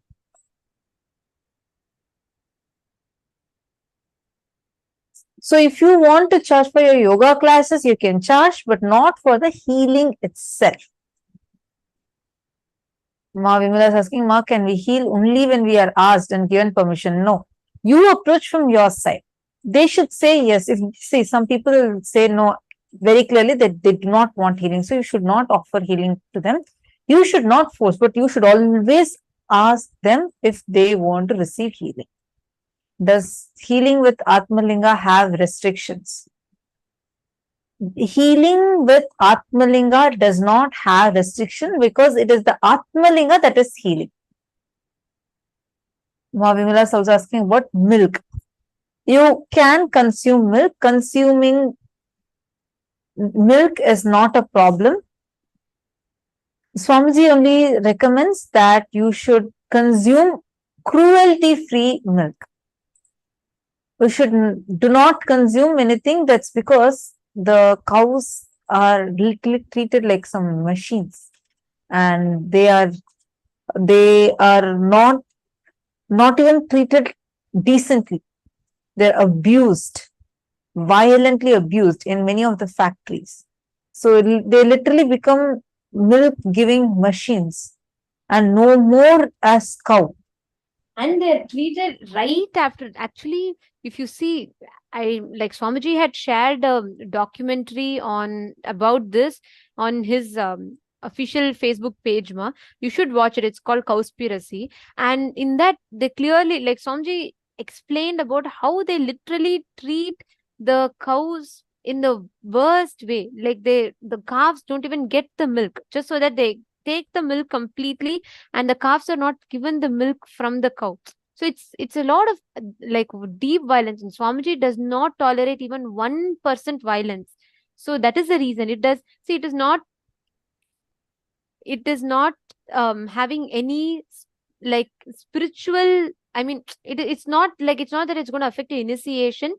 It is more for this purpose, understanding how the healing, how this violence, it's more from the context of making sure that this violence is not entertained in any manner.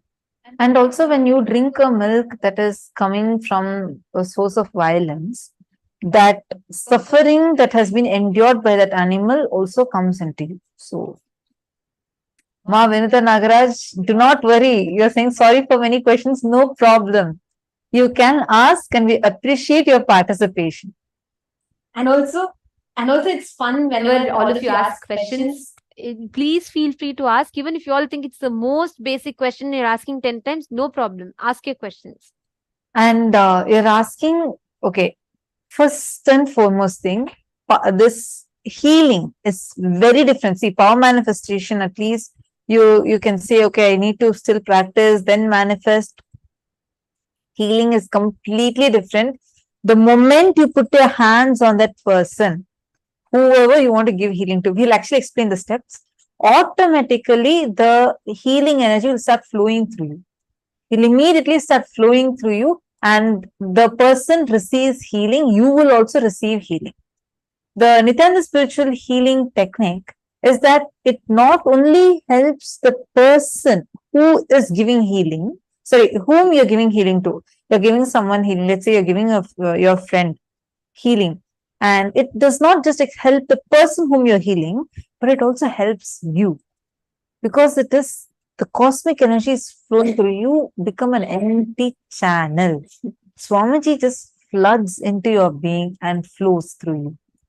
So for social reason, you can directly touch and heal only people of your gender. For the opposite gender, please use a healing stick provided to you during the healer's initiation, and this stick will be available in your nearby temples. And we're going to show you an image of how exactly the healing has to be done. We are also going to be sending you an ebook with these steps, so you don't have to worry. This information will be available in your email, as well as towards end of the day today, we are going to be announcing the gifts for today, and the link of the ebook will also be provided. So make sure to attend the full day and receive the gifts which will be provided towards end of the day. So you all can see here how exactly the healing is being done. If you notice, always the person who is giving healing is either standing on the sides or behind. You should never stand in front of the person to whom you are healing. And second thing you need to ensure is Swamiji's photograph has to always be there.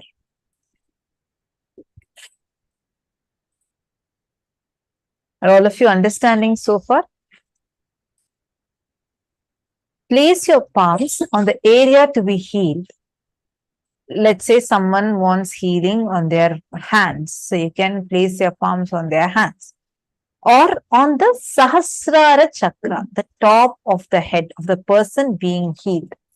So if someone, I just want to also clarify one more thing. When we say you cannot touch your opposite gender, this is for social reasons. So if it's your immediate family member, there is no such restriction.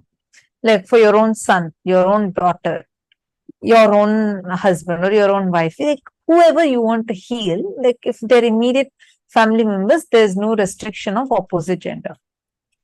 And the next important thing here is when you are healing, make sure that you do not call that person as a patient. Don't tell that, okay, you any kind of terms related to a patient cannot be used while you're giving healing. Just first become an empty channel. We'll tell you the steps. During healing, you're going to place both your palms on that person's Sahasrara Chakra, just this point. The topmost chakra, the crown center, is called as Sahasrara Chakra. So either on that person's crown center, or let's say that person, let's say your kid is having a bad stomachache, you want to give him healing. So you can place your palms on his stomach. Understanding? So your palms can either be placed on the particular target area or on the Sahasrara Chakra for full body healing. You should close your eyes and visualize Swamiji's form. and just connect with Swamiji. Just visualize Swamiji's face. Bring your awareness to the Ananda Gandha. This is the Ananda Gandha, which is below the heart center and above the navel center. This region is called as the Ananda Gandha. So bring your awareness to the Ananda Gandha chakra.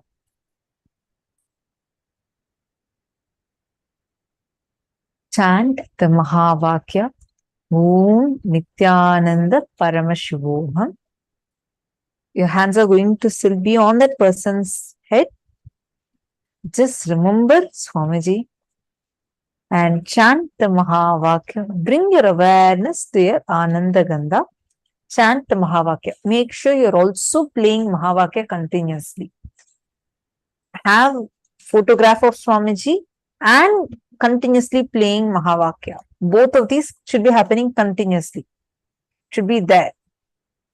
Immediately you'll just feel the energy gushing forth from your Ananda Gandha chakra. Don't think it's imagination, visualization. No. Do not even think of any of that. Understand this is beyond your logic, beyond any of your capabilities, completely beyond. You don't even have to be right or anything. Just make sure you follow the simple guidelines. That's all. Which is no alcohol, no smoking, no non-veg. Just follow this simple guidelines. Bring your awareness to the Ananda Gandha chakra and just relax into yourself. Don't worry about energy flow. It will just happen. You'll just feel it. You'll just be so blissful and energized after you receiving this, whenever you heal. Once you're relaxed into yourself, feel that boundless energy flowing through you, gushing through you. Continue as long as you feel that the person is drawing the energy. You will sense this effortlessly. As soon as you finish healing, your hands will automatically drop. So that means the person has had enough. You'll actually feel like, no, it's done. So make sure you are having the photograph of Swamiji in the room that you are healing. So these are an important set of guidelines. I request every one of you to make sure you're understanding this. And if you don't, please feel free to ask us any questions that you may be having. Let your body language show care and concern. Be aware and sensitive to the needs of those around you. And play the Mahavakya during the healing prayer service. Hope all of you have understood so far. Are all of you clear? Any questions that any of you have? And also we request all the participants to please invite your family member. Today is a very, very, very, very important darshan. There has been tons of miracles. You can go on sharing. Actually, I don't even need to share. Each of you here can tell how you have been healed of something just with one blessing from Swamiji. So, with having an incarnation like Swamiji, people should not suffer. People should not suffer from any disease. Let us take the responsibility to get people for the darshan today so they can experience healing. I request every one of you to please reach out to your loved ones, near and dear ones, so they all can come and enjoy the darshan.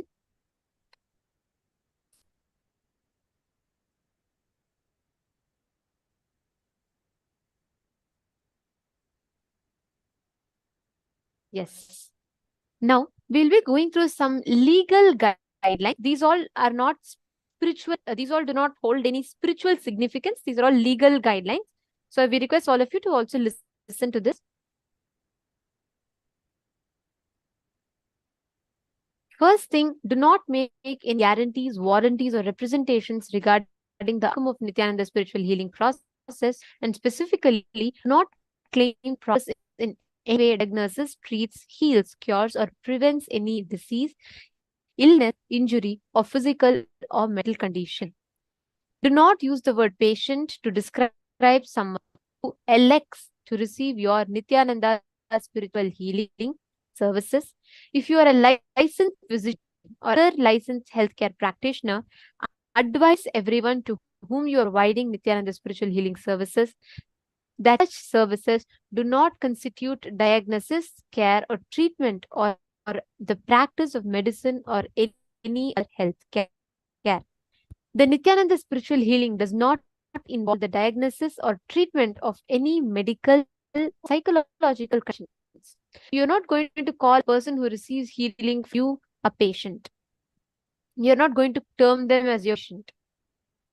And this does not involve any physical intervention or manipulation of the human body.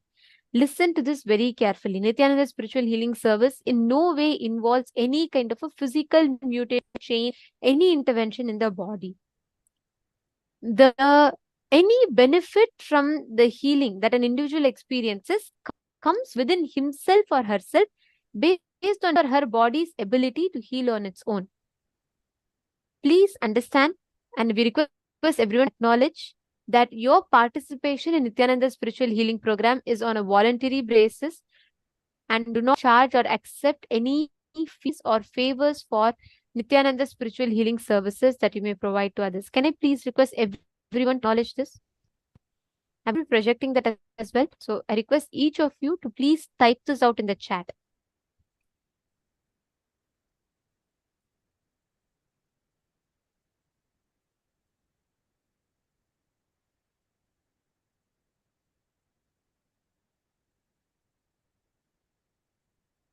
You can heal pets. Of course, yes. You can heal even your laptops, inanimate objects.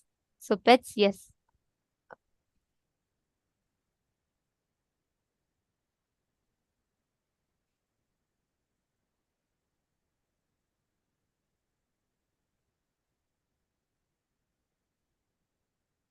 Satyajata Shivamaya, yes, you are allowed a reinitiation.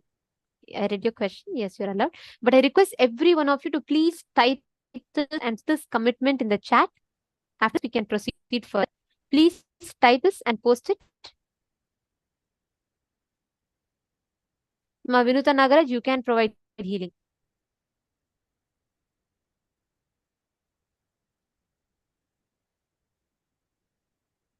Okay. Cure. I see many of you have posted and acknowledged. Thank you. Now, the next important guideline is do not provide Nithyananda spiritual healing services if you are suffering from any mental or psychological disorders and you're taking medication for it. Provide the healing to us. If you become aware that an individual who has requested you to attend the spiritual healing services appear to suffer from a mental disorder, do not provide healing to them. Please recommend that he or she seek attention from an appropriate licensed care practitioner or mental health care provider. These are all for legal purpose. So please make sure we are following it, and please make sure that you are checking your local country law. And if you are a licensed physician or licensed healthcare practitioner, do not engage or claim to engage in medical diagnosis, care, or treatment, or in the practice of any medicine or any other healthcare profession in conjunction any of your activities as a Nithyananda spiritual healing practitioner. Understand, you cannot tell a patient, let's say you're a doctor and a patient comes, you cannot say, instead of this, as a substitute, I will give you Nithyananda spiritual healing, or as a replacement, I will give you. Do not tell. You can definitely enrich about Nithyananda spiritual healing service, but not as an equivalent or a substitute to the medical treatment. And yes, any other questions? If I accidentally eat soy product, chicken essence, do I apply re-initiation? Yes, yes. Yes, Manitya Dhanvantri Shaktini. Yes. And if I'm so happy, just the name, even whenever I call your name, it just gives me such a joy, because this name itself so powerful. So bless you that with the energy of Dhanvantri, the Lord of healing,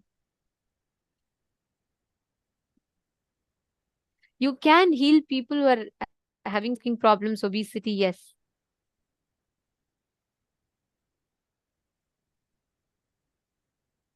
Ma Sallananda is saying, when I do a treatment, it's Swamiji who guides me and talks to me.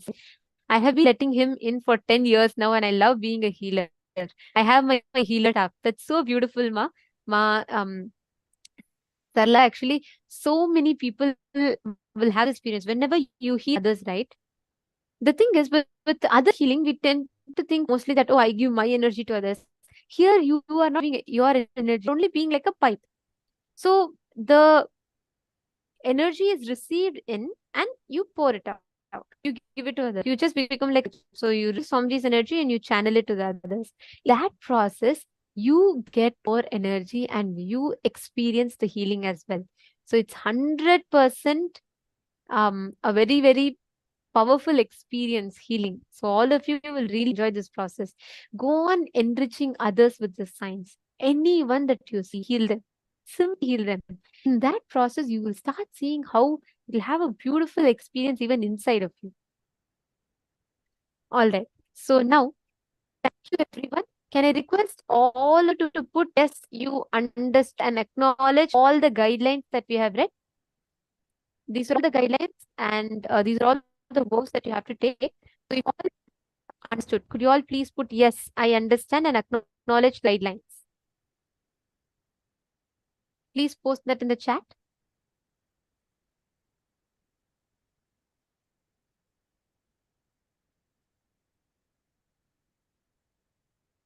We'll give you a few minutes. Please post that in the chat.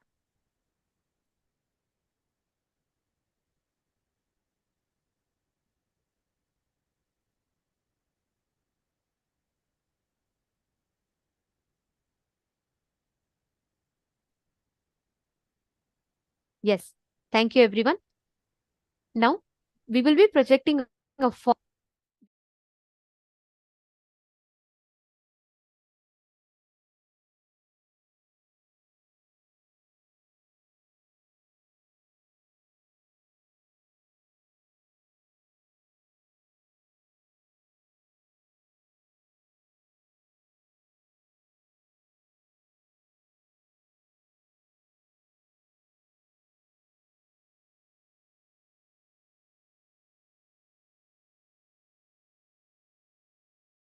Just remember this one powerful cognition. This Mahavagya puts me in Samadhi. This is spiritual lullaby for Samadhi and Suprabhatam, wake up song for Paramashiva in me. For Paramashiva to manifest. With this one spiritual powerful cognition, chant this Mahavagya.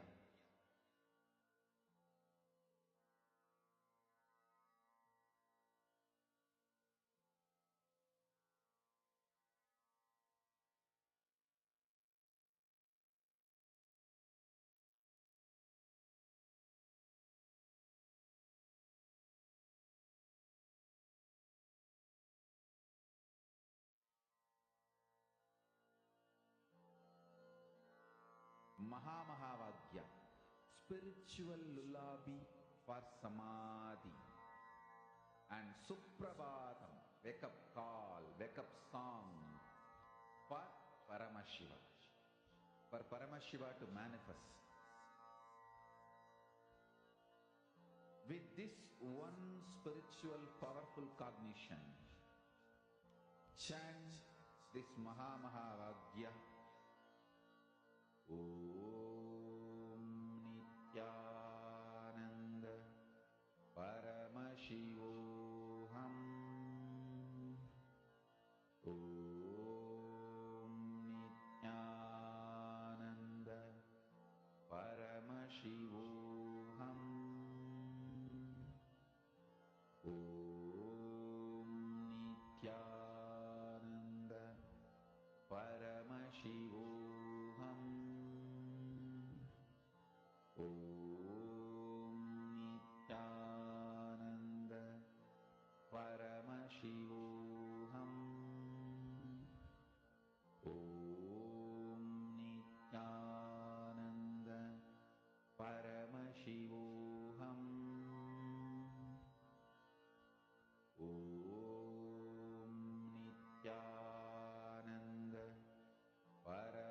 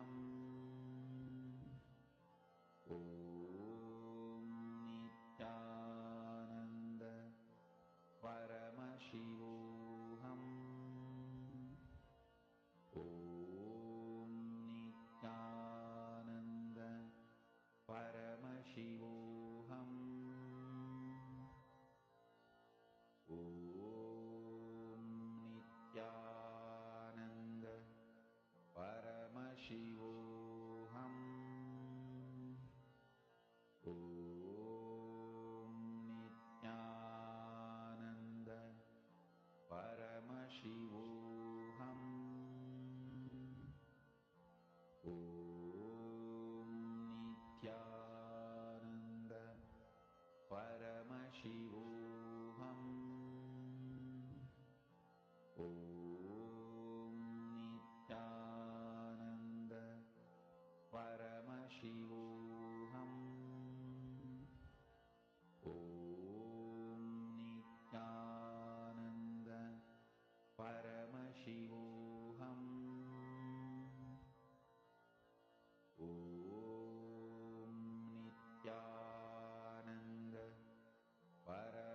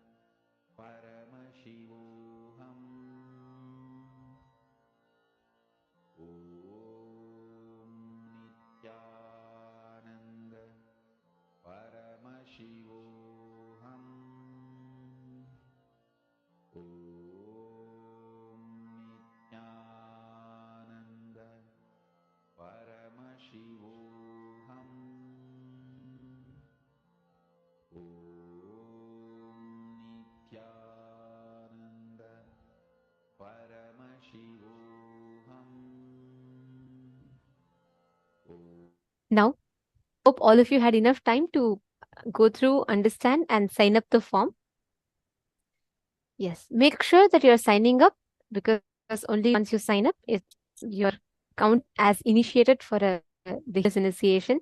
And very, very soon, we are going to be entering into the darshan. So today, if you have anyone in particular that you want to reach out to, that want to bring them, do it now. And actually, you can do it in the most fun and most beautiful manner, which is what we're going to be doing as part of power manifestation now. In this particular session, in this round of power manifestation, all of us are going to be connecting to at least 5 of our friends.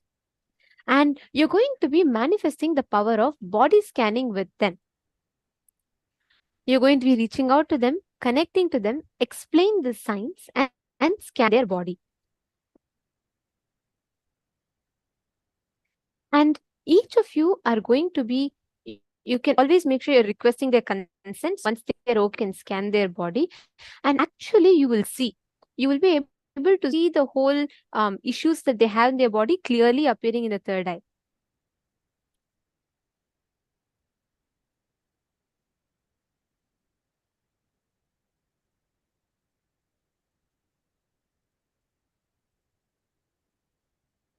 So when you do the part of body scanning, for some, like it comes in many different ways. Like some people say, like for some people, like Swamiji will show the whole body diagram, and the problems will come like spots, like red spots in the body.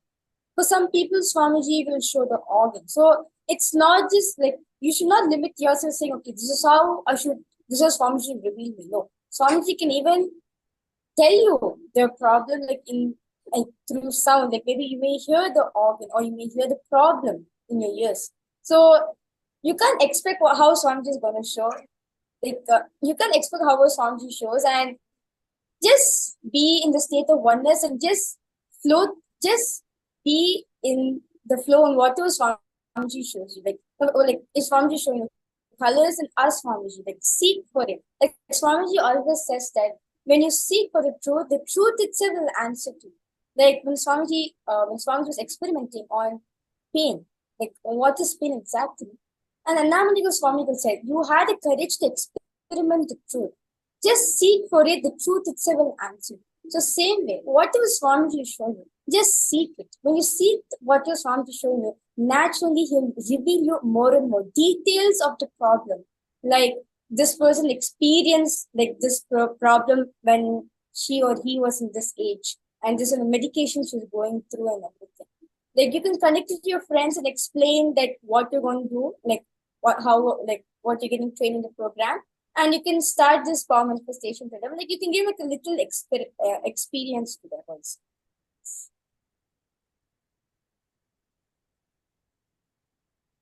So explain to them that you're manifesting and you're learning now. So they'll all understand, right? You can explain to them that you're attending such and such a program, and you can please do share with them about the science of healing, what you learned today, and please explain to them, invite them for the darshan, especially if they have some body issues. Also explain to them that you're just getting trained, you're studying the science, you're manifesting, and you're experimenting with it. And whatever comes in your third eye, go ahead and share with them. Understanding? Can I request every one of you. I saw Ma Vinuta and many of you getting excited. You wanted to invite the people, you wanted to welcome your friends, family members, everyone. Please take out this time. We encourage every one of you to reach out to your friends, family members. Darshan is starting very, very soon. So I request all of you to please reach out to your friends and family members, invite them for the darshan. I request every one of you to do it. Take a few minutes. Please reach out. Let us start the power manifest. See, one thing, make sure you are sharing anything and everything that you see in the third eye. Okay, should we start? Please chant the Mahavakya. Paramashivoham. Om Nithyananda Paramashivoham. Om Nithyananda Paramashivoham. Om Nithyananda Paramashivoham. Om Nithyananda Paramashivoham. Om Nithyananda Paramashivoham. Om Nithyananda Paramashivoham. Om Nithyananda Paramashivoham. Om Nithyananda Paramashivoham. Om Nithyananda Paramashivoham. Om Nithyananda Paramashivoham.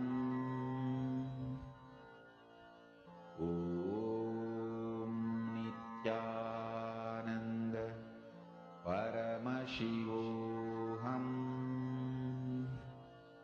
Om Nithyananda Paramashivoham. Om Nithyananda Paramashivoham. Om Nithyananda Paramashivoham. Om Nithyananda.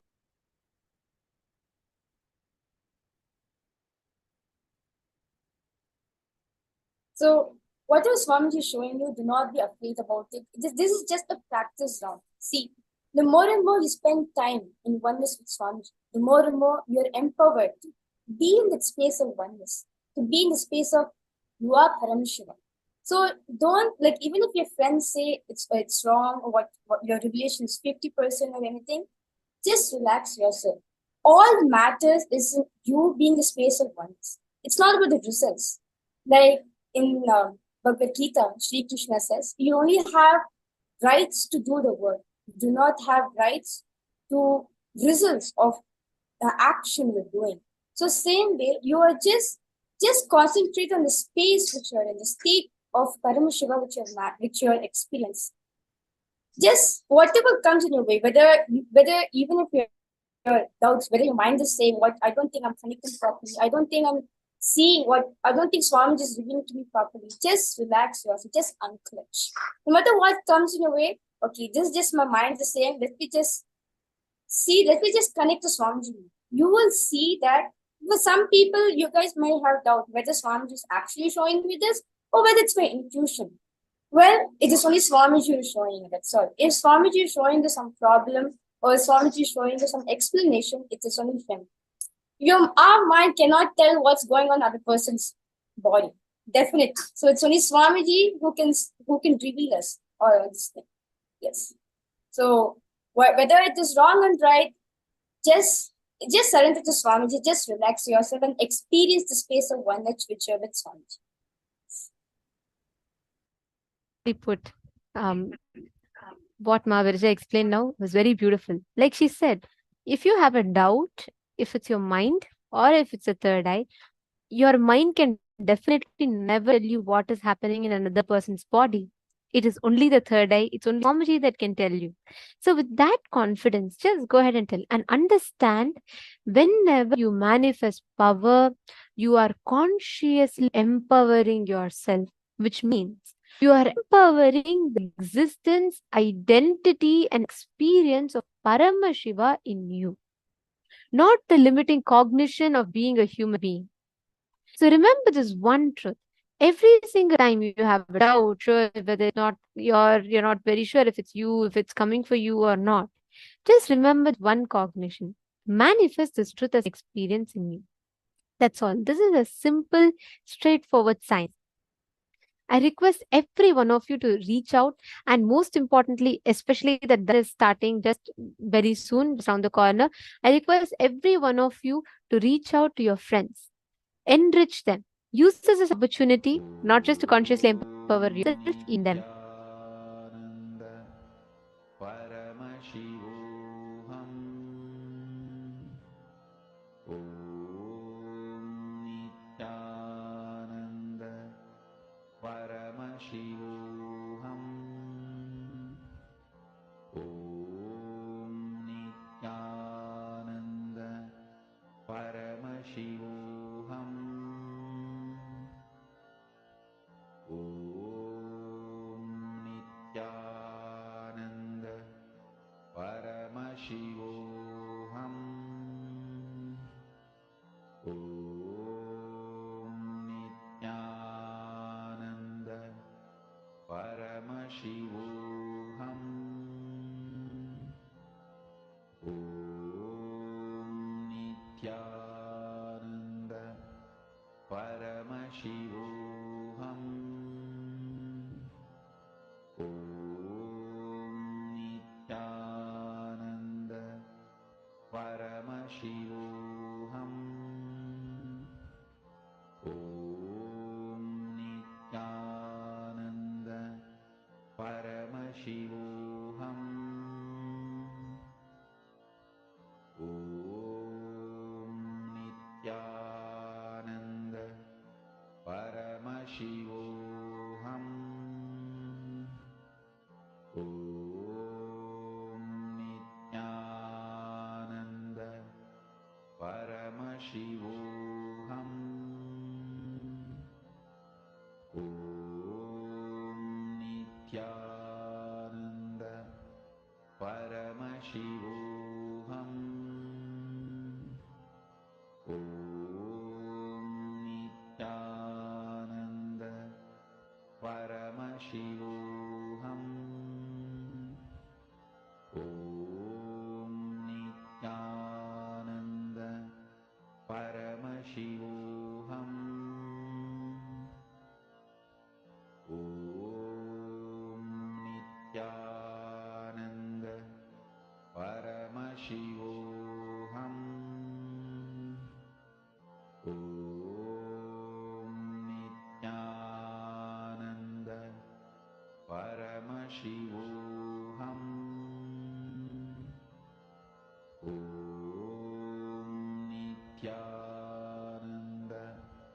Paramashivoham.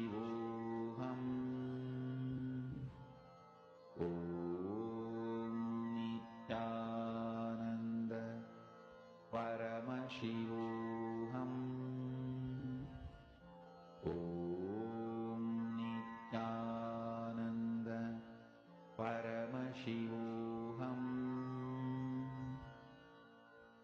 Om Nithyananda Paramashivoham. Om Nithyananda Paramashivoham.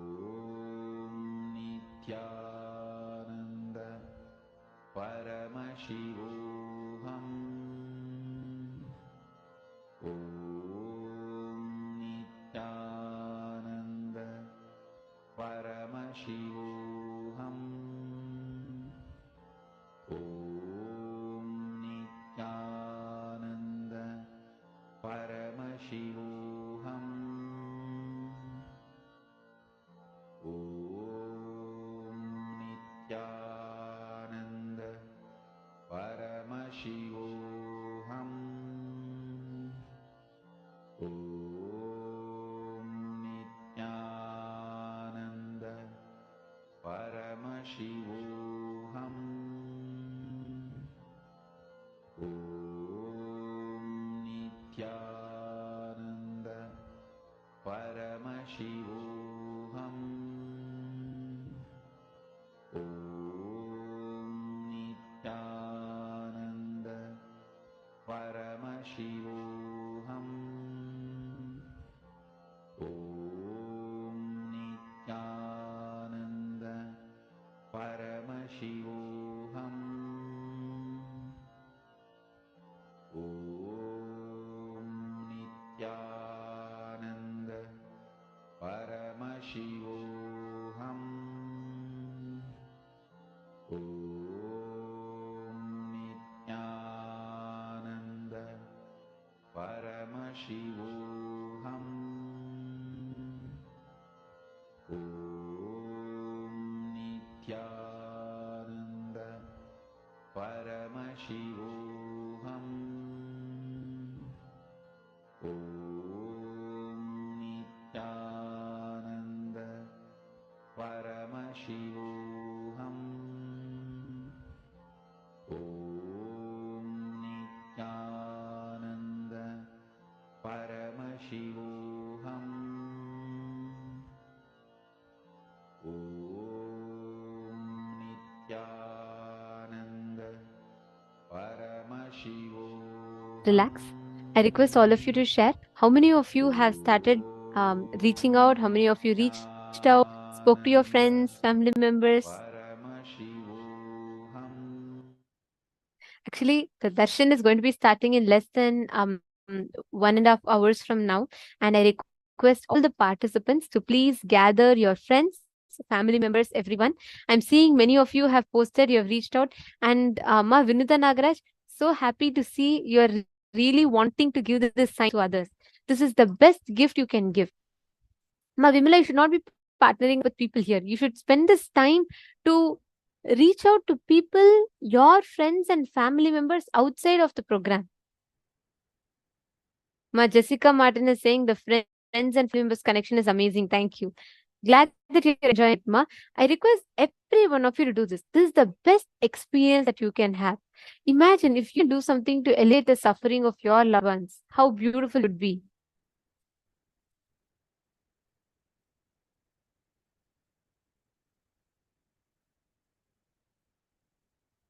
Ma Saralananda, I'll check in particular about this question, Ma.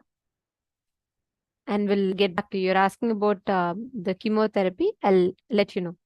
All right. Now, we're going to be entering into the next session, a very, very beautiful one.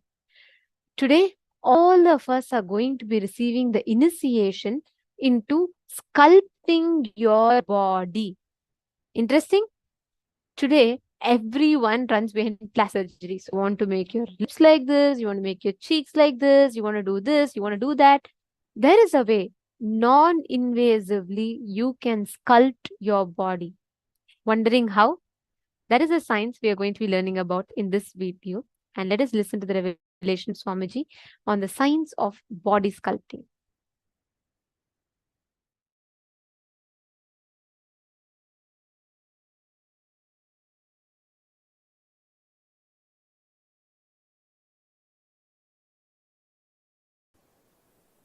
Due to my extreme love for each one of you,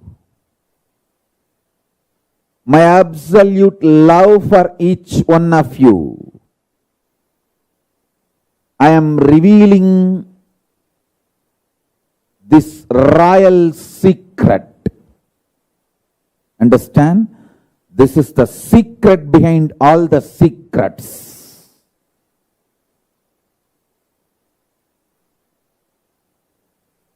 Listen to this truth. It is directly from Paramashiva, from Kailasa.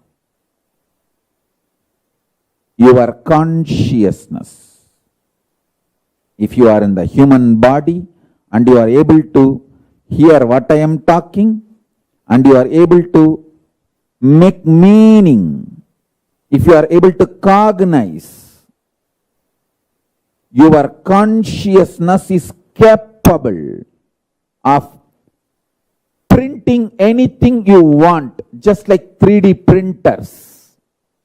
in 3D printers. Nowadays, even the homes, they started doing 3D printing. Full homes are getting 3D printed. Listen carefully.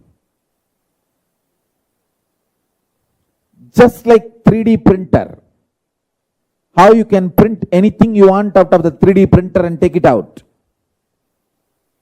You can print anything you want. You can manufacture anything you want.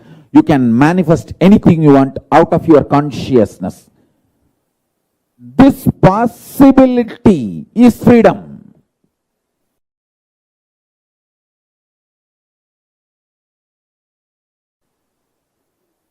There are multiple reasons why you strongly deny your capacity to consciously 3D print your life and reality and manifest. First of all, you feel, oh, then why did I manifest this kind of reality? Why did I consciously 3D print this kind of life I am having in front of me? And now I have to take the responsibility and redo the whole 3D printing. Listen carefully. Any one day you have to get mature. Maturity is mandatory in life. The good news I have for you is it is too easy. It is not difficult. All you need to do is get out of the impact of the gaslighting done on you by the unconscious.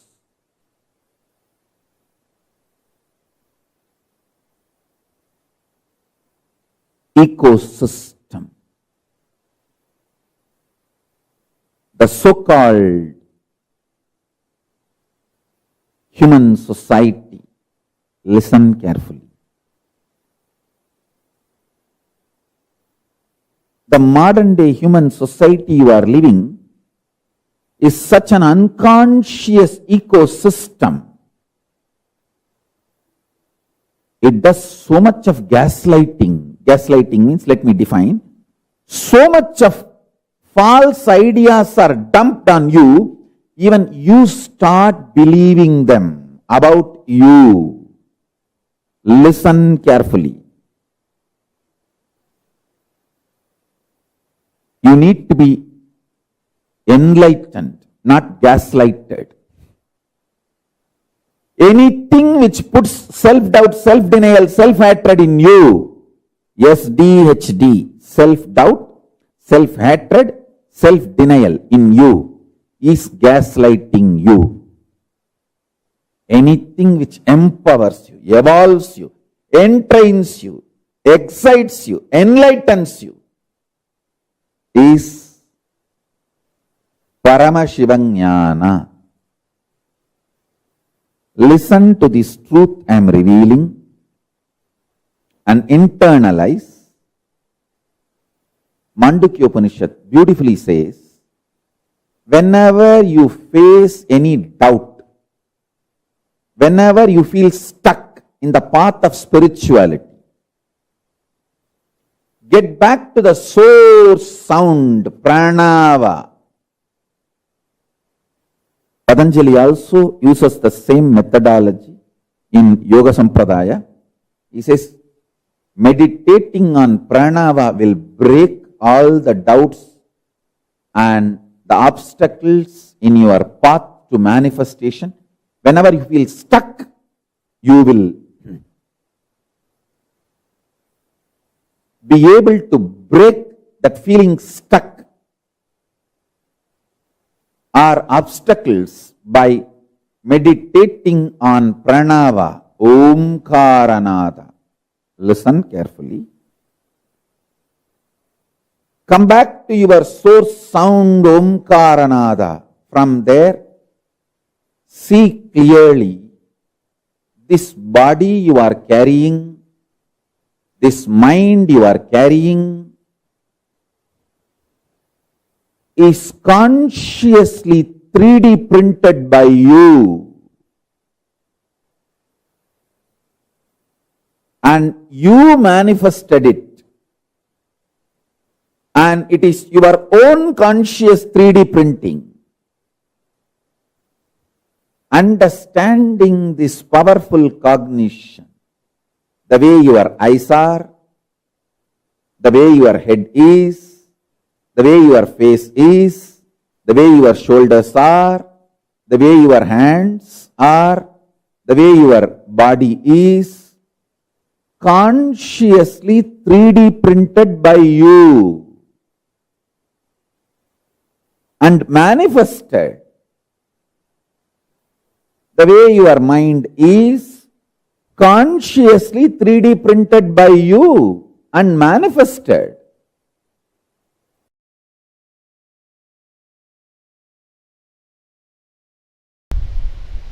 My Guru, Yogananda Puri, listen carefully. He never wanted me to call himself as Guru. He told me, never ever tell I am a Guru, I am your Guru later on. I only recognized you and supported you. That's the reason it is my pride in your mission. You are having me as a part. This exact word I remember. Once, one of his son and another one his disciple. He had many disciples who come to learn yoga from him. Both of them decided to hospitalize him, saying he is not feeling well, he is sick.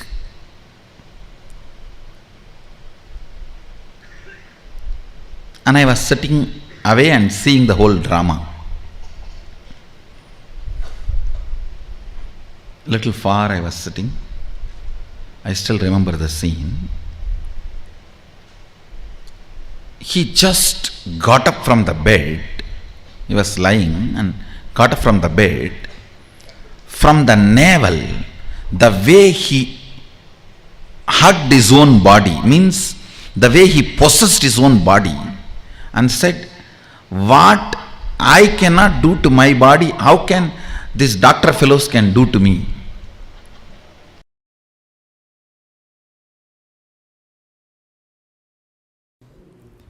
The pure consciousness, if you translate that pure consciousness into your day-to-day life, for example, if you make a statement, the life you are living in your body, which you are perceiving, is a result of consciousness.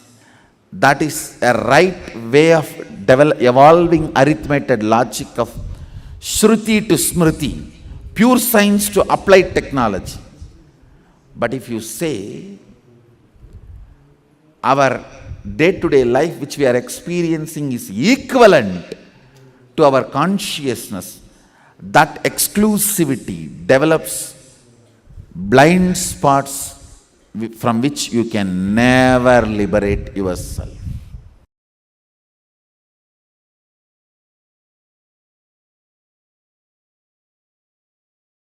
All the jewels you are wearing, anyone can make it for you.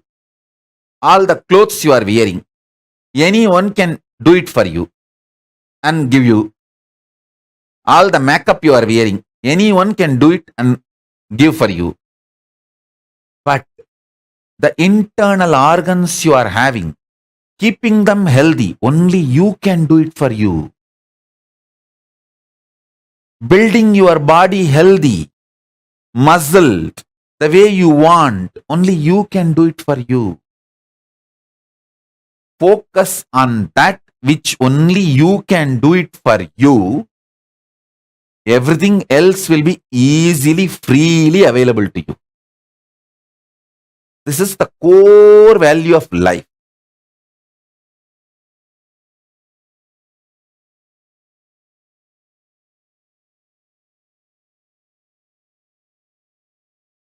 Listen, core value of life.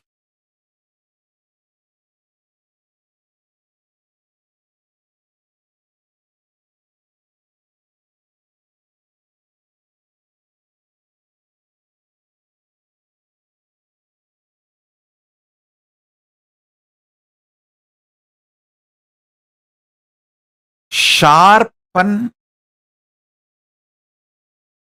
your consciousness, your ability to stay in higher states of awareness, your ability to run the life without the drug called fear, confusion. Understand, greed is not a drug actually. I'm not saying greed is right, but at least greed is not a damaging life negative drug. Fear and confusion is the life negative drug.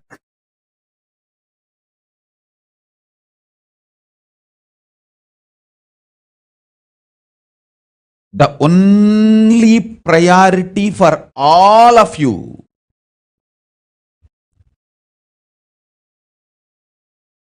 please understand, I am talking to anyone who has a little love or sympathy for me.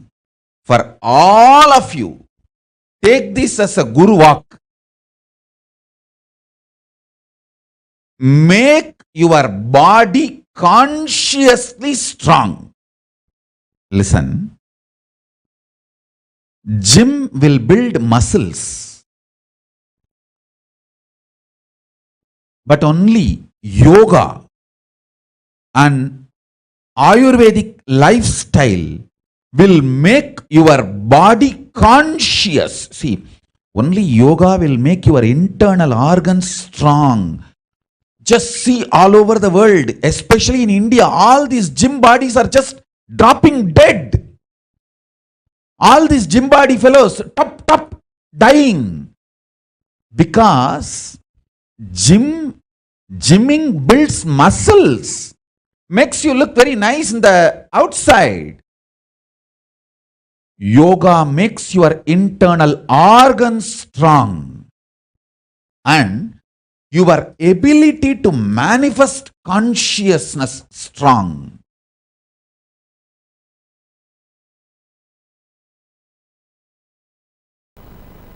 Kundalini is the inner potential energy. Once it is awakened, you will experience extraordinary health, physically, mentally, and extraordinary powers, abilities.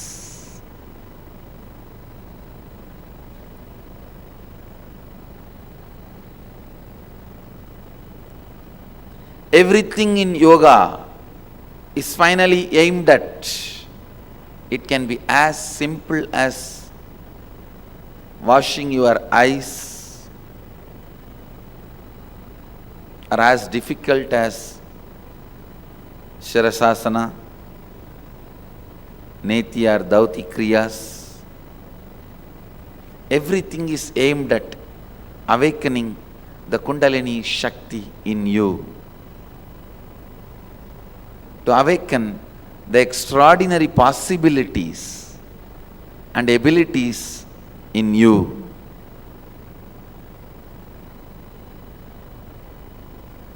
Yoga is one of the greatest gift given to the world by Mahadeva directly.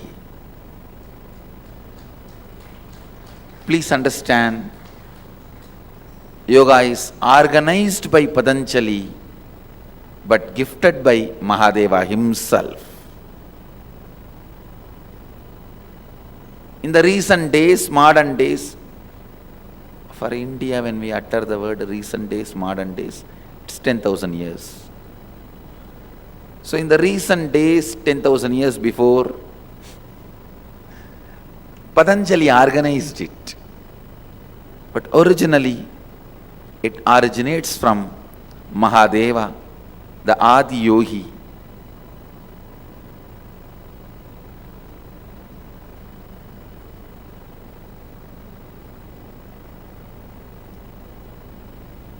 Many people ask me, no, today the asanas, postures, as it is taught, Patanjali is not speaking about it.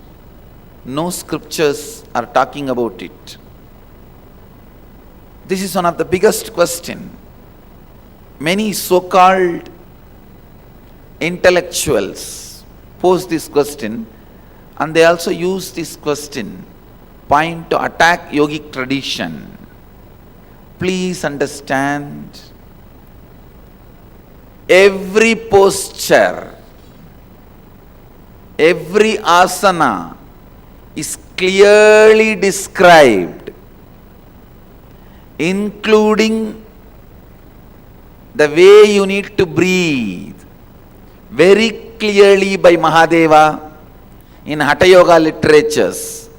There are books like Kumbhaga Patati, Hatha Yoga Pratipika,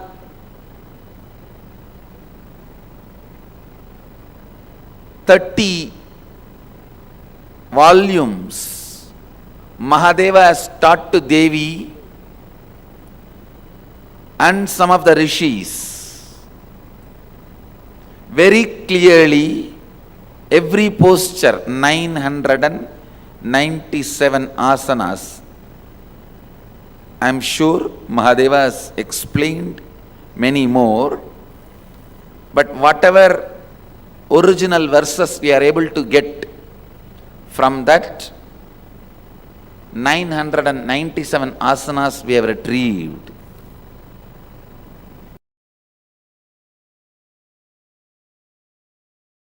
I tell you, even if you do little completion, you can understand what I said. When Yogananda Puri got up and said, my body, how can they do something which I cannot do it to this body by myself? Contemplate on this. Contemplate on this. Then you will understand why Balasans are able to manifest so much of power. I tell you, it is all simple. You don't need to build power station.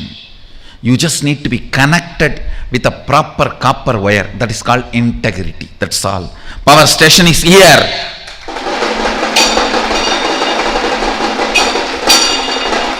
Eternal atomic power station.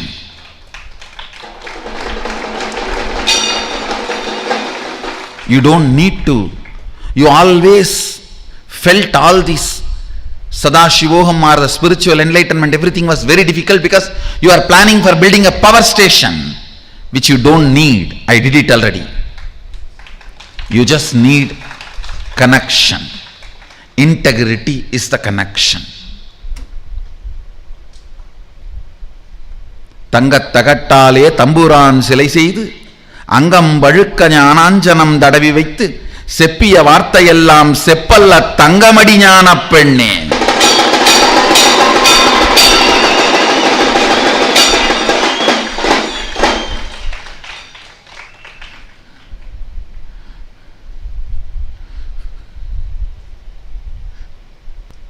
I'll give you a little detail when I say what do I mean by integrity to your internal organs and intra organs. When I say integrity to your internal organs, feel all the time you own them. You own them. So whenever there is a food taken which puts you in depression, low mood, do not eat that food again. When there is a action done by you which disturbs that internal organs, don't do that again. It may be as simple as smoking or as difficult as heroin. It can be as simple as smoking to as complicated as heroin. Whatever. Anything which is putting you powerless space, don't do that again. That is what is integrity. to your internal organs. Same way, when you utter a lie knowingly, or when you give a word knowingly that you are not going to fulfill, the harm you cause for your walk, you can see it very clearly. Don't do that again. Sit and finish completing all the past. No need to have a lifestyle where you are hurting your walk and internal organs. No need. You don't have to take up that kind of a profession. Knowingly. There are tons of professions where you can do sweet things, make money, live your life happily, blissfully, be out of the matrix. There are thousands of things you can do it without harming your walk, harming your intra-organs, anandagandha. Integrity to the internal organs and intra-organs. For example, if you eat non-veg, you feel dull, tired, heavy. Then decide, I am going to complete with this pattern. What is it that pulls me to eat non-veg? Is that the food, the way it is presented, or the tongue, the experience of the tongue when I am chewing? What is it? Find that pattern and complete. In one tantra, I think Mahanirvana, there is a very beautiful explanation. A rishi asks Sadashiva, what is the root cause or the root pattern of the sexual desire? He says, appreciation of symmetry. Appreciation towards something symmetrical or beautiful is the root pattern from where your idea of sex starts. If you complete with that pattern and be integrated to that, suddenly you will see sex become irrelevant to you. You may think, how? Start contemplating, digging deep. All your sexual interest is nothing but appreciation of the beauty. Beauty is nothing but symmetry. It boils down to just this one understanding. Of course, when I read, even I was, what? When I did the postmortem of few human minds, I saw, yes, is right as usual.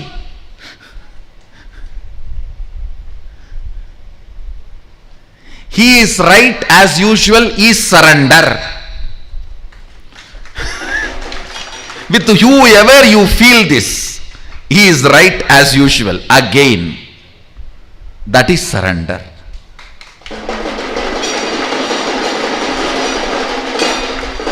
If you feel that with your guru, you have surrendered to your guru. If you feel that with Sadashiva, you have surrendered to Sadashiva. Whenever you feel, oh, he is right as usual, once more.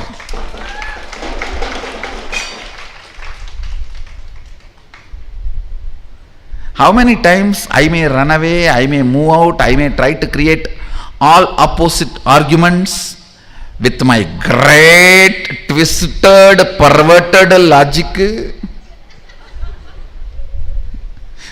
Now the very word should be uttered with enough of twist and perversion. So you remember, not only linguistically, phonetically.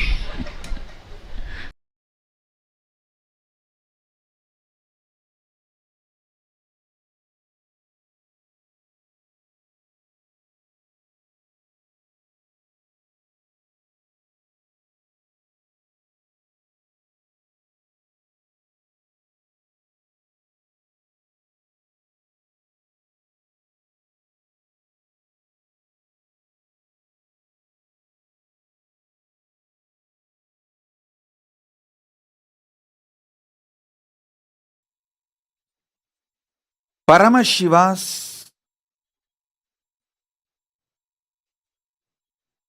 super conscious mutation manifestations.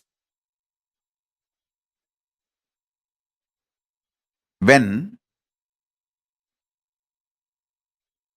he super consciously mutated, his manifestations, 64 manifestations documented in Veda Agamas, which he himself describes. Manifesting all of them in you is the complete manifestation of Paramadvaita. Listen.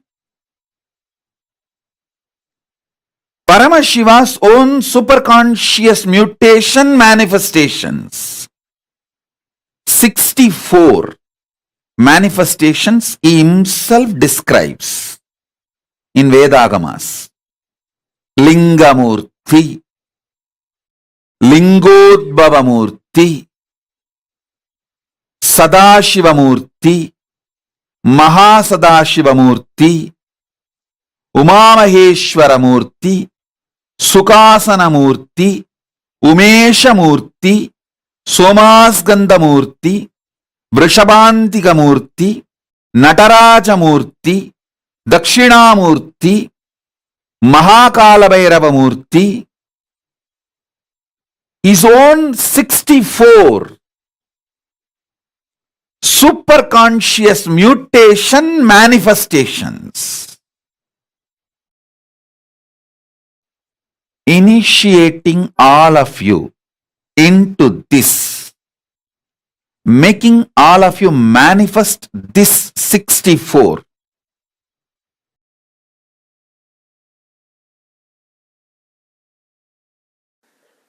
So, his action of coming down to remove the ego of Targavana rishis, that only is considered as Dakshinamurti. Dakshinamurti is not separate from Mahadeva.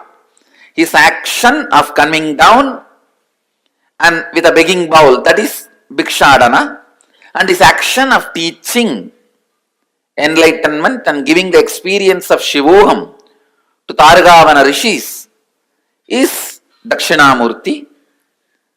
So his action of seducing all the Rishi Patnis is the Rishabharuda.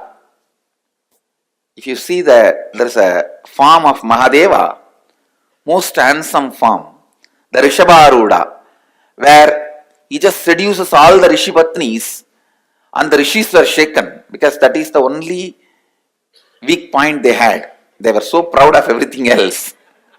So he wants to expose their weak point to them. So that form, that action is considered as Rishabharuda. So each of his action assumes one form. Given one form, and same way, his action of Ananda Tandava becomes Nataraja. Nataraja is not separate from Mahadeva. When he dances, he is Nataraja. When he sits in Samadhi, he is Kailasanada. When he removes the arrogance of Brahma and gives him Shivoham experience, he is Kalabhairava. When he removes the arrogance of Daksha and gives him Shivoham experience, he is Virabhadra. So these are various forms of Mahadeva. And when he stands as the light shaft and blesses Brahma and Vishnu and gives them enlightenment, then he is called Arunachala, Lingodbhava. So each of his action is considered as one incarnation. Like that, 64 incarnations are there, Mahadeva's incarnations. So each of his actions are considered as one form. Sandesanugrahamurti, Gajasamharamurti, Kalasamharamurti, Kalabhairava, Virabhadra, Lingodbhava. Like that, 64 forms are there.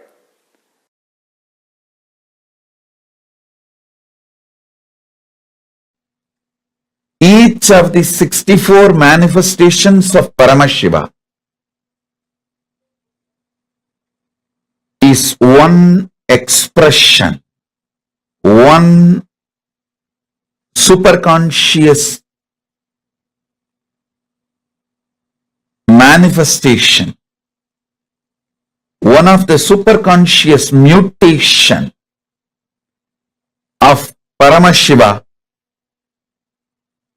in his various manifestations. I should say superconscious mutation manifestation of Paramashiva is countless.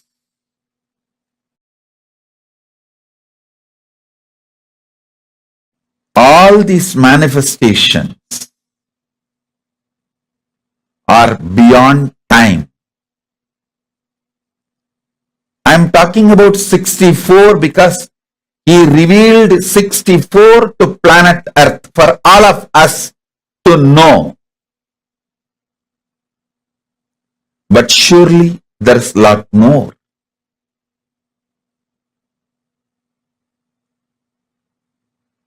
For all of us, what we need to know is revealed. Understand?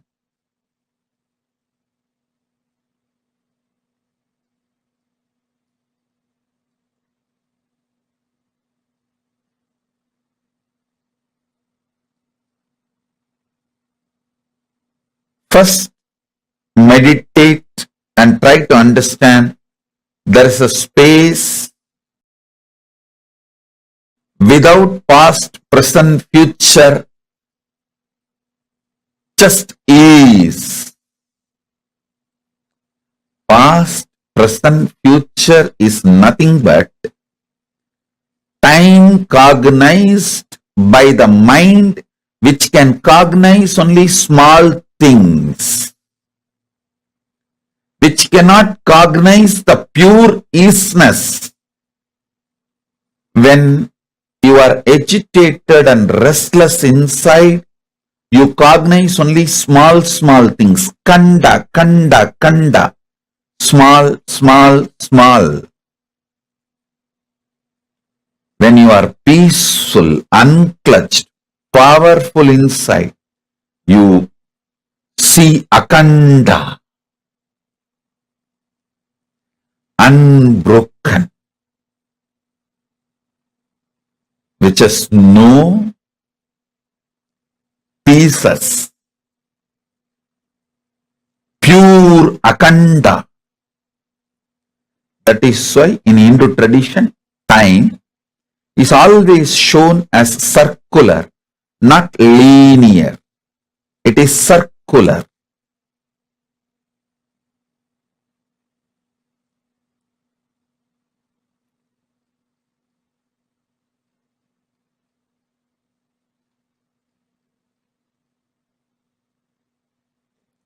Soon the world will realize the linear idea of time may be useful for history documentation, but in reality, if you want to understand time, use the time as one of the strength for civilization.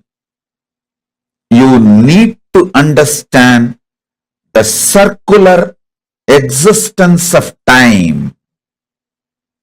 Listen. For your day-to-day building a house or surveying the land, the idea earth is flat is useful.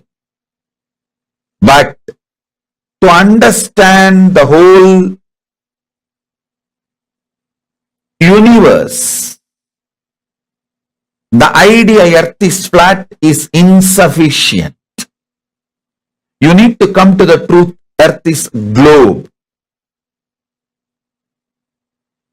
Same way, to record history, Understanding time as a linear movement may be useful, but to understand time in reality, realizing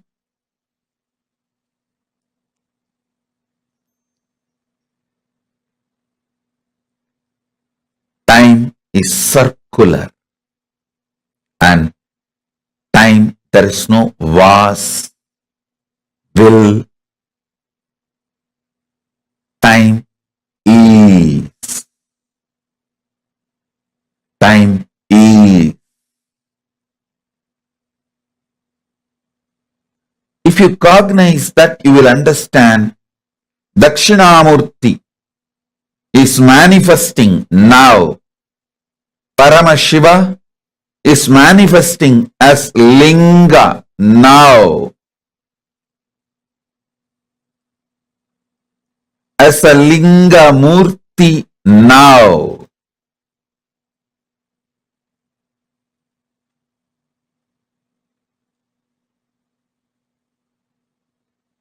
Paramashiva is manifesting as Lingodbhava Murti now.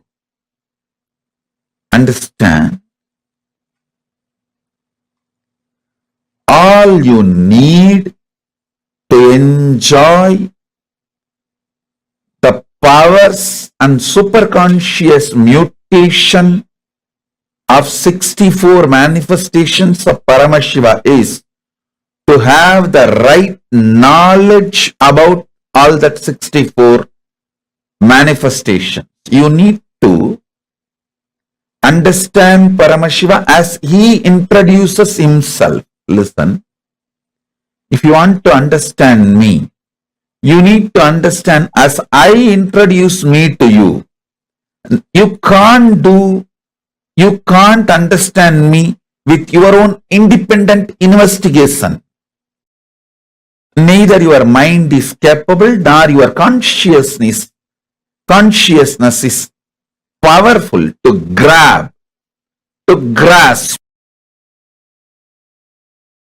my existence as it is. You can only understand my existence as per my introduction. Same way, you can understand Paramashiva only based on his own introduction. Understanding him based on his own introduction awakens something called Shraddha in you, not faith. Faith is poor word. Shraddha. And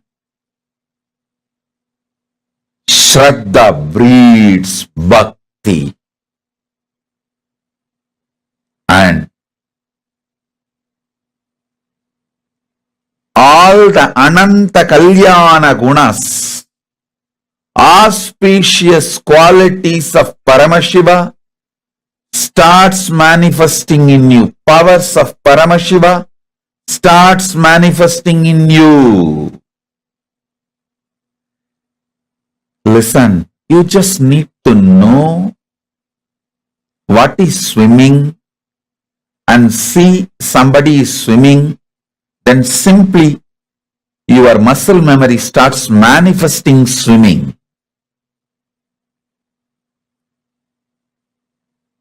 Same way, you just need to know about the superconscious mutations of Paramashiva and see someone manifesting it.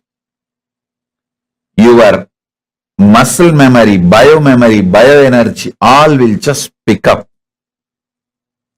And simply you will enjoy superconscious mutation of Paramashiva.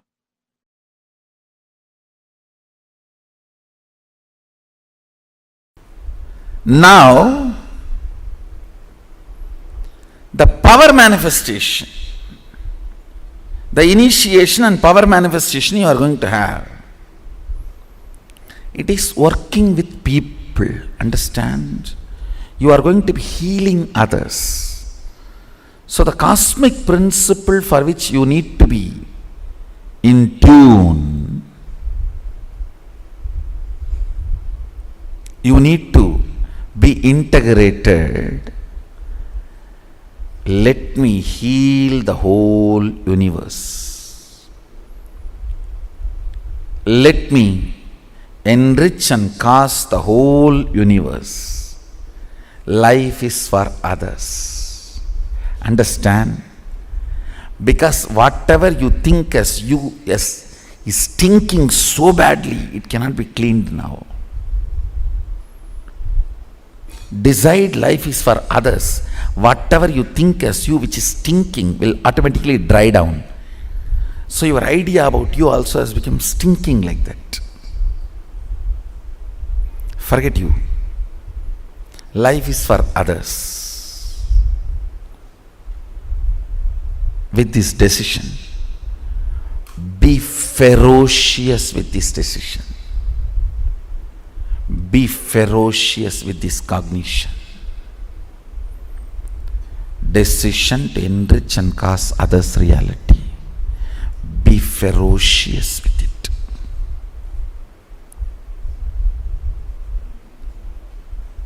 Few minutes before entering into initiation, pen down all the incompletions you want to complete, impossibilities you want to break, guilts you want to burn, anything you want to get rid, pen down, even if it is your mother-in-law.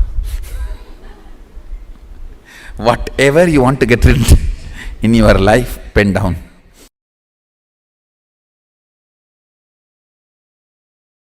These 5 aspects of Sadashiva, actually in reality 6, the ultimate, the 6th is unmanifest.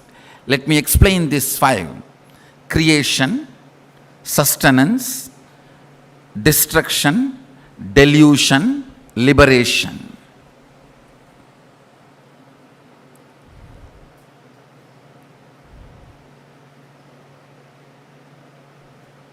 Whenever you are in a destructive mood, feel responsibility. Bring responsibility into it.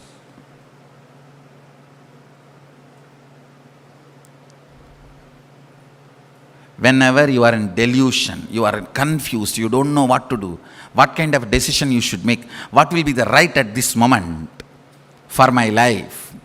Whenever you are in that delusion, throw bhava, just throw yourself away and decide your life is for others. Say, confusion means whatever I know as me is rotten. Once it is rotten, whether it is Kashmir apple or California orange, it is useless. Once it is rotten, you can't say, oh, Kashmir apple, California orange.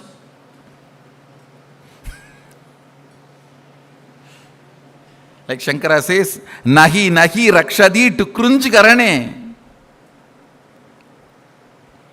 When death arrives, to krunj karana, your logical understanding of the language does not protect you. You can't use a straw to float in the ocean.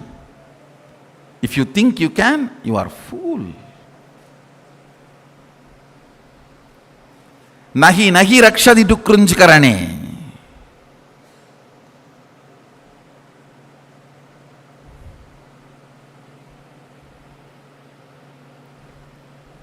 When you are in the mood of delusion, listen. When you are in the mood of the delusion, decide life is for others. Make all the decisions based on enriching. Life is for others. Change the place you are living. Change the people with whom you are living. Change the profession you are in. If you don't, you will be stuck and wasting the life forever. I tell you, death is much, much better, 10,000 times better than being stuck in delusion. In death, at least you move, go ahead. You move further. Nothing gets lost in death, I tell you. Nothing gets lost. Life will go on running. Neither world misses you nor you will miss the world. I tell you. Many people think, oh, if I die, everybody will miss me. ஊரெல்லாம் கூடி ஒலிக்க அழுதிட்டு பேரினை நீக்கி பிணம் என்று பெயரிட்டு சூரையங்காட்டிடை கொண்டு போய் சுட்டிட்டு நீரினில் முழுகி நினைப்பொழிந்தனரே.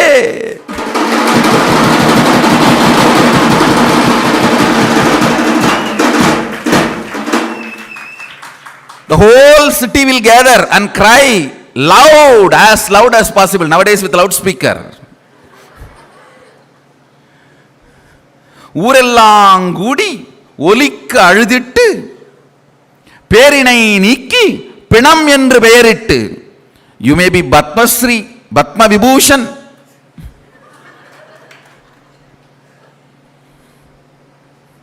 பேரினை நீக்கி பிணம் என்று பெயரிட்டு.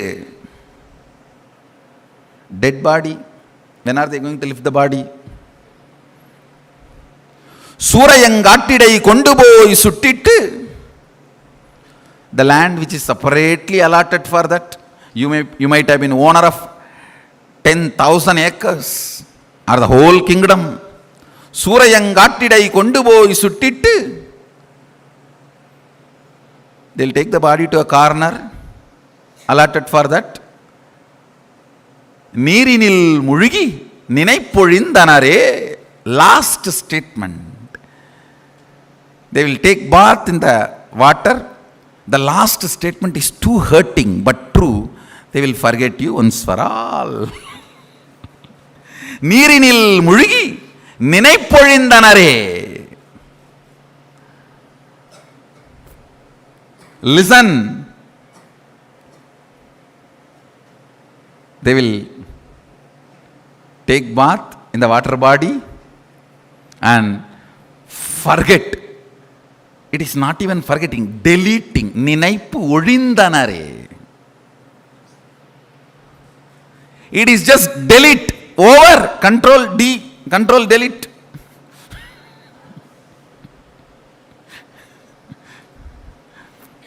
You may think everyone will miss you. No. Everything will be going maybe much better.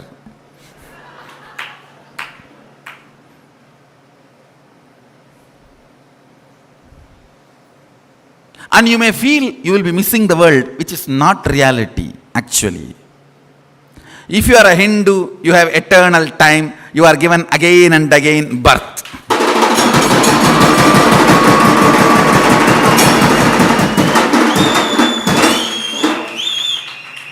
I tell you, be Hindu to be rich spiritually and energy-wise. Son, this understanding, this cognition is important. Listen carefully. One of the fool, sad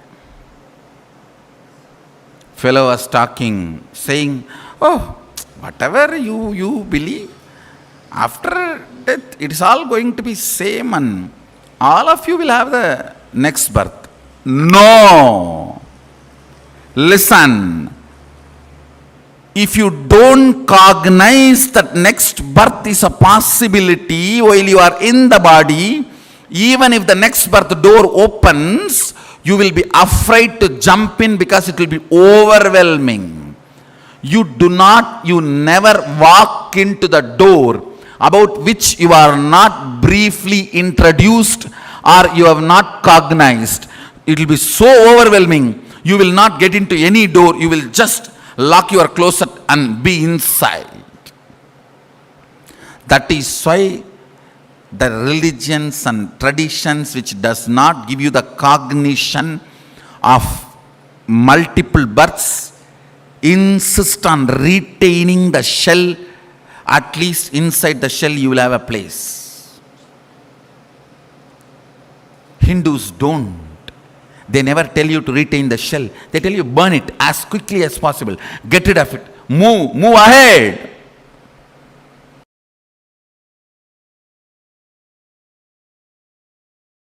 I have the photographs of my guru teaching yoga to his Western disciples and applying Aushadha to heal the person from paralytic attack. The person had a paralytic attack, so he was applying Aushadha.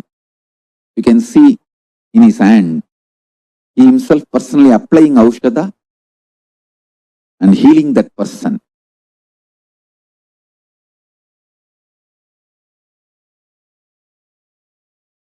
He is personally taking classes and teaching yoga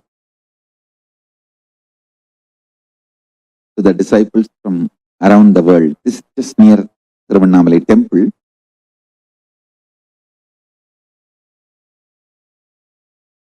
Thanks to autobiography team, they got more photographs. I'll be sharing with you all. Understand? I think these photos are taken in 1990s.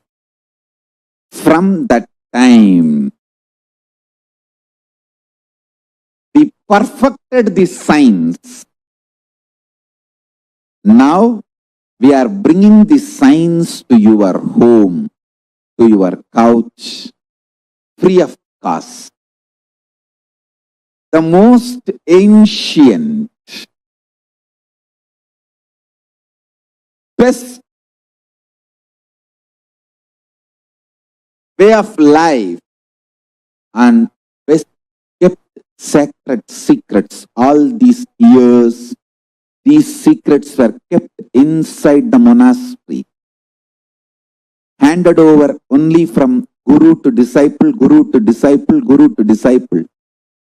The secrets kept inside the Siddha Paramparas, Siddha tradition. Now, not only I practice all of that in my life and manifested it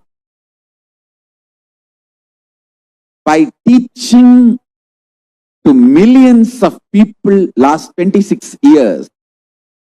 We have perfected the science of teaching, enriching and enriching.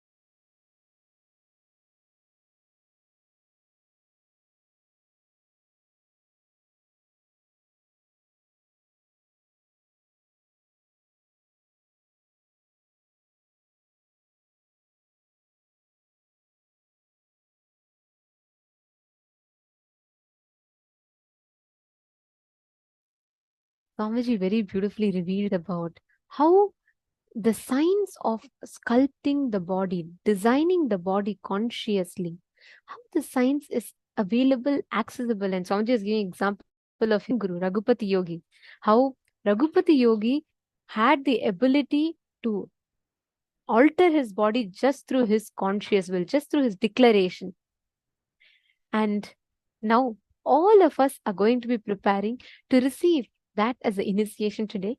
Today, all the participants that are here with us, we're all going to be receiving this very, very special, powerful initiation.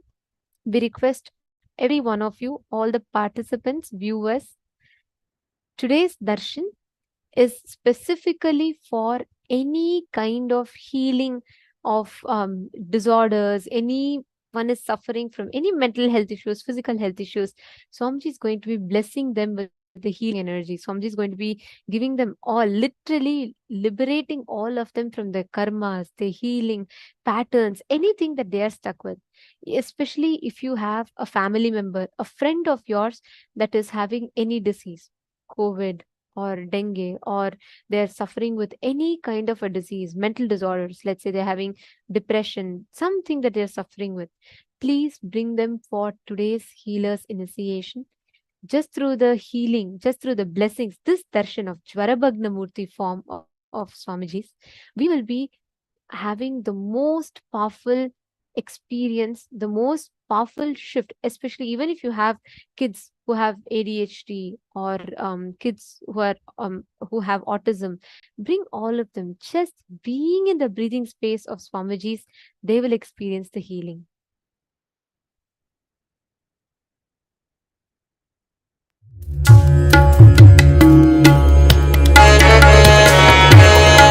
Nithyanandam. I'm Mukundan from Melbourne, Australia. I come for this IA with my elder daughter Sahana and my wife and second daughter Shivya. My connection with Swamiji started around February, March this year. My wife prayed to Lord Kartikeya to show us a way to heal my second child who is suffering from autism. And guess what? Kartikeya, the son, has shown the father himself, Lord Shivaya. And as many of you would have gone through various struggles, I did have my own fair share of struggles before I landed here. And the main intention for me to come here is to help my child Shivya, who's 2.5 years old, to get healed from autism and say a few words. When I say a few words, he hasn't spoken one word yet. So I thought of coming up here and get the direct healing from the God himself. And once when we landed here, during the first darshan, Swamiji looked at my face and he told, I will heal your daughter completely. It's my commitment to you. And I was just completely bowled out. I never knew how this is going to happen, but I just trusted Swamiji. After 21 days, how is my daughter doing? I'm happy to say that she has completely transformed all the patterns associated with autism, like anxiety, fear of sound, fear of crowd, and fear of noise as well. She's kind of able to, and no meltdowns when what I experienced before I come here.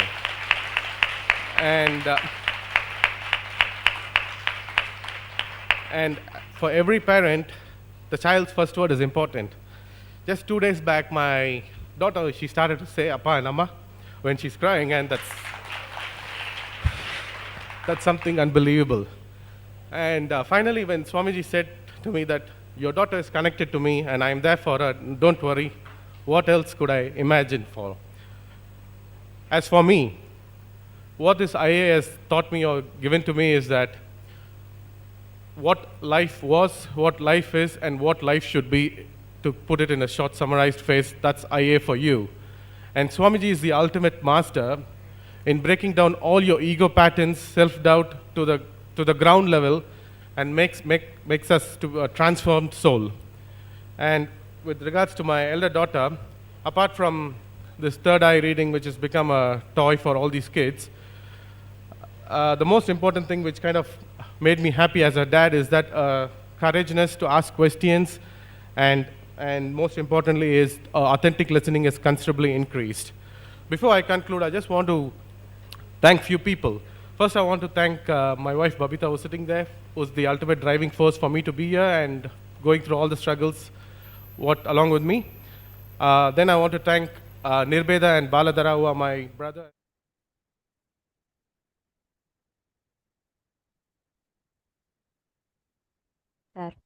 Sorry, just being in the breathing space of the avatar,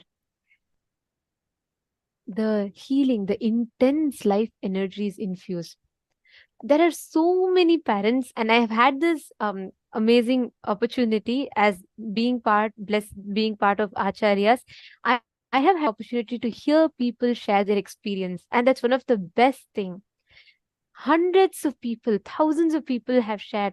Especially, I have seen many parents who have children either suffering from ADHD or autism, and just by being in the breathing space of Swamiji, they start manifesting powers. They start completely healing. Not just they heal out, walk out of the autism or ADHD, they start expressing their peak potential. They start manifesting the powers and higher possibilities. Actually, I see some questions asking if you and your family can sit together. Majessica is asking if she and her husband can sit together. Absolutely, yes. This will help a lot actually during darshan, especially all of you sit together as a family. It will really, really help all of you to spontaneously, simultaneously, and synergetically entangle with Swamiji and raise in your frequencies, your whole ambience, the entire ecosystem itself will become such a powerful space. Literally will manifest, you will see Swamiji's presence manifesting in your place. This darshan is a very, very powerful one. That is why we are again and again emphasizing that anyone, whoever is your near and dear one, struggling, suffering with any kind of disorder, diseases, please just invite them. Let them come and join here. Let them be here with you. Request them to come and join right now. You will see what an amazing benefit it is going to do in their lives. What a transformation they're going to be experiencing. Please take a few minutes now and invite them. And actually, today is literally the day 0 of Navaratri starting. And tomorrow would be the day 1 of the Navaratri celebrations. Kailasa is also going to be celebrating. Navaratri is one of the most important celebrations of Kailasa. The 9 nights celebrating the divine cosmic mother, her happening, and how she fulfills us, showers us with joy, victory, boons, blessings, removing all the negativity and showering us with extreme auspiciousness. We are going to be celebrating Navaratri directly with the physical manifestation of Parashakti, Paramashiva Shakti, Parameshwari herself in the physical form as our beloved Swamiji. And Swamiji himself has many times told, in fact, how Swamiji actually hails from a rich Shakta Sampradaya based Guru Parampara. Like Swamiji Tiran, Isaki Swamigal, or Mataji Kupamal, Tiruchi Swamigal, all of them, the whole Shakta Sampradaya. Swamiji hails from a Guru Parampara, which is like a strong Shakta based Sampradaya. And Swamiji actually is reviving these Shakta traditions, many of these Shakta traditions. And there are, like, if you see all Kailasa temples around the world, you'll see beautiful deities of Rajarajeshwari, Devi, Paramashiva Shakti. Swamiji literally, as the Nija avatar of Paramashiva and Paramashiva Shakti, Swamiji makes the divine cosmic mother, that energy, not just in the plane where we can connect, but makes it accessible through his own body, where you can actually talk to Devi Parashakti, where you can actually receive the blessings, and you can be sure that every offering of yours is directly reaching her. When you offer to Devi Parashakti in the Nijavatara of Swamiji, you can literally see Devi herself accepting each of your offerings. And this Navaratri, there are various different ways through which you can connect to this cosmic energy. Ratri itself means intensity. Beginning from tomorrow, the 15th of October, the 9 nights of intensity, the Navaratri begins. And this is the most conducive time for you to receive the initiations, for you to experience any kind of power manifestation.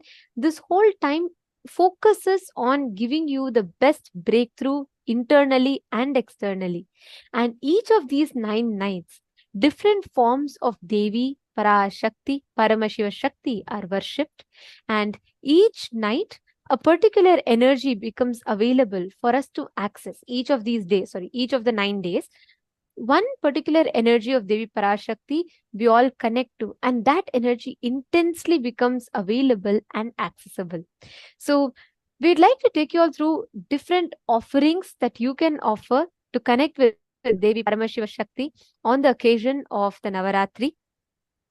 I know today many of you who have come here just to receive the healing from Swamiji, just to receive that immense healing energy, healing and blessings from Swamiji, so that you can transform from any of your struggles, disorders, diseases, get liberated from all of those.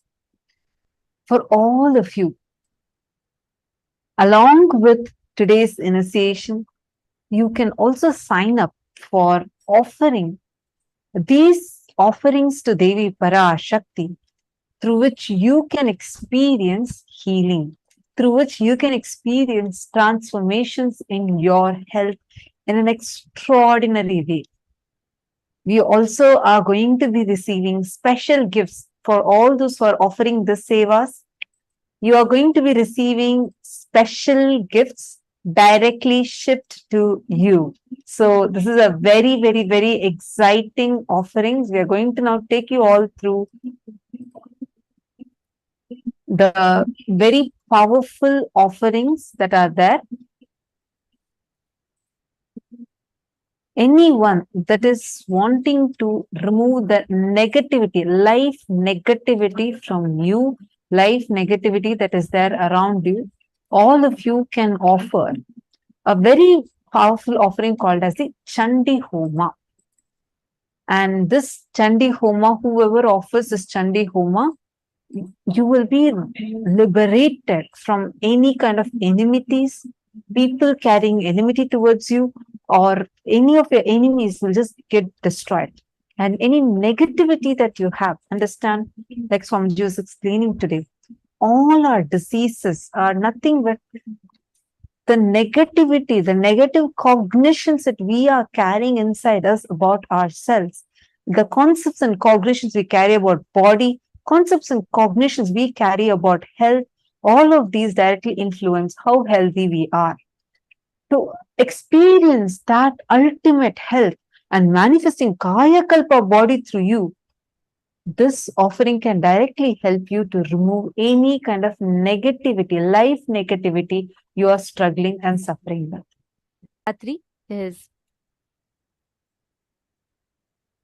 Durga Puja. Again, Durga Puja is where the Maha Saptami, Maha Ashtami, Maha Navami Durga Puja and the Sandhi Puja happens every day. Any challenge that you are facing in life, Devi, Durga is power. Durga is victory. Durga is manifestation of that innate inner conscious